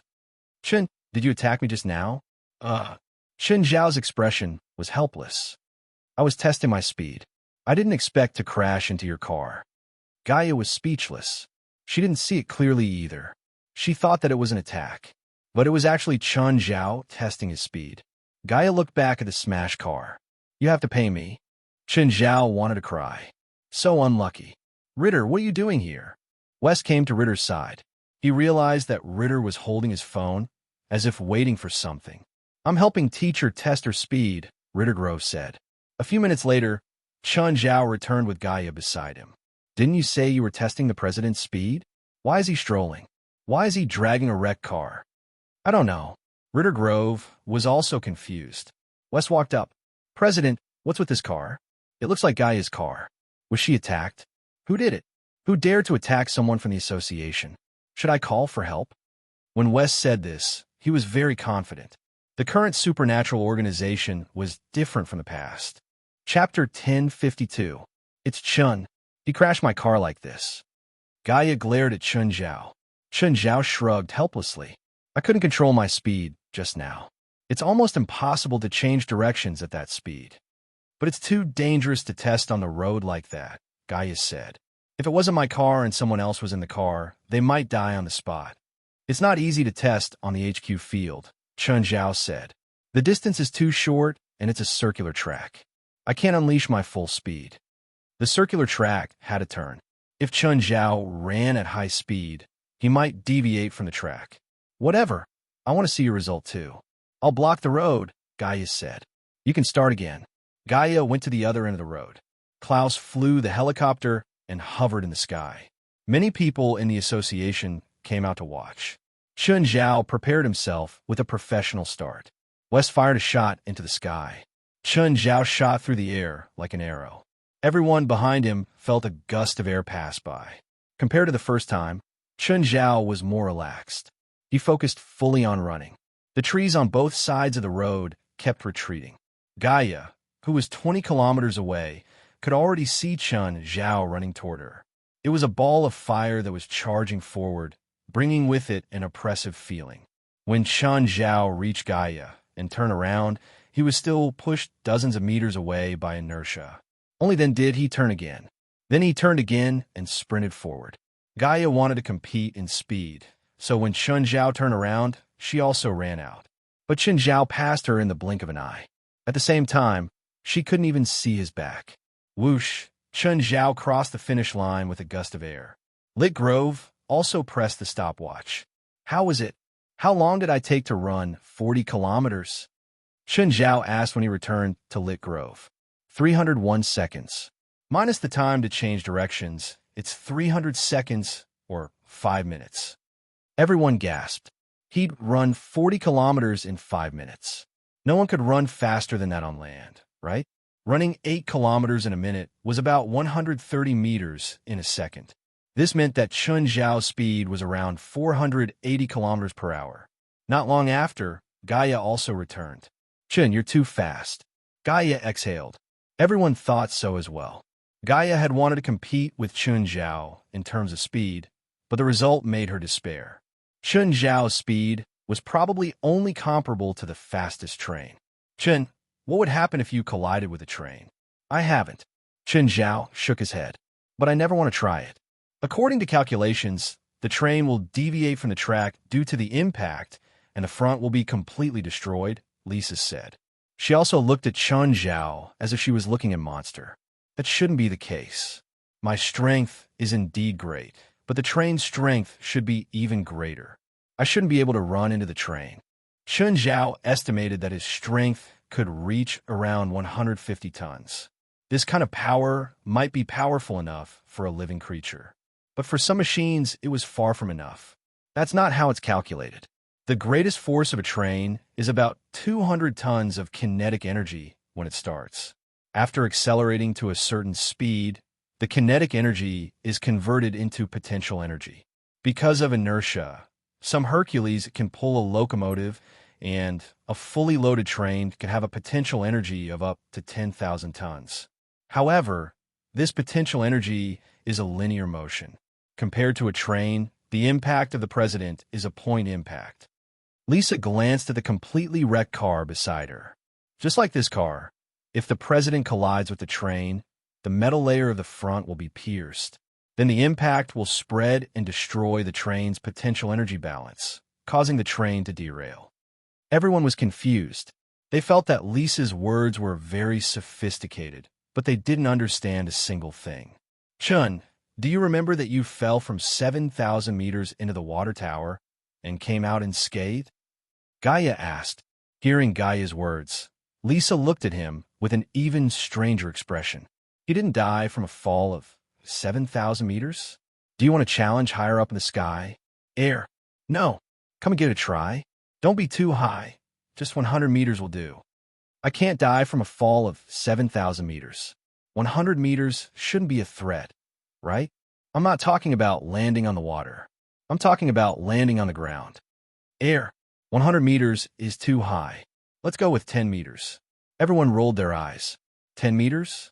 If Chun Zhao jumped with all his might, he could probably reach more than 10 meters.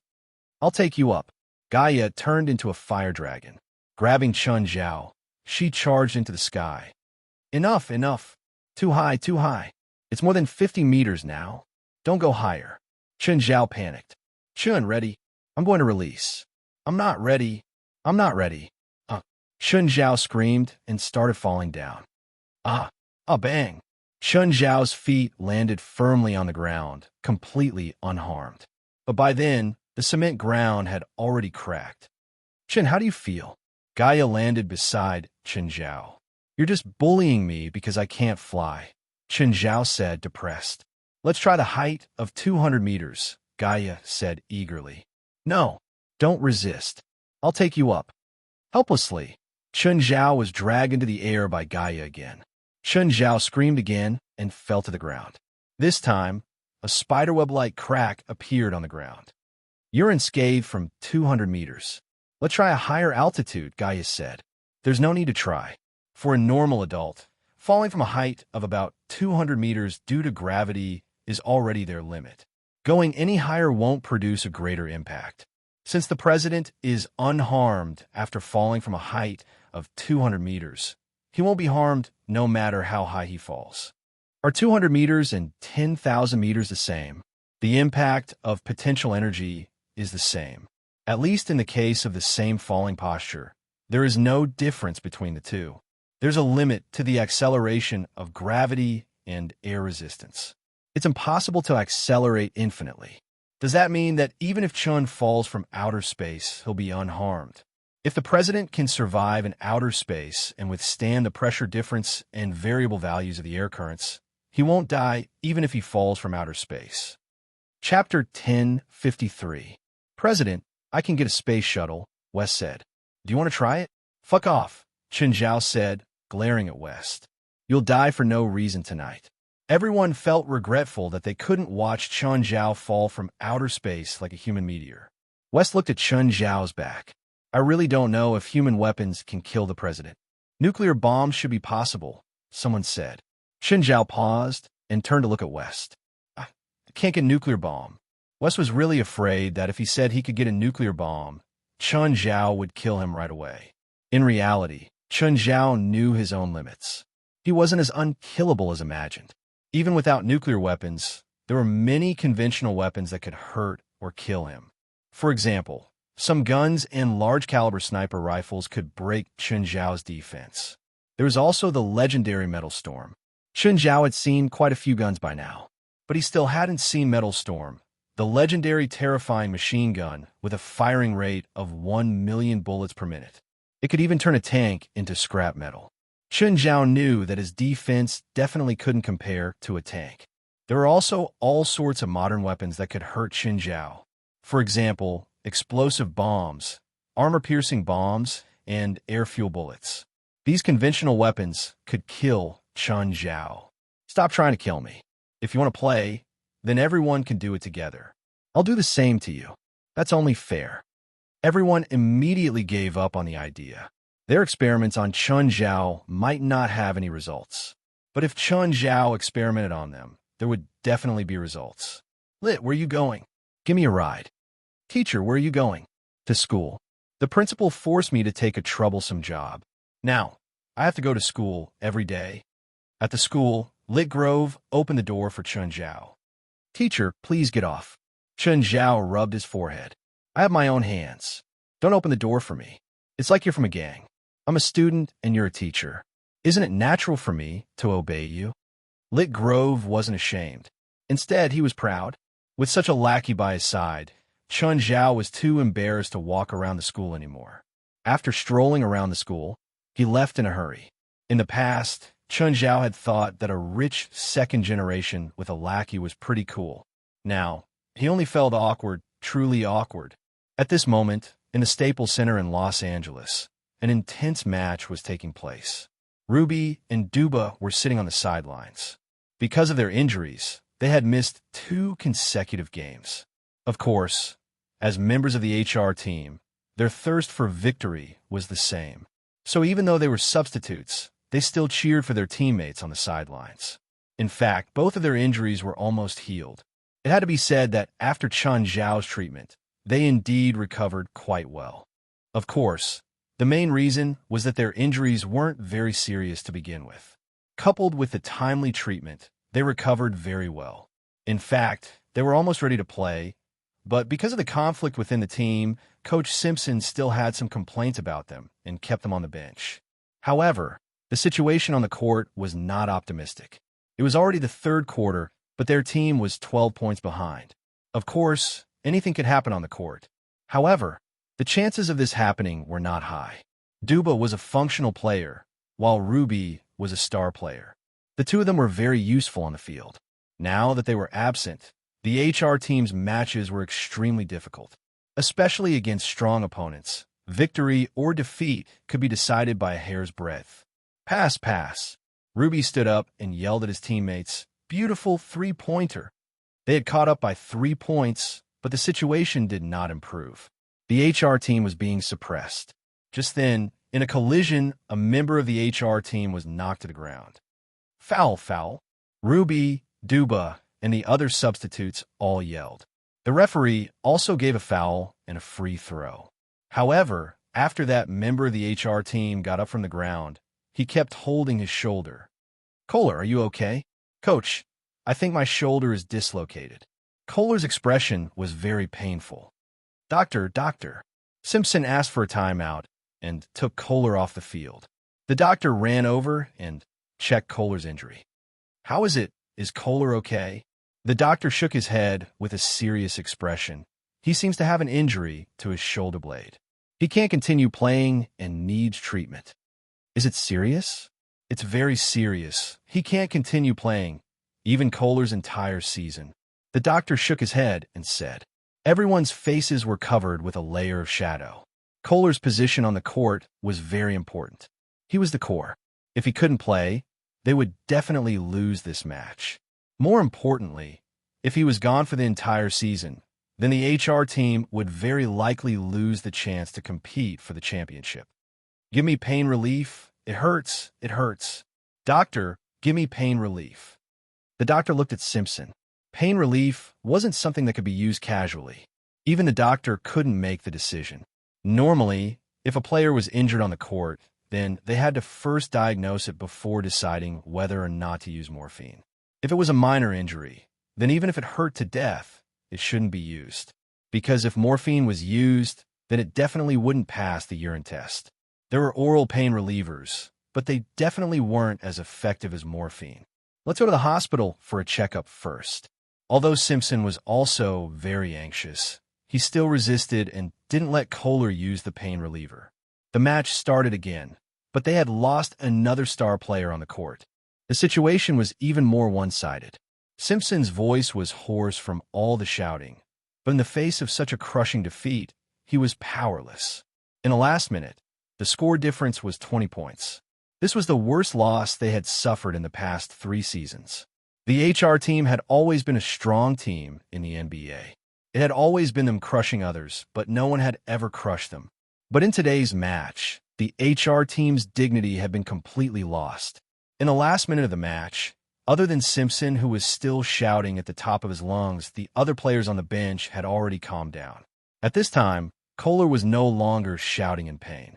He had been sitting on the bench the whole time, but he kept sweating. Professional players had the qualities of professional players. He also knew that there was no way to stop the pain before going to the hospital. At this time, Ruby came to Kohler's side. Chapter 10:54. Is it reliable? Kohler was Ruby's good friend, but was also because he knew Ruby that Kohler was skeptical of Ruby's so-called ointment. Ruby had always been known as an unreliable person in the eyes of the public. That was because people didn't know Ruby well. People who really knew Ruby would never think that Ruby was unreliable. He was more than unreliable. He was simply a senseless idiot. In order to win an important match the next day, he had actually begged a certain wizard.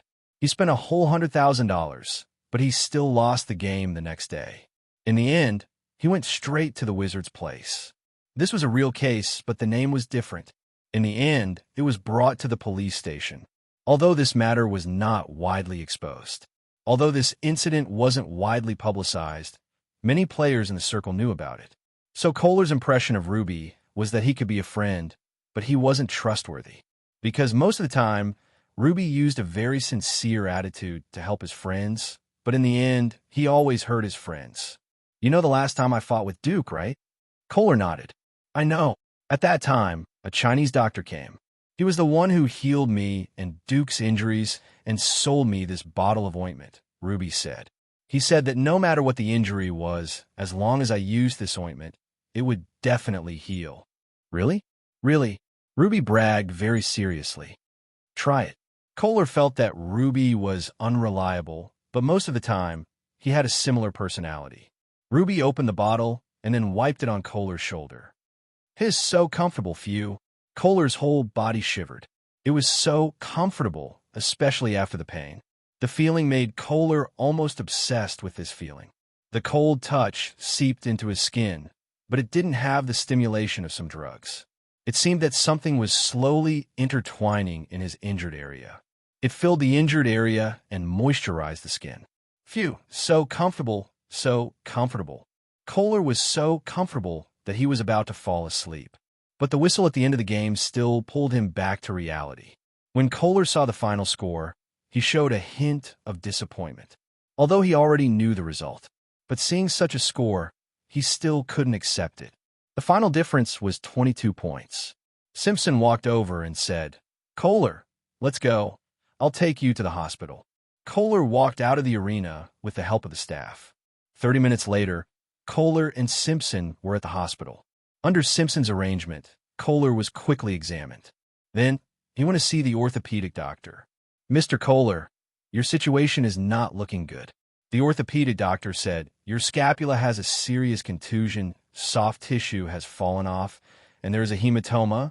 By the way, did you take an anesthetic before? No, why? Strange, this kind of injury should be very painful, right? Why don't you feel any pain at all? My brother applied some pain-killing ointment on me earlier. Really? What brand of ointment? Generally speaking, only anesthetics can temporarily relieve your pain, but your injuries don't seem to bring you any pain at all. Doctor, can you tell me about Kohler's current condition, the treatment process, and the recovery period? Simpson could not help but interrupt the doctor's question. Okay, the doctor looked at Kohler. Now, raise your left arm and see how high you can lift it. Kohler raised his arm. The doctor was a little surprised. Your injury is so serious, but you don't feel any pain at all? A little pain, Kohler said. Just a little pain? The orthopedic doctor was still confused. If the nerves are injured and there is regional paralysis, it should be a feeling of soreness and numbness. But you feel pain, but it's not very painful. That's too strange. Mr. Kohler, do you want to do a neurological examination? Yes, Simpson answered in place of Kohler. Half an hour later, the neurological examination report came out. The orthopedic doctor took the examination report and carefully looked it up and down. There was nothing wrong with it. It looked normal. Doctor, my injury seems to be starting to hurt. It's getting stronger. Kohler started to hurt again. What pain? A stinging feeling. That's right. It seems that my analysis is correct. It's possible that your nerves were temporarily paralyzed before, so you didn't feel much pain. Now, the pain nerves are reacting. Doctor, I'm in pain now. Why are you so happy? Doctor, hurry up and prescribe medicine and treatment for me. Your injury is not easy to treat. The doctor looked troubled again. Why is it not easy to treat? We need to do surgery to release the clotted blood from your shoulder and repair your shoulder blade. How long is the recovery period? 3 months. Is there no way to speed it up? Simpson's expression was more pain than Kohler's. The HR team he led had done quite well this season. They were already halfway through the preseason and were now ranked second in the league. They were only 4 points behind first place. If they were lucky, they could catch up in 2 matches. But without Kohler, they might not even be able to keep second place, let alone catch up to first place. No matter what, give me some pain first. It hurts. Mr. Kohler, this is the most troublesome part. You need to clear your blood, so you can't use anesthetics. But I'm in a lot of pain right now. Kohler's expression became more and more pained. Mr. Kohler, if you want to recover quickly, you can only endure it. Okay, when can I do the surgery? Tomorrow night, at the earliest? What? Are you saying I have to endure this pain for a day and a night? Actually, it's not just a day and a night. There's no anesthetics during and after the surgery, only painkillers, the orthopedic doctor said. Give me some painkillers first. I really can't take it anymore. I feel like I'm going to go crazy. Kohler was quickly arranged to be admitted to the hospital, but because the injury was on his shoulder, he couldn't lie down and could only lie on the bed. He couldn't sleep in this position, and the hospital bed was too small. He was almost 2 meters tall, so he couldn't even put down his ankle. Coupled with the pain in his shoulder, he was about to go crazy. In this painful torture, Kohler suddenly remembered the ointment Ruby applied on him in the arena. Kohler struggled to pick up the phone on the table next to him. Chapter 1055. Kohler, wait for me. I'm coming. Ruby soon arrived at the hospital. As a basketball player, Ruby was often injured in confrontations. He had also experienced serious injuries like Kohler's, and some injuries couldn't be anesthetized. So he understood Kohler's feelings and pain very well. Hi, Kohler, are you okay? I'm going to die soon. I'm really going to die. Kohler lay on the bed, his face full of pain. It's okay. Your pain will soon go away. Ruby stepped forward and helped Kohler apply the ointment. Kohler's shoulder was moisturized by the ointment, and the pain suddenly disappeared. Not only did it disappear, but it was also very comfortable. It was the same feeling as before. It was a wonderful feeling. It feels so good. Kohler's body and mind became happy. Ruby, leave the ointment for me. I'll give it to you. That's all, Ruby said. That's all. No, this is what I have left. Ruby knew this feeling. He had also used this ointment. After applying the ointment, his flesh and bones were stimulated. The refreshing feeling that penetrated his body and mind spread to all his nerves. Kohler looked back. In the bottle in Ruby's hand, the ointment was almost empty. It could barely be used again. Then go buy another bottle. No, buy a few more bottles, Kohler said. I don't even have the doctor's contact information. Besides, this bottle is $200,000. Are you crazy? $200,000 for this bottle of ointment? You could buy 10,000 bottles with just a little. But can a pharmacy have this good effect? Kohler was silent. Indeed, this bottle of ointment seemed to be specially made for him. His pain was greatly alleviated. Is there a way to find the doctor? I'll ask the coach later. The coach found me. Just then, the doctor came in from outside. What are you doing? The doctor saw Ruby applying the ointment to Kohler. Ruby rolled her eyes. Can't you see? I'm applying ointment to my brother. Do you know what you're doing? You're obstructing Mr. Kohler's treatment. Don't you know that patients can't use non-prescription drugs? I've already used it. What can I do?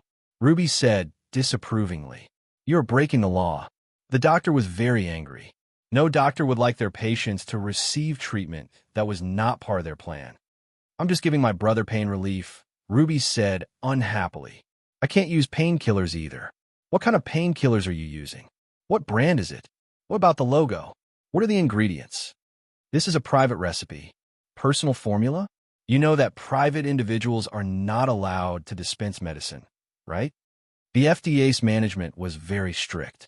Private prescriptions were not allowed, especially for others. I've already used it. What do you want? Give me medicine. I want to analyze its ingredients. If it contains illegal ingredients, you and the producer of this medicine will be in trouble. Ruby stuck out her middle finger. Who do you think you are? Why should I give you ointment? Ruby was reckless, but he was not stupid. The item was in his hands, so why should he give it to someone else? He even wanted to use it as evidence. The doctor was also a little angry. Then I refused to treat him. If you don't want to treat me, then don't. Do you think I want to treat you? Kohler was also angry. He felt that the doctor was completely incompetent. He had suffered such a serious injury. But the doctor did not give him pain relief and even said that it was for his own good. Ruby tilted his head and asked, Kohler, are you serious? Yes, take me away from here.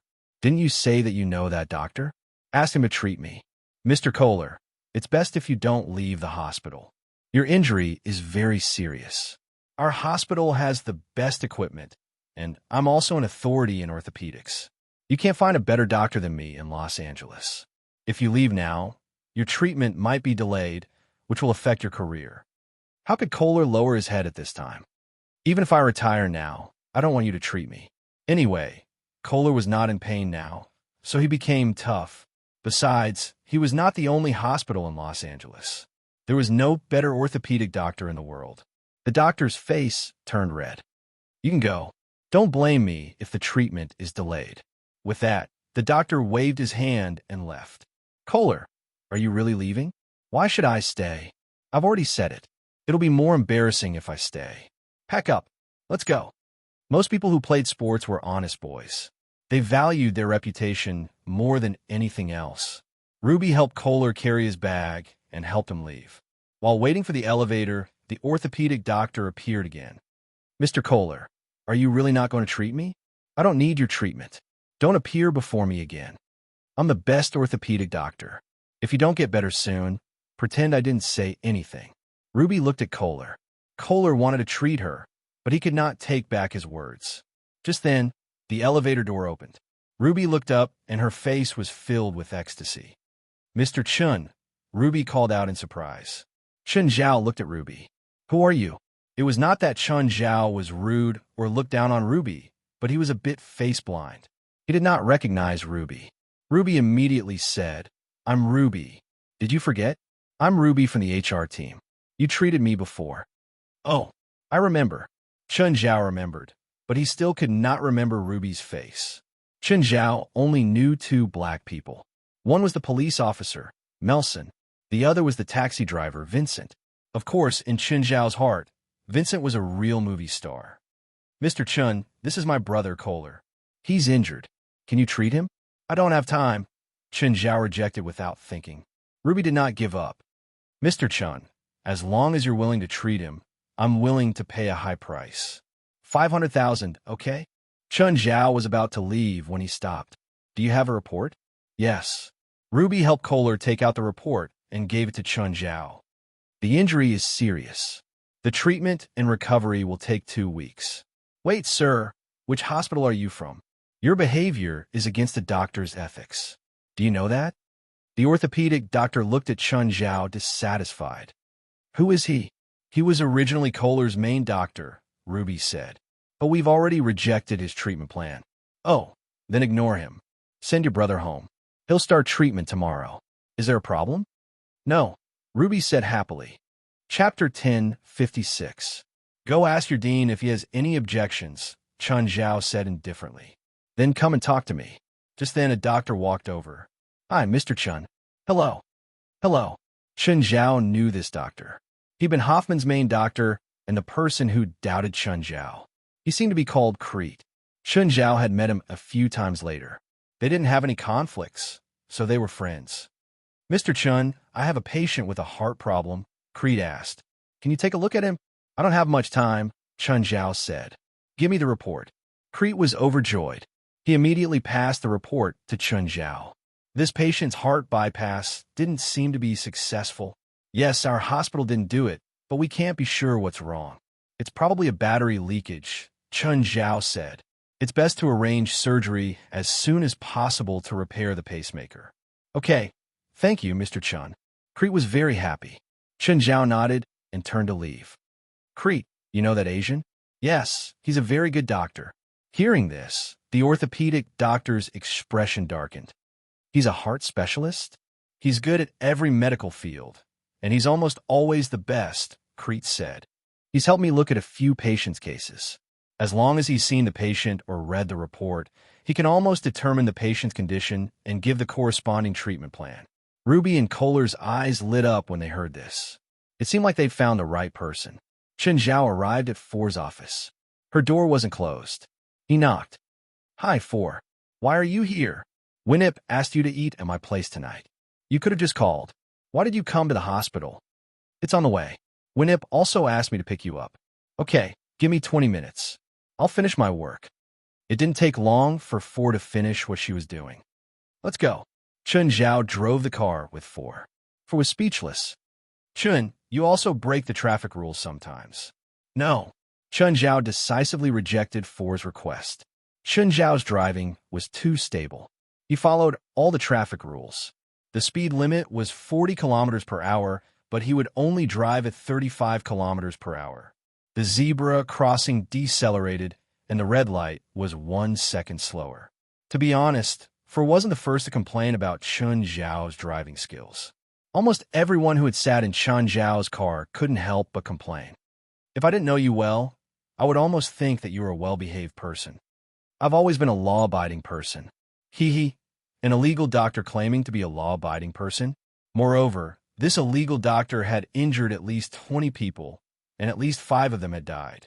In Four's eyes, Chun Zhao had never been someone who followed the rules. If he didn't know Chun Zhao well, he could almost be sure that Chun Zhao was a violent person just from the violent incidents he had participated in. Of course, Chun Zhao was an extremely good man in real life. At least, in Four's knowledge, Chun Zhao and Fei Lai never fought. Even if they did, he would let Fei Lai win, especially after Fei Lai's pregnancy. Her temper had also become unstable. Every time, Chun Zhao would comfort her gently and considerately. Oh, when can my dad come out? You should be out tomorrow, Chun Zhao said. The police don't have concrete evidence, so they don't plan to charge Laurent. Chun Zhao really hoped that Laurent could be locked up until the end of time. Henry, you asterisk shoal, why am I in the same room with you? Oh my God, you must have been sent by God to punish me, Laurent wailed. Although he had only been locked up for a few days, Laurent had already lost a lot of weight. He knew that it was Chun Zhao's fault that he was locked up. He had originally been worried that Chun Zhao would arrange for a few burly black men to be locked up in the same room as him. But now, how he wished that his roommate was a tall and sturdy black man. Ever since Henry had entered the prison, he hadn't eaten a full meal. Even if he did, he would spit it out. You never know what he will do at mealtime. Bullshit. That was Laurent's impression of Henry. He seemed to have an endless supply of farts. He did it when he was eating and when he was sleeping. The entire prison cell was always filled with that lingering stench. Every time he farted, Laurent would definitely know. Other than the smell, there was also the sound. Henry could make earth-shattering farts every time. Mr. Laurent, it's okay. Bear with it for one more day. You'll be free soon. Henry knew that Laurent was Chun Zhao's father-in-law. Of course, he was friendly with Laurent on the surface. But he didn't forget his mission. He had to discuss Laurent as much as possible. Pooh! There was another series of continuous sounds. Laurent felt the entire room turn turbid. Laurent covered his nose and took deep breaths at the vent. What was despair? This was despair. Tell me, what's the secret to farting? Laurent felt that if he could, he also wanted to learn this secret technique. Even if he couldn't beat Chun Zhao, he could at least disgust him. Mr. Laurent, I'm afraid that no one can learn this technique. No reason. If you can make such earth-shattering farts, I should be able to do it too. Tell me the secret. First, take a deep breath, then prepare it in your stomach. Relax your butt muscles and apply force in your abdomen. Laurent suddenly fell silent. Mr. Laurent, did you learn it? Laurent wanted to cry. He didn't want to continue this topic. He couldn't face Henry's question. What Henry produced was a fart. What he produced was nothing was more despairing than this moment. Although he could get out tomorrow, Laurent felt like a year here. He couldn't wait to escape from here, to escape from this prison. The next day, he could finally see the light of day again. When he walked out of the cell, the first person he saw was the last person he wanted to see. Chen Zhao. Of course, Chen Zhao didn't want to see Laurent either. Laurent got into Chen Zhao's car. Chen, you're too much this time. Chapter 1057. It was Lawrence's first time going to the villa since he'd arrived in Los Angeles. Dad, you're finally here. Where have you been these days? It was an emergency, and I had no choice, Laurent said helplessly. Fei Lai, your belly is so big. Sit down. Dad, aren't you retired? What else do you need to do? Fei Lai asked, confused. Personal matters.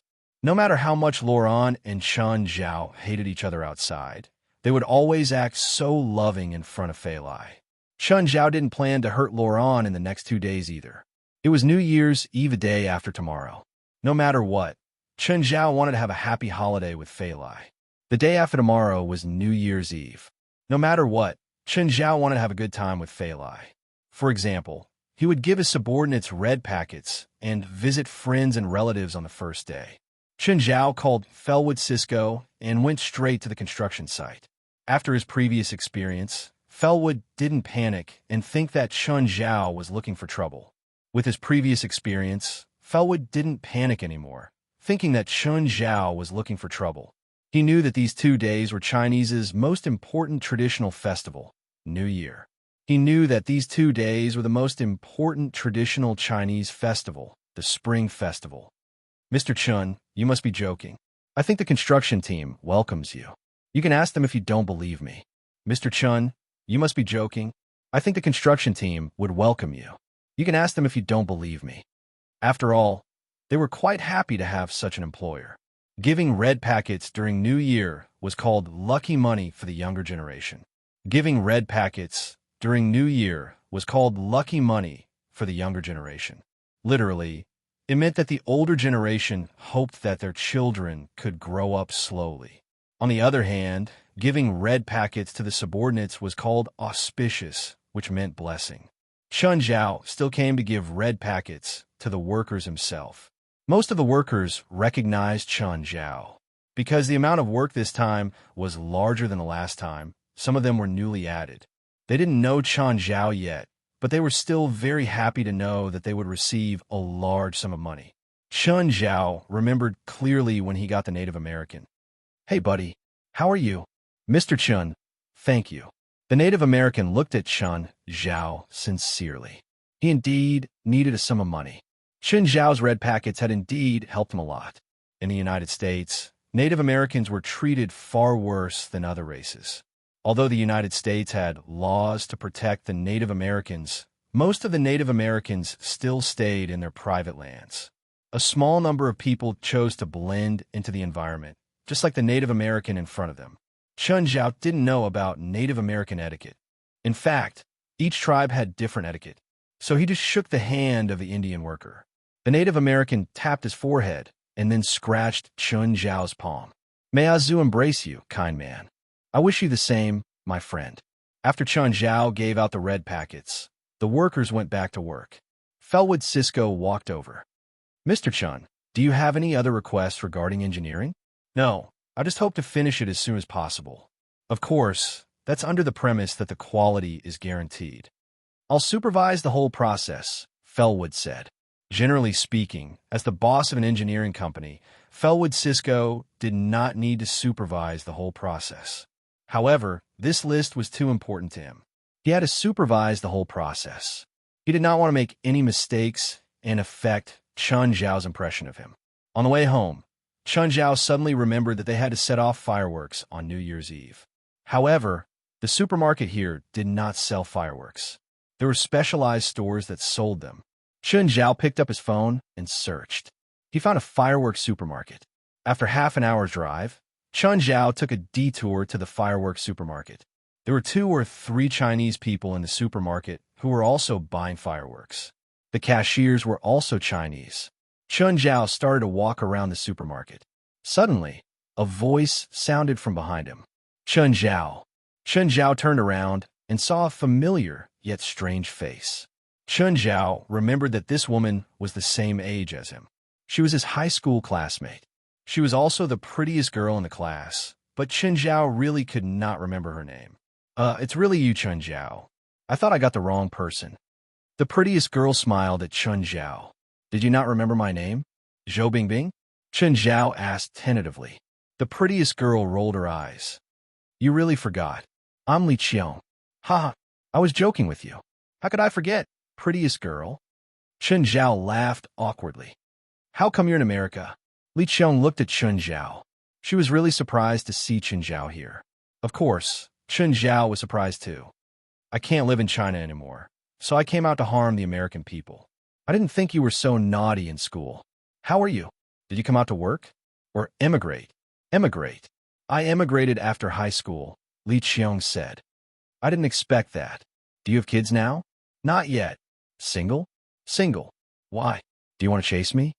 Just asking. I already have a family. Chun Zhao laughed. But you're so pretty. How can you still be single? Did you forget about the rumors in high school? Chun Zhao really did not forget about the prettiest girl in the class.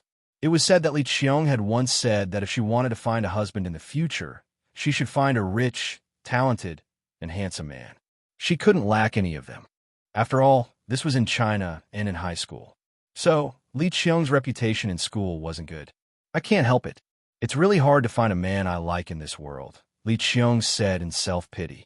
But this was also because Li Qiong was already pretty. To put it bluntly, she was a natural beauty. Plus, she had a good family background.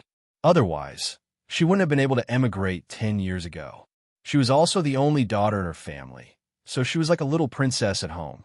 But after graduating from university and working, her arrogance was gone. After all, this was America, not the rural middle school that she and Chun Zhao studied in. Here, there were many people with better family backgrounds and prettier than her. Even her family couldn't help her much here. But it was a habit that had been formed since young. How could it be changed so easily? She even called out to Chun Zhao with some pride, wanting to show off in front of him. Oh, what are you doing now? Teaching, Chun Zhao said. Teaching? That's not bad, Li Qiong said, smiling. In California, the average annual income of a teacher was more than $70,000. I couldn't tell, but your grades were so average. I didn't expect you to be a teacher abroad. Chapter 1058. You're here to buy fireworks? Yeah, it's Chinese New Year. I'm going to buy some for my wife and kids. What brand do you want? I'll help you pick. You're the shop's. My family owns it, Li Qiong said, smiling. No wonder she was here. I don't usually come here, Li Qiong added. Li Qiong added, I didn't expect to meet you, my old classmate, on this rare visit. Actually, I'm studying art. Chun Zhao bought a few $100s worth of fireworks from Li Qiong. Li Qiong accompanied him the whole time. Of course, it was also to feel a sense of superiority from Chun Zhao. By the way, do you have those fireworks that will hurt when hit, but won't injure you?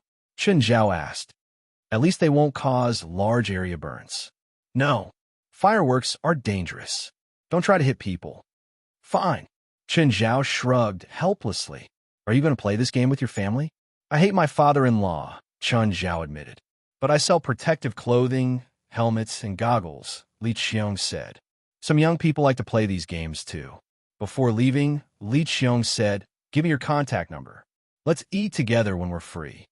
Although Li Qiong had been out for 10 years, she still couldn't integrate into society. Chun Zhao bought protective clothing. It was actually made of similar materials and looked similar to a firefighter's uniform. When Chun Zhao returned home, Laurent also came back from outside. He also brought back a cart of fireworks and bought protective clothing, helmets, and goggles. The two looked at each other and then moved the things out of the car in silence. However, they both put the things in the basement. After all, they were flammable and not suitable to be placed at home. Indeed, Only enemies understood their enemies. When Chun Zhao returned to the living room, Jerlin had already run over to Laurent. "Grandpa, Io, my little baby." Laurent immediately put on a smile and picked up little Jerlin. Chun Zhao mumbled, "She's my daughter. Why is she so close to you?" "She's also my granddaughter. What does it have to do with you?" Laurent said matter-of-factly, "Baby, look what I bought for you. Do you like it?" Jerlin pecked Laurent's face. Half of Laurent's face was covered in saliva. Chun Zhao pouted. Laurent hugged Jerlin and said, "Chun, I think we shouldn't do fireworks. I think it's dangerous." Laurent was mainly concerned about little Jerlin and the pregnant Feilai. Chun Zhao thought for a moment and then nodded. "Don't play tricks on me before and after Chinese New Year. Temporary peace." On the 29th of the old calendar, Chun Zhao went to the headquarters of the association again to give out red packets to the people there. In the past 2 days, Laurent and Chun Zhao had been fighting openly and secretly, but it was only verbal. In front of Feilai, they still maintained their poise and friendliness. Chun Zhao even specially ordered a little red robe for Jerlin. She looked especially cute in the robe. There were even 2 buns on her head as accessories. For the past 2 days, Laurent had completely fallen under Jerlin's cuteness. All he did was take pictures of little Jerlin with his phone. Little Jerlin leaned on the princess's back and took pictures. Little Jerlin sat by the lake, holding Samuel and taking pictures. Little Jerlin drank milk and took pictures. Laurent would take pictures of whatever little Jerlin did. He was completely obsessed. It was said that the zither of time was completely reflected by Laurent. "Grandpa, I want one a pot." "What is little Jerlin saying?" Laurent nudged Chun Zhao beside him. "Jerlin wants to set off firecrackers," Chun Zhao said. Because it was the 29th today, Chun Zhao would throw out a string of firecrackers every once in a while. However, he didn't let Jerlin get close because he was afraid that he would hurt her. Jerlin wasn't afraid at all. She was just like that. She was completely fearless. "Then get her a firecracker," Laurent said. Chun Zhao shook his head. "No, she's still too young. She doesn't understand the danger." "It's okay. I'll watch," Laurent said. "I said no. I said I'll watch. I won't let Jerlin get hurt." "What if you're not here and I'm not here? What if Jerlin plays by herself? How can you be like this?" "I'm like this." Just then, Feilai came downstairs. "Dad, Chun, what are you arguing about?" "No, we're talking about what to eat tonight." The festive period was about the atmosphere. On New Year's Eve, Kareem, Howard, and Kane, who were staying at the hotel, also came. They were all busy. It seemed like they couldn't stop for the day. The atmosphere was easily contagious. Laurent hugged Jerlin and set off firecrackers outside. The pets were also very active because they could eat whatever they wanted. If they wanted to eat, they would run to the kitchen. Either Four or Winip would throw them a piece of food. Chun Zhao was rather free these 2 days too. He didn't care about anything. Laurent didn't give him any trouble either. Chun Zhao also prepared a table of New Year's Eve dinner for the pets. The whole family sat together happily, eating and drinking while chatting about all sorts of things. "Chun, I heard that you're going to build a new house." "Yes, I do." "You Asterisk Shoal, don't you know how to save money?" Laurent found a chance to rebuke Chun Zhao. "After coming to America, I learned your habits." Chun Zhao shrugged. "Instant consumption. That's what you Americans think. Money will keep depreciating if it's in the bank, so I can only invest in land to preserve it. But I heard that there are sharks in the beach you bought. Shark fins are delicious. It's illegal to catch sharks. Self-defense isn't illegal." "Okay, stop arguing," Winip said. "Chun, you made a lot of money from wine last year, right?" "Feilai and I earned it together," Chun Zhao said, holding Feilai's hand. "Actually, Feilai took most of the credit for the vineyard. Why don't you expand the scale this year? Your wine is in short supply in our supermarket." "Winip, rare things are more valuable." "You're a businessman, so you should know this better than me," Chun Zhao said. "If you make too much wine, it'll become less valuable. The supply will always be less than the demand. That's the only way to keep the product's value stable and even increase in value." Winip could personally feel the benefits that aged wine brought to the supermarket. However, it mainly attracted marginal customers because they were all rich. She didn't just need rich people, but also middle-class people. They were the real high-quality customers that could bring profits to the supermarket. Chapter 1059. Usually, fireworks needed the approval of the local government. In order to set off the fireworks, Chun Zhao also went to get a permit from the town government. It wasn't a public fireworks display, but it was still a medium-sized one. Plus, thousands of dollars of fireworks wasn't a small amount.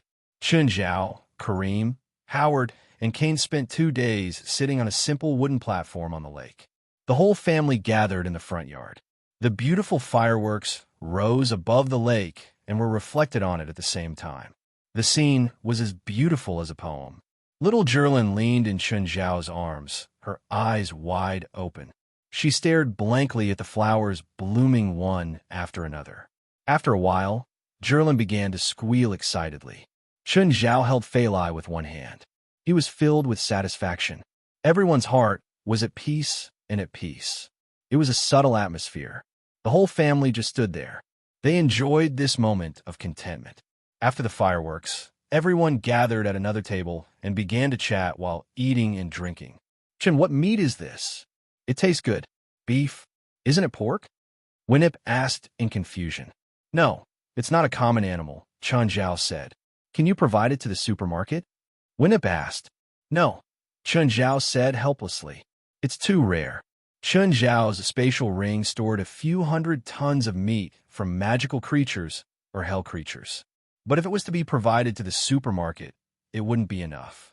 For example, Mara's supermarket sold almost 30 tons of meat a day. Americans loved meat very much. It was an indispensable food on America's dining table.